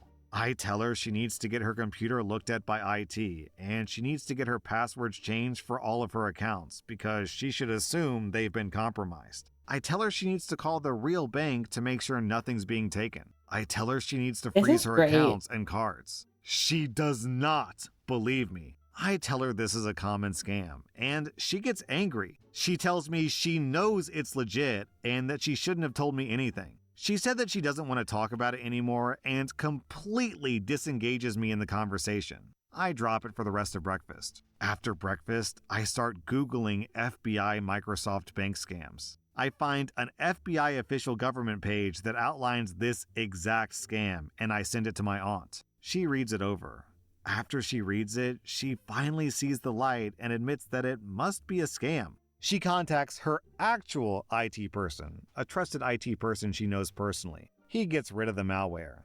He tells her to change all of her passwords and call her bank. She does. They freeze her accounts and cards. She is now literally working on changing her passwords as I type this. I want to sincerely thank this subreddit because I honestly don't know if I would have clocked this as a scam as quickly as I did without having been on the subreddit for the last few weeks. I would read other stories and think that would never happen to me or someone I know. And lo and behold, it just happened today. OP, if I were in your shoes, I would have grabbed her phone and computer and just run away from her. What's she gonna do? Chase you? She's 67. What's she gonna do? Call the scammers? She doesn't know the scammers' numbers, and the scammers don't know how to contact her either. I would have held her devices hostage until she realized, oh wait, okay, I'm actually getting scammed. But, you know, your delicate approach worked, so I guess I can't be too critical. This reminds me of that Mark Twain quote, "It's easier to fool people than to convince them they've been fooled." Our next Reddit post is from Slaughtered Piggy. Late last year, I wasn't doing well mentally speaking. My house had just gone through some stuff themselves, and we were just moping and not being kind to each other.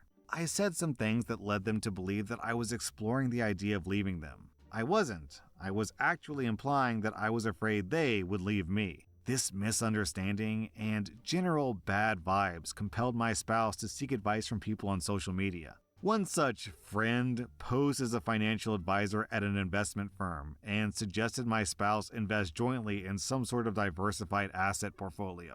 My spouse did so by liquidating a savings account they had from before we got married. I had no knowledge any of this was happening, as I was busy dealing with my own life spontaneously combusting and trying to get back on my feet, and generally being a sad sack. This investment had to be made in crypto, of course. My spouse has been subject to multiple rants from me that crypto is a pyramid scheme, worse than a meme stock, because at least those are insured. So my spouse was somehow assured that the whole thing was legit because only the transfers had to be made in crypto. The rest was put into an account and could be seen in dollar amount by logging into a website, which posted transaction history and dividends. A couple of months passed, and the investment has basically quadrupled in value. The friend entices my spouse to upgrade the account. This is where my spouse begins to draw from our joint accounts, joint savings, and the proceeds that we recently got from the sale of our last house. Of course, the friend knew about the fact that we had massive proceeds from a real estate sale because my spouse told them. When we sold the house, my spouse and I explicitly agreed to roll all those proceeds into our current mortgage to reduce our payment by a substantial amount, which would make us better off financially. At this time, as a result of my issues going away and the sale of my house, which had taken forever, I had gotten my act together and was noticeably happier. Still, for whatever reason, my spouse persisted in hiding that they did something different with the proceeds from me. I was still completely in the dark. Of course, this new cash influx supposedly paid off, and the website reflected even better dividends. My spouse claims that they thought that it was legit because of how crypto was going nuts at the time. Of course, had my spouse checked in with me at any time, I would have immediately clocked it as a scam from day one. So now comes the real mess. My spouse attempts to close out the investment account. In comes the fees and taxes and whatnot. I'm still sitting there happy as can be, thinking how nice it'll be now that I've gotten back on my feet to also refinance my stupid mortgage and have money to finally enjoy buying nice things that we've been putting off. Of course, all of our savings, proceeds, and retirement are gone at this time. So my spouse goes, hat in hand, to their family who loaned them basically an entire master degree of student loans worth of money. My spouse converts it all to crypto, as per usual, and away it goes into the black hole of fraud, while I blissfully remain completely ignorant like a total moron. Now the spouse puts in withdrawal requests. The scammers get my spouse's ID, account numbers, you name it. New fees pop up. New loans are made. Chuck them all on the pile. Why not? After a couple of months of delays, moving money around to different banks, yeah, they had multi-factor logins, account histories, and all sorts of nonsense to make it look legit. The spouse starts to get the family coming knocking, asking for payment before they're hit with taxes. Of course, the in-laws didn't tell me any of this, so they're on my blacklist as well for being complete morons, for not figuring out that it was a scam, and not once thinking that they should ask my spouse if they had permission from me to borrow 6 figures. So the spouse goes to an actual friend, mentions what's going on, and the actual friend, bless them, clues in the spouse that this sounds fishy. Thus, Valentine's Day weekend, lucky me, the spouse tells me the whole sordid thing. The spouse didn't know that it was a scam until they started telling me. I clocked it immediately. Through drips and dribbles, I get the damage. It's gone. All of it.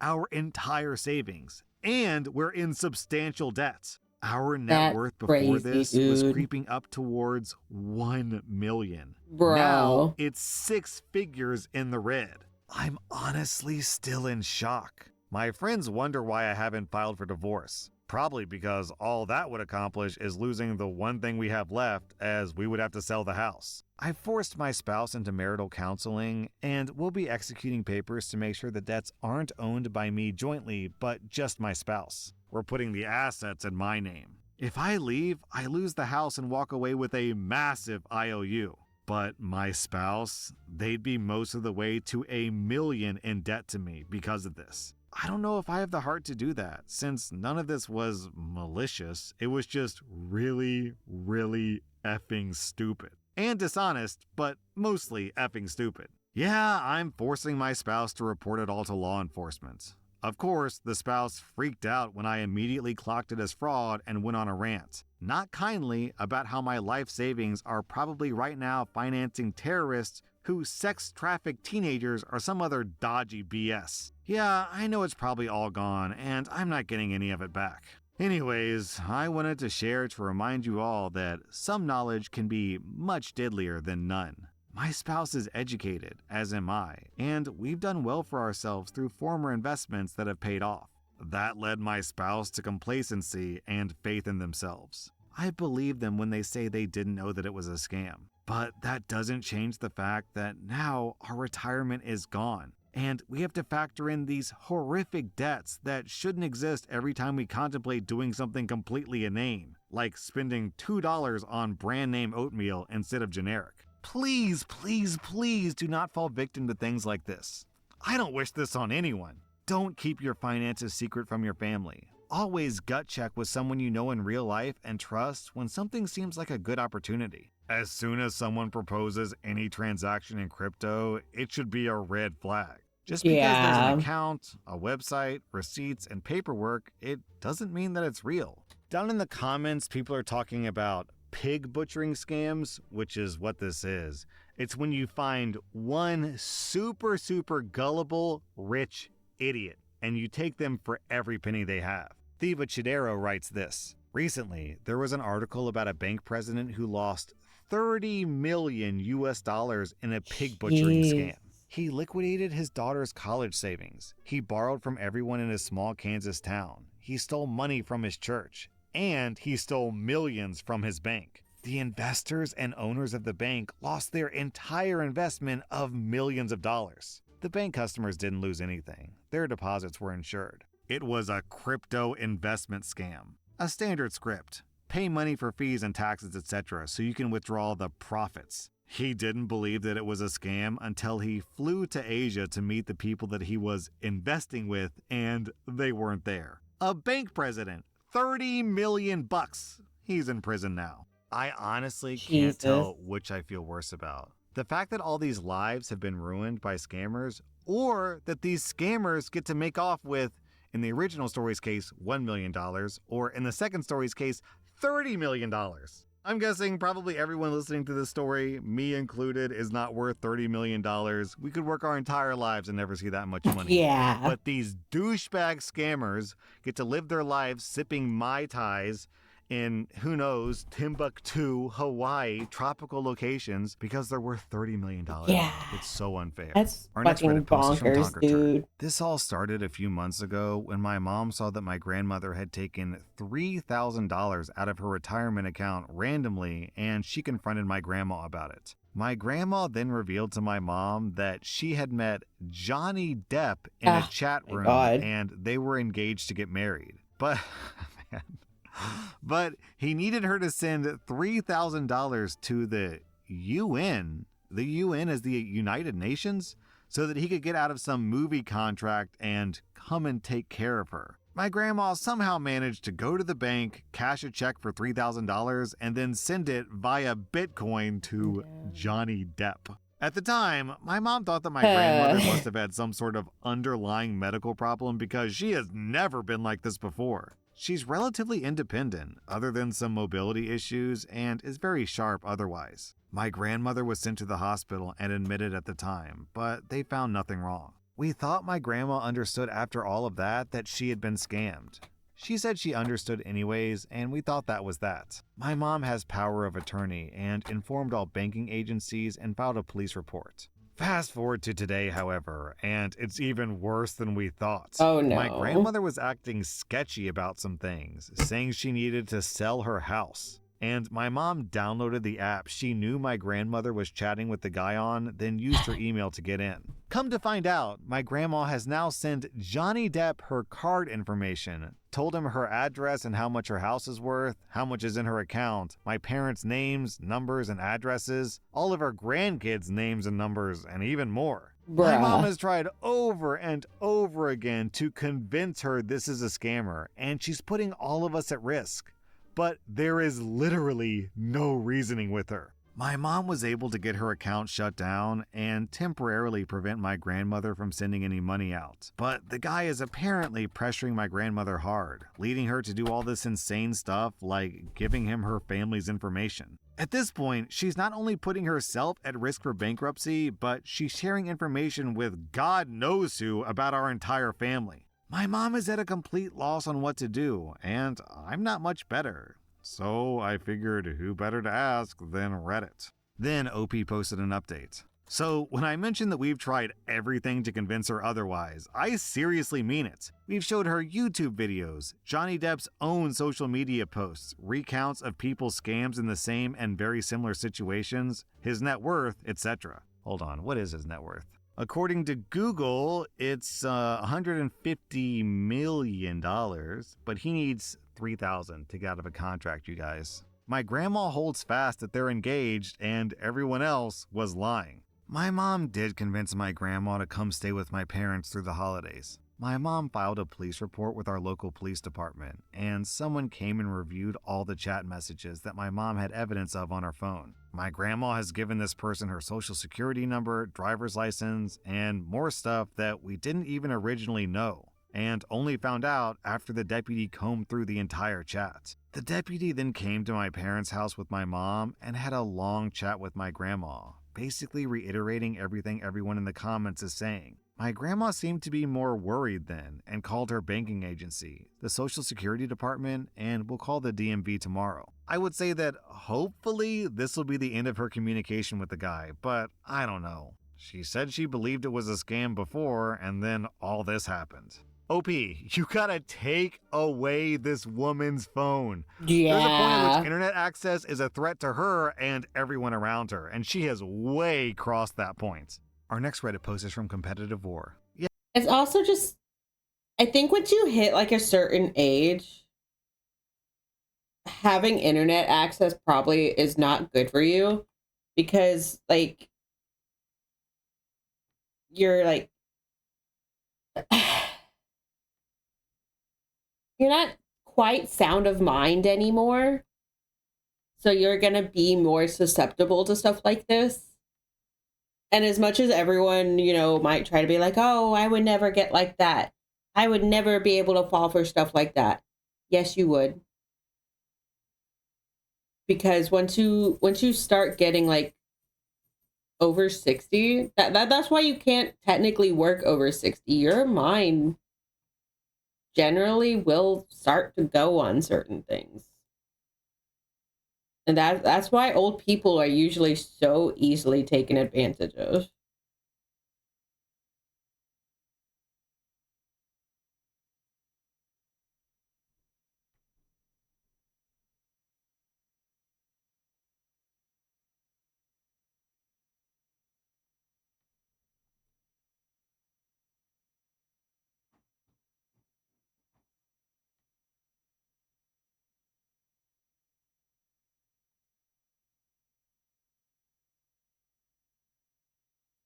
Yesterday, I was leaving my apartment building to take out some trash when this older woman who lives here stopped me in the hall and asked if I knew how to send gift cards in the mail. She then said that she had gift cards to send her grandkids, but she had no idea how to send them and needed help. Part of me thought, well, it's almost Christmas and the postal workers are on strike, so maybe that really is what she's doing. But sending gift cards did ring an alarm bell. So I go up to her apartment and I quickly see her messenger list, and the top name is Agent John, and I start asking, "Who are you sending these to?" She said, "To my grandkids. They're with this guy." "Who's this guy? Are you sure? I'm pretty sure this is a scam." No, it isn't. I've done it before." She later claimed that she hasn't done it before. Her memory isn't great. She kept insisting that her grandkids are with some guy and that this isn't a scam. I decide to shelve it while we take photos on her phone camera and wait to open the messages since she ain't listening yet. I decided that if she doesn't end up believing me that it's a scam, I'll just decline to help her send the photos. So we open the messages and it's Agent John Smith, and he asks her if she's gotten home yet. I didn't read the conversation, but I did see the typical scammer stuff. "You want a prize? Go to Walmart, buy gift cards and cash. Don't tell anyone, hurry up, blah blah blah." So then I say, "Yeah, I'm sorry, but this is totally a scam. Do not send those." She asks me how I know, and I explain that I've seen this hundreds of times all across the internet, and it's always the same. She finally gets it, and is pretty shook that she got that far into it, but was glad that I was there to stop it. She said that it was so stressful because he was so persistent and kept demanding updates. Then she points to another message from my former head nurse at her job, who was the one who connected her with this agent scammer. I tell her that's also a scam, and her account was either hacked or someone just stole the info. I blocked and deleted both of them and deleted the gift card photos. She was going to send them $1,000. Later, Whoa. she brought me a scarf and a hat that she had crocheted as a thank you. I searched Agent John on Facebook, and there are hundreds and hundreds of scammers with similar profiles. F these scumbags. Awesome OP did a very good deed, but I think the next step there would be to take the sweet grandma's phone and call her son or her grandkids and be like, "Yo, let me tell you what your grandma's been up to. You gotta come explain to her how the internet works." That was r/scams. And if you like this content, check out my podcast where I publish the exact same episodes. Also, hit that subscribe button because I put out new Reddit videos every single day.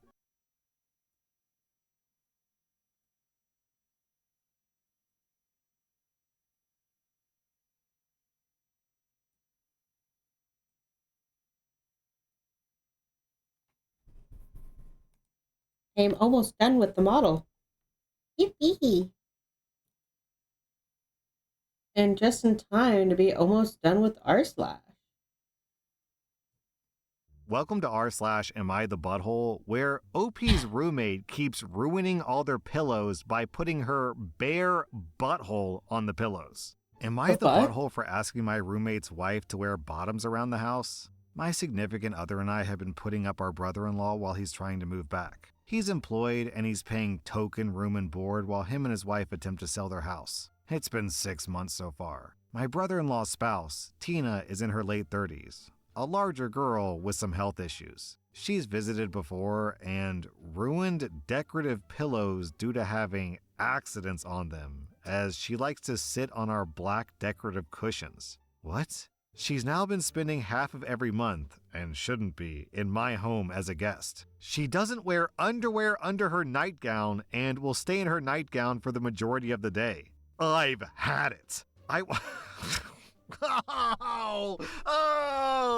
Oh my God. All right, guys, trigger warning on this sentence. This is gross. She doesn't wear underwear under her nightgown. I watched her ruin another decorative pillow by sitting on it and leaving vaginal discharge and urine on it. I gave her a day to clean it and she pretended it didn't happen. I ended up throwing out the pillow in disgust and bleaching the seating mat underneath it. Then, oh Jesus, she wore the same pee-stained nightgown the next day. And I watched her as she lifted it up to sit down bare butt on my furniture. So we've spoken to her husband in hopes that he can tell her to wear underpants nicely. I'm also considering getting her a box of incontinence pads and leaving it in the bathroom she uses. Am I the butthole in this? No. It's disgusting, right? This is gross. This is super gross. If someone came over to my house and got piss and other unmentionable body fluids and chemicals and materials on my sofa, one time, okay, a freak accident, I guess maybe you can overlook that. Twice? You're never coming back into my home again. Are you kidding me? This woman's wiping her bare ass on your pillows using your sofa as toilet paper? OP, I'd kick her out. And before you kick her out, make sure you wrap a plastic bag around your shoes because you don't want to get some nasty materials on your shoes when you kick her out. OP, I'm giving you 0 out of 5 buttholes. Bro. I'm giving her 2.5 out of 5 buttholes. Emphasis on the word a butthole. Am I the butthole for Why'd not you helping say my dad's that in my wife ear because so hard? I'm pissed about the trouble she brought into our lives? My dad got married 5 years ago. I'm a 17-year-old guy, and I had my whole world turned upside down by it because he married someone who had a really bitter ex, and she has kids. 7, 9, and Tim with this dude. Her ex smashed our downstairs windows, which we can't prove, but come on. He attacked my dad, which he served 6 months in prison for. And he used to sit outside the house for hours, and he'd say threatening stuff, or he'd insult me and my dad's wife. The police were in and out of the house a lot, and the cops were called on him a lot by my dad and his wife. I couldn't have friends over during the worst of that stuff. I couldn't leave the house without my dad.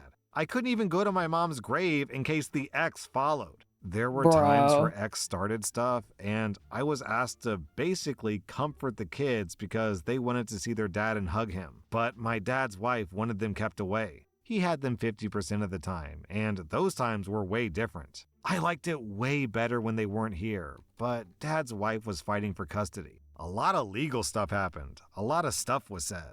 The ex showed up and stalked us pretty often. It was stressful and intense, and my dad pulled me away from all my extracurriculars after a while because he wanted me to be safe. I resented him for putting me through it, but I also resented his wife for letting others' lives get screwed up because of her ex. She was just some woman, and Dad put being with her over my safety since he was so worried about it. And she would say how glad she was that she and the kids had a better family, yet she didn't mind screwing up our lives. We had a few more incidents with stuff getting destroyed and security cameras not getting a face or a good look at the person doing it. It got really bad when my dad's wife was given primary custody and her ex got custody every other weekend. It eventually got a little better. There's still toxic stuff with my dad's wife and her ex, but my dad and his wife act like everything's perfect and we're some happy family. I wish my dad never met his wife.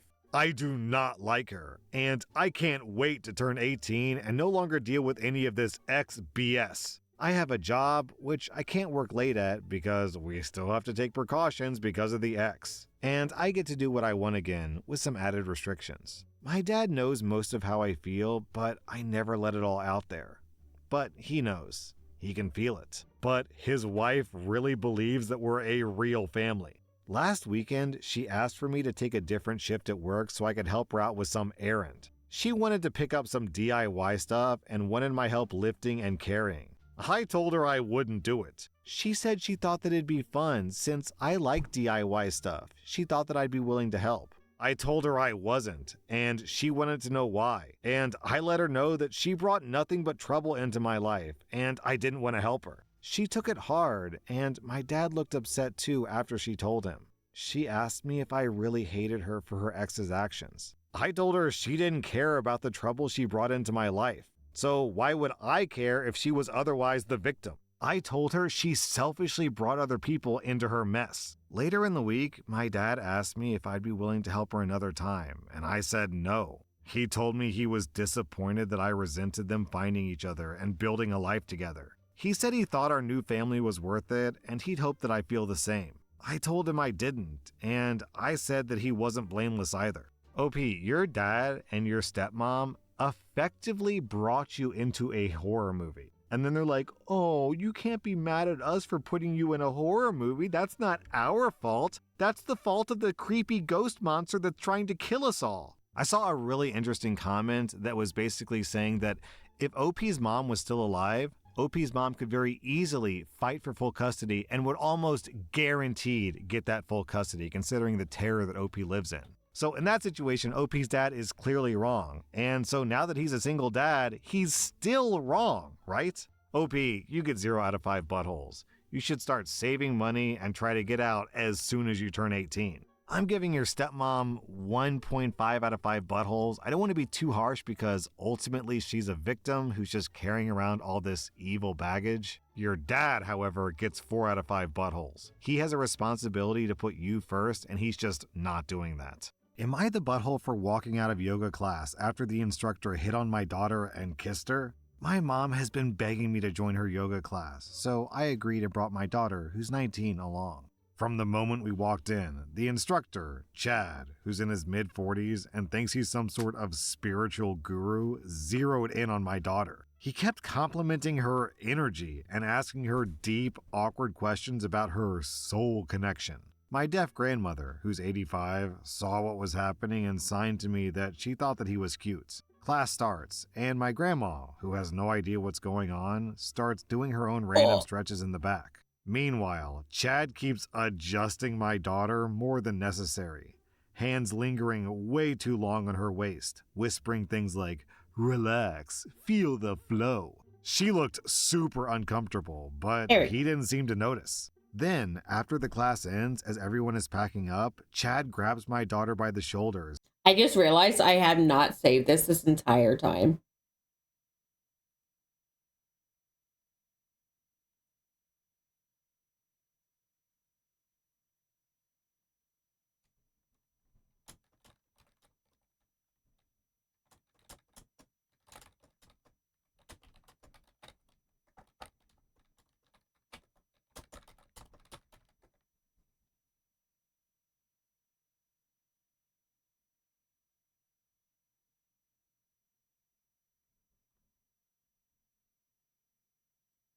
And leans in for what I can only describe as a full-on kiss on the cheek. My daughter was frozen, absolutely stunned, and I lost it. I rushed over, grabbed her, and told Chad he needed to back off. He just stood there smirking, acting like he'd done nothing wrong. I stormed out with my daughter and told my mom that we were never coming back to that studio. Now my mom is furious at me, saying I'm being too dramatic. And my grandma keeps signing, "He had good energy. You should have let it go." Am I the butthole for pulling my daughter out? Because I feel like this went way beyond just a yoga class. Then OP posted an update. That's a pedophile. This morning, I met the studio owner for the first time to discuss all this. She apologized sincerely and admitted that Chad's behavior has been excessively insistent. Not only with my daughter, but even with her on previous occasions. She seemed very young herself. She assured me that she finds his actions completely unacceptable and plans to fire him as soon as possible. I am relieved that the issue is finally being taken seriously, and I'll keep you updated. Yeah, it's just super telling that this guy spent all of his time with his hands on the 19-year-old and not the grandma or OP who's Oh, probably they're middle-aged. 19. The dude Still, clearly is that's treating still this really yoga fucking class as a weird. pickup spot. OP, Yeah. you get 0 out of 5 buttholes. I'm giving the yoga teacher 3 out of 5 buttholes, and also your mom 2 out of 5 buttholes because she should support her granddaughter. Am I the butthole for threatening to sue a mommy influencer? I'm a 39-year-old woman, and my husband is 44. We're currently looking Okay. Gonna restart VTube Studio because we're gonna get the model a test run in VTube Studio. for a new home after outgrowing our current starter home. We live in a suburb of a major metropolitan area. I'm an architect and he's an attorney. Ideally, we're looking for a home that has some good bones, that we can renovate to our taste since I'm an architect and we have friends who work in the trades. Long story short, we toured a home 2 weeks ago that I thought may be a good fit. There was a lot that needed to be changed and updated, but for the price listed, I thought that it would be something we wanted to pursue. Fast forward about 4 days, and I get a text from one of my friends asking if I'd seen this, with a link to an Instagram reel from a local mommy influencer who's 35. I click on it, and it's a security camera video of my husband and I walking through the home on a tour with our realtor. And she's taken all the clips where I was talking about things I didn't like or what I would change, and spliced it so it looks like I'm being highly critical of her home. The rest of the video is her saying that she would never sell to us because we're mean and nasty people. Our faces are clearly visible in the videos, I might add.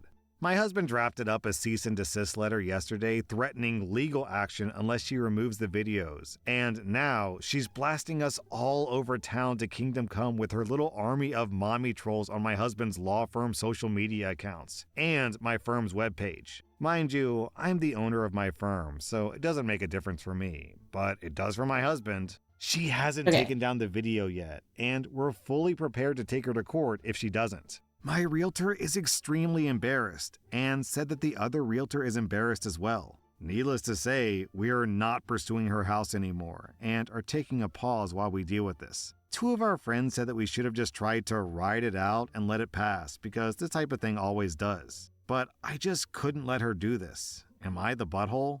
Editing the footage to make you sound worse than you really are is bad enough, but she could have at least blurred your faces. Nope. Can't even do that. And for that alone, she's the butthole. OP, you get 0 out of 5 buttholes. Stew her pants off, I say. I give the mommy influencer 1.5 out of 5 buttholes. That was r/Am I the Butthole. And if you like this content, check out my podcast where I publish the exact same episodes. Also, hit that subscribe button because I put out new Reddit videos every single day.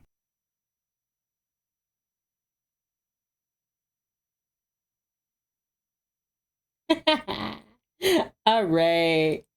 Since he is indeed working as intended, little man, little guy, look at him.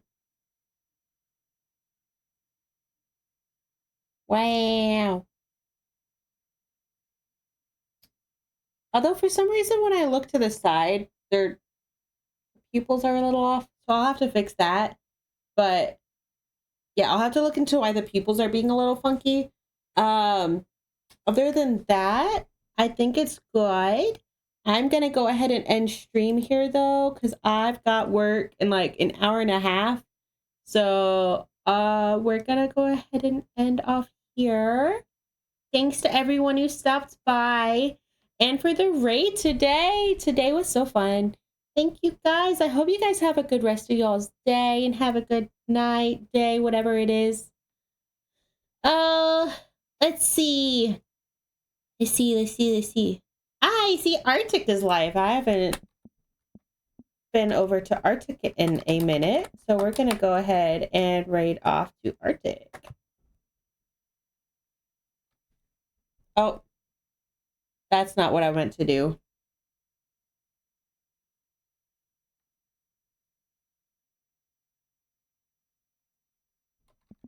I meant to type raid and then the username. There we go. I'm smart, I promise. Okay. Bye, guys. Have a good rest of y'all's day. Bye-bye.